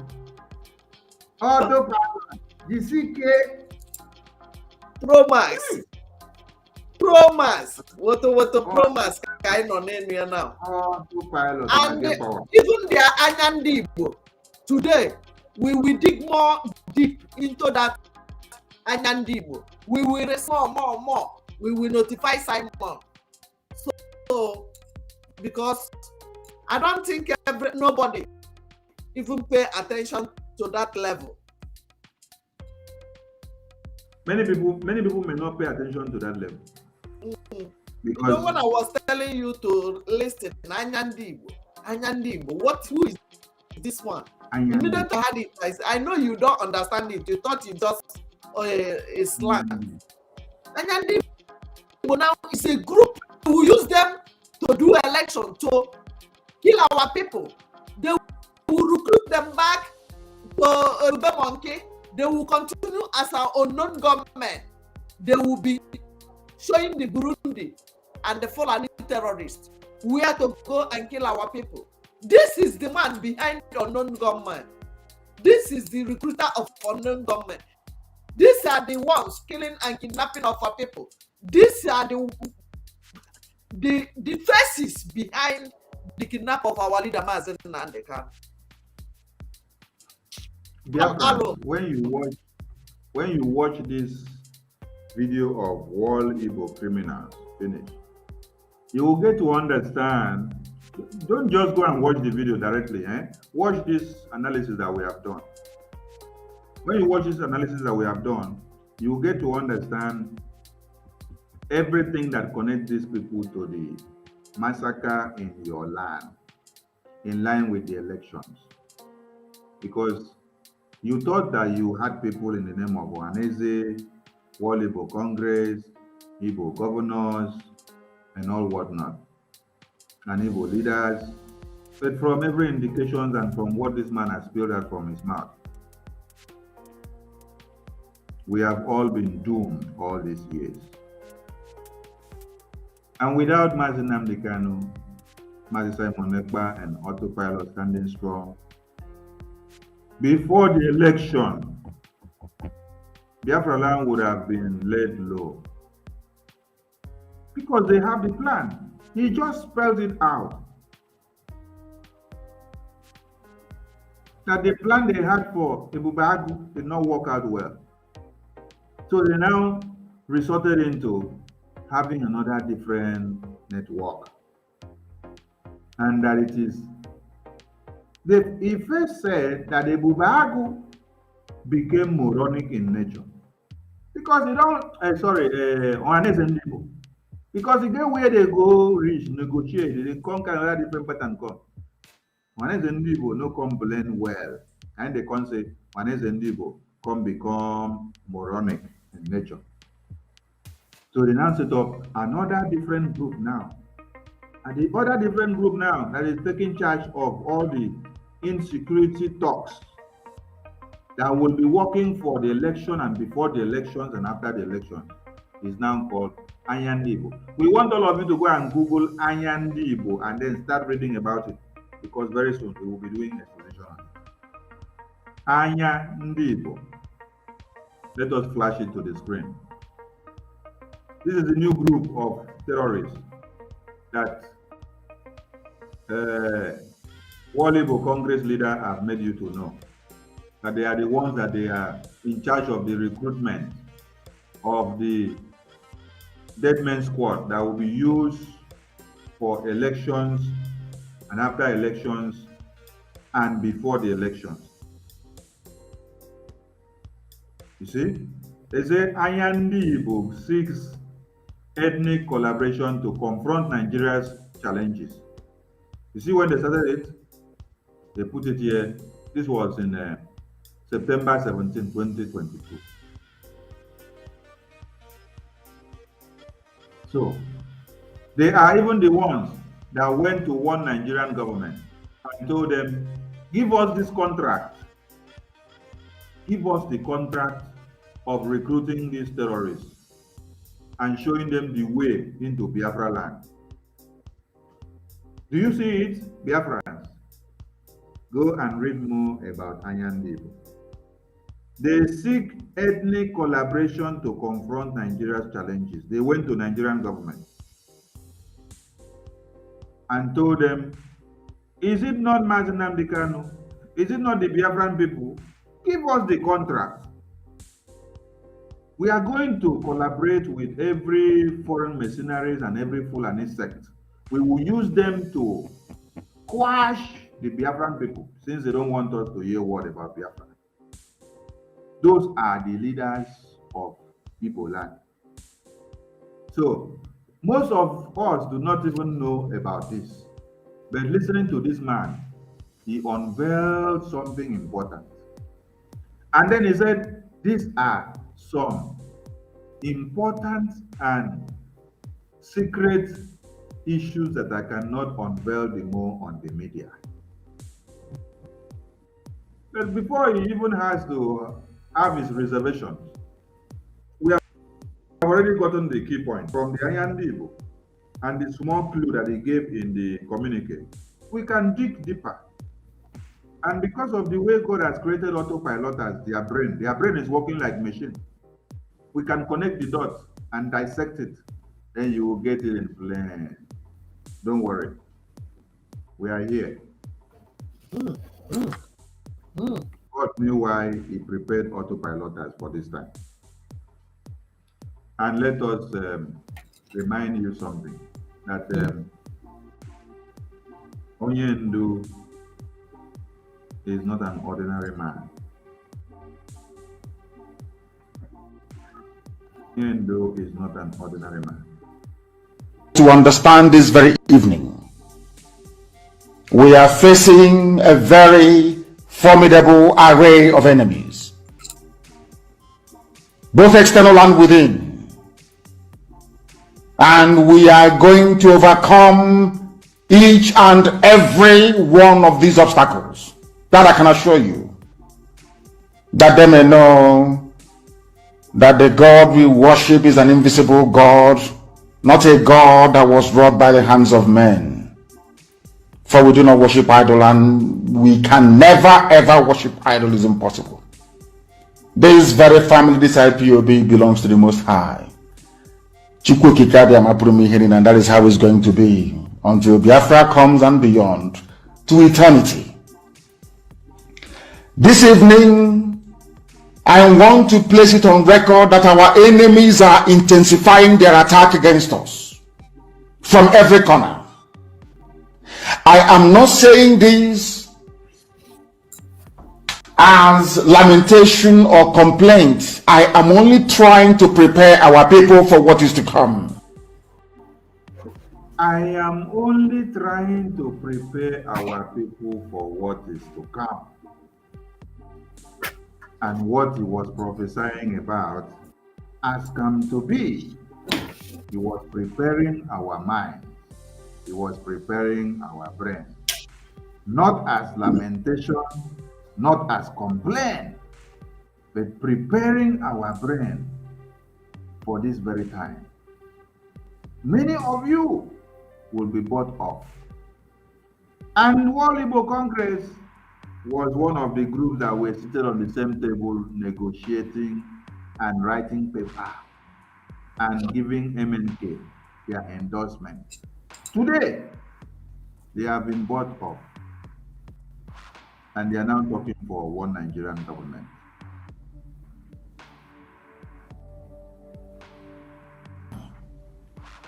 You are being prepared for what is to come. The time has come to separate the chaff from the wheat itself. And it is happening.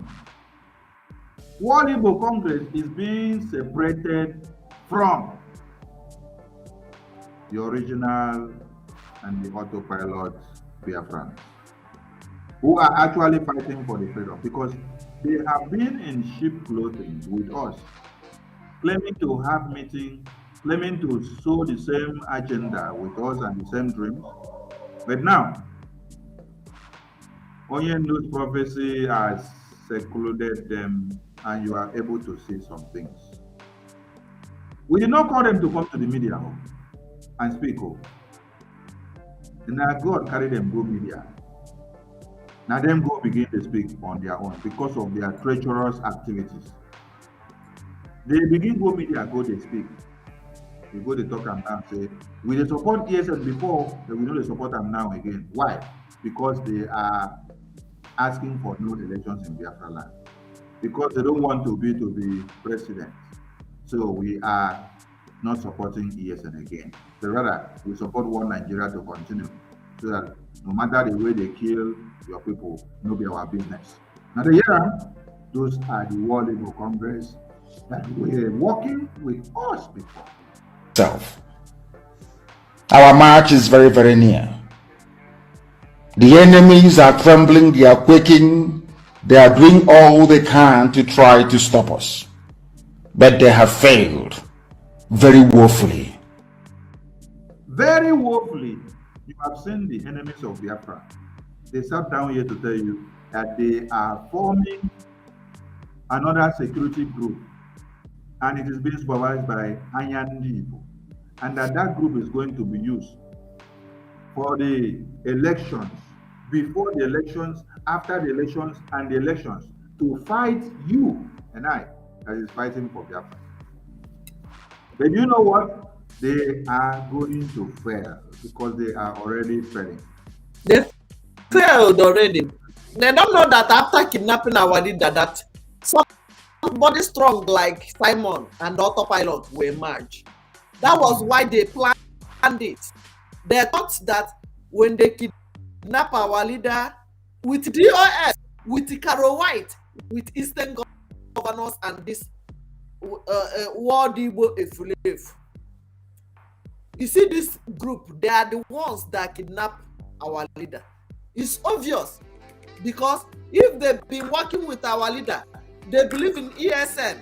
He confessed now that ESN was working, and he is the same person that said that because our leader was not there, was controlling them, but was not there, they now gang up to create a bubago, which turned out not what they wanted, because the politicians hijacked them. Now, if politicians hijack a bubago, now, in the first place, why will you stop contributing what you started in ESN?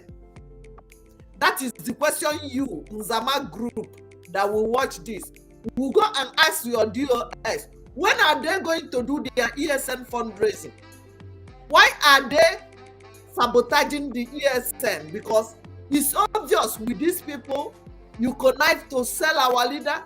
You now came back and thought maybe Soludo said that some of ESN are repented and joining him. Who are the ones that are taking the ESN to them? DOS. Now, when some refuse to go with you, you turn back and be killing them, killing Commander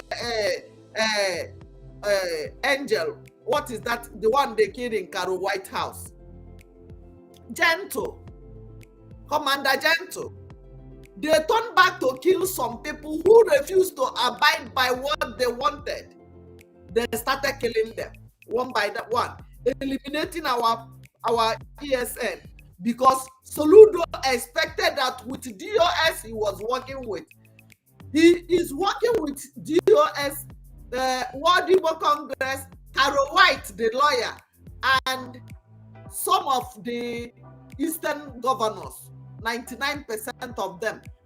Why some of them are fighting now? According to this man, he said that even some of them don't want to come for meeting. Do you know why? Party difference.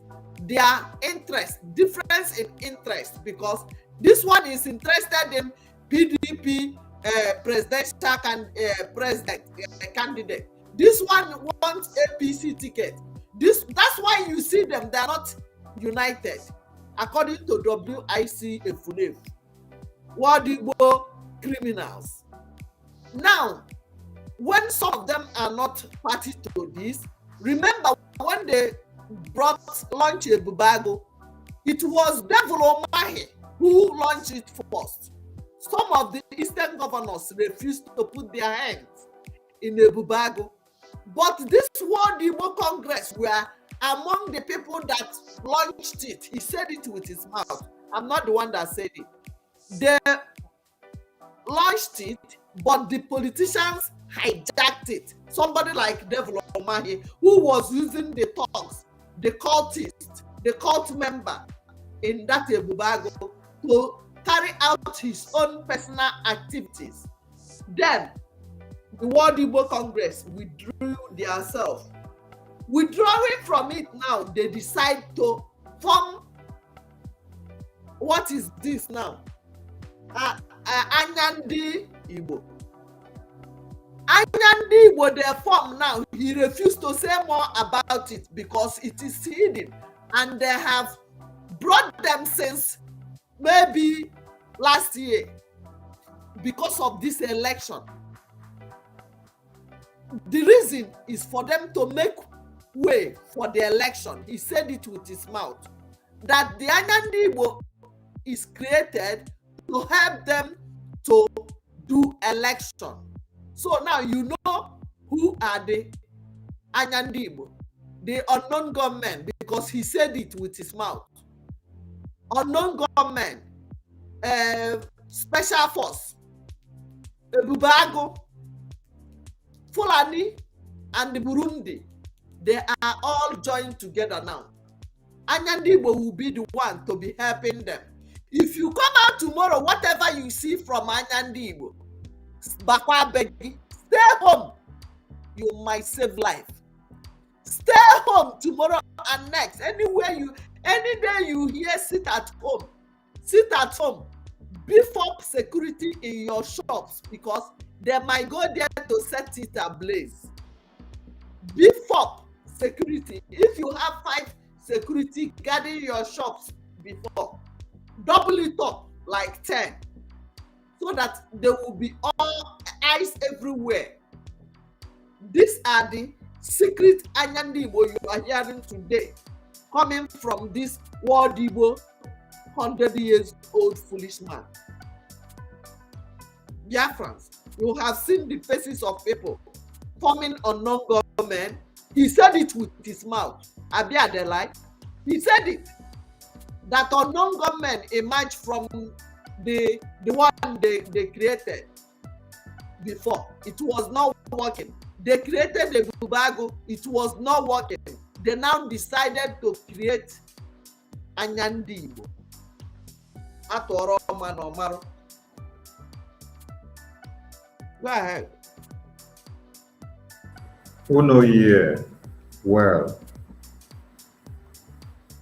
Make you hear them very well now, because we are going offline now, and tomorrow is another day. Remember, we are already in 23 now, and it's a sit at home in Biafra land. And tomorrow as well, 24, is sit at home in Biafra land. So keep this Mazi Nnamdi Kanu Day holy. Let Biafra land be on total lockdown. When we mean total lockdown, we mean under lock and key. Under lock and key. Because the freedom of Mazi Nnamdi Kanu is not negotiable. to any animal.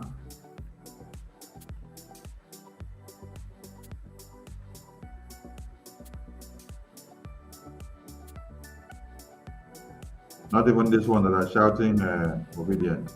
No. The freedom of MNK is non-negotiable. Until we get MNK, there will be no peace to one Nigerian government. Same way they kidnap MNK, it's the same way they will see no peace until MNK is free. Because you cannot be preaching peace when you are already dying and they are cutting you to pieces every day. So, it should be bomber to bomber, back to sender in a momentum that will be able to repel the projectile that came. So we are calling on all Biafrans to beef up their synergy ahead of today and tomorrow, and let it be on record. Thank you all for watching and for joining us. We will likely be back again. And from us from here, we love to say a very good evening to all of you, or good morning, or good afternoon, or good night, depending on wherever you are listening from. Ndewo Chineke.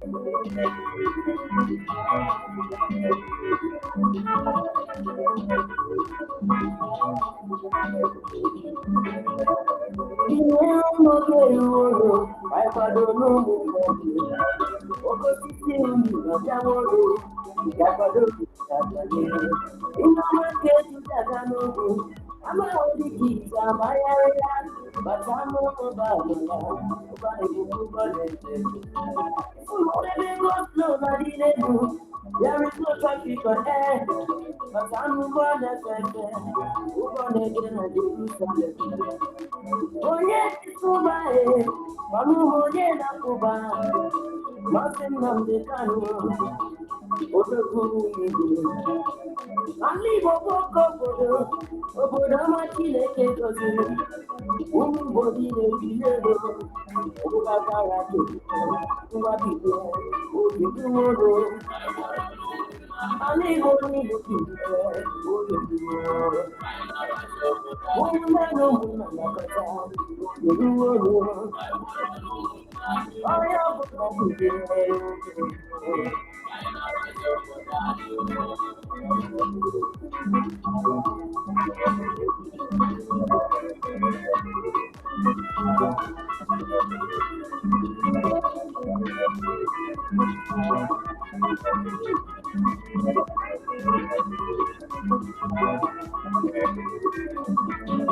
for many years we are on that level, and we don't know what to do. We forever forgive us, but I didn't want to find it. But they can see your position. We are so we pass back down. We are one of Tanya. Oh, they will say who they know, but who can you also defend them at the time? The people no man again, you go one day, but also. One day get it, get it one day, one day get a million of them. We have power of Maria, or you need to get it. Nothing that they can wear, they will beg me. I know me to do right at that. One day we're in Footania, they will be good. The mom will like us, the most is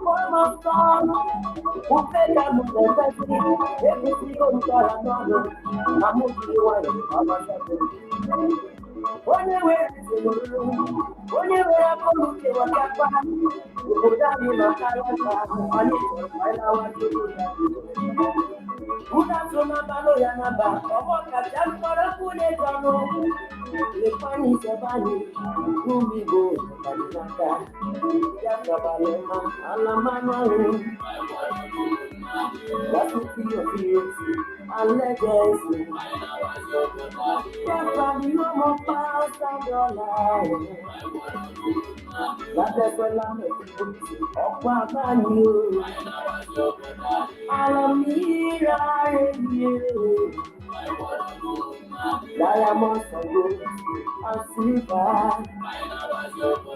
Piano Canila was so good than you.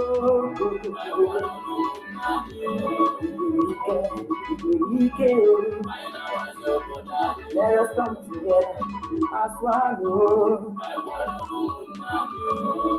love and unity, and we believe we must conquer.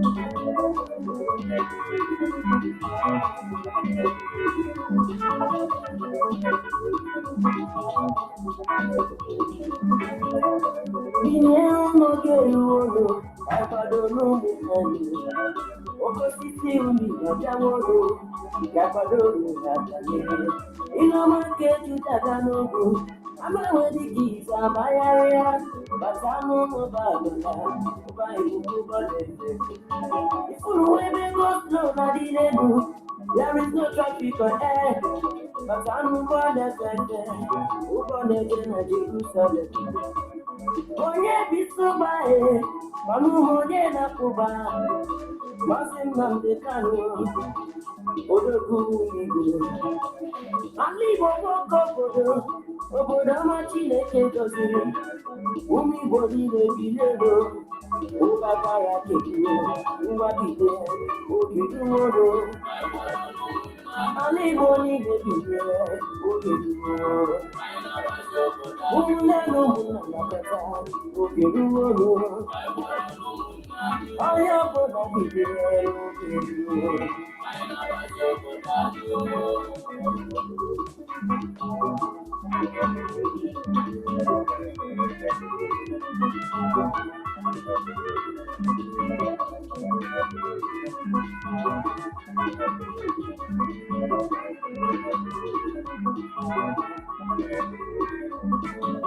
For many years we are under slavery, and we don't know what to do.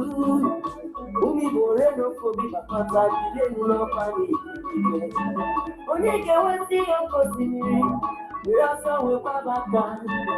Nwa bana tanya, umi boreno no tumi. Ole ute ubeno, otutu mi boso ni pene manita. Ole tipa no manageri, chuku wangeli, batoso. One can make it one day, only give a Niria Nama. We have power Maria, or you make it. Nothing on the can way, they will pay me. I know me go, what can we report? They will be bold, the man with the largest heart, the most is of time. Chineke uro chibirie, umiso wegadida. Woke me fire no baby, onya mama rumi sekele.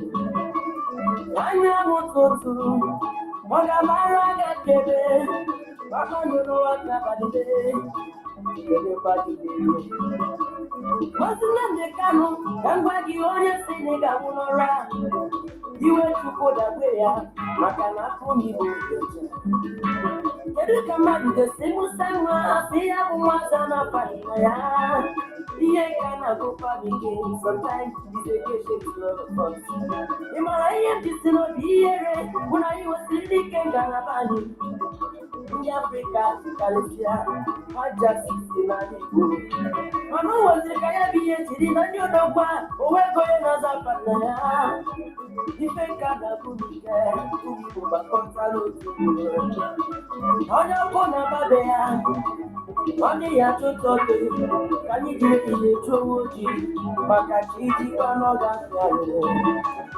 Inye no geru odo, akpado no munani ya. Oko sisi uni na jawo no, kakpado no na kanyere. Ilo wake chujaga no go, ama weni ki sabaya ya. Matano no bagala, kuba ego kuba no. If you look at me go slow na the lane, there is no traffic on air. But I'm gonna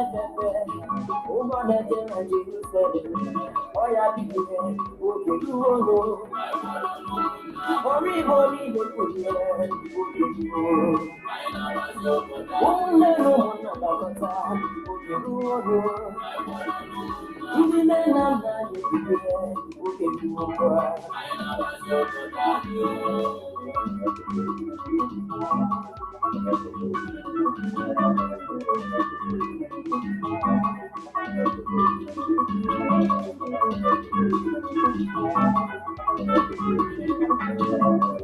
Pero rap more, pero do, pero coaching, pero let my people go, pero position.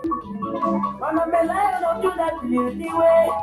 God of Israelites, chew me going there. I want to trust you. What you really awake you are, who means the way that you pero na dunia, acha kusikia nusu. Ebere lebora undigo, ndaka asoni penye madita. Never walk again at the you are Makana kumi bodeo, kumi botuo, oseli bakudara, odero akwụkwọ nsọ kwuru si na gị mgbe kpata n'etiti ọka maka na ntabi ihe mmadụ mmiri kpụrụ ya ga ata na-agalụ ata na-egwegbu coronavirus ka ya ma ata ewego dogere kacha wepụta n'etiti anyị obodo anyị bibo wegawa n'iru osebulu atụkwuru ezuzo n'ụfọdụ ata bụ ya teta ata bụ disease sabotas niile ata biko wepụ ha n'etiti anyị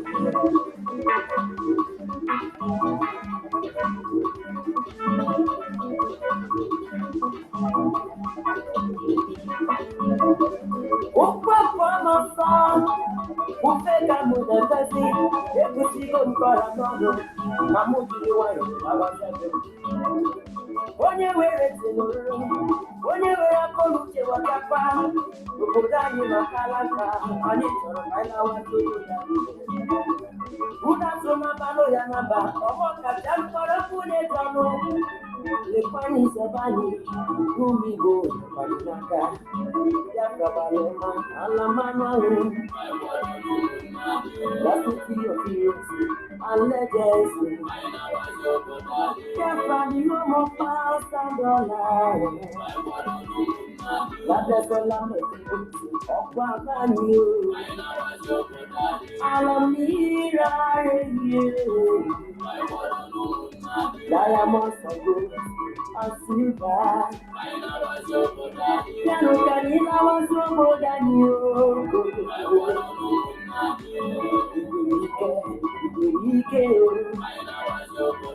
Let us come together as one. We love and unity, and we believe we must talk.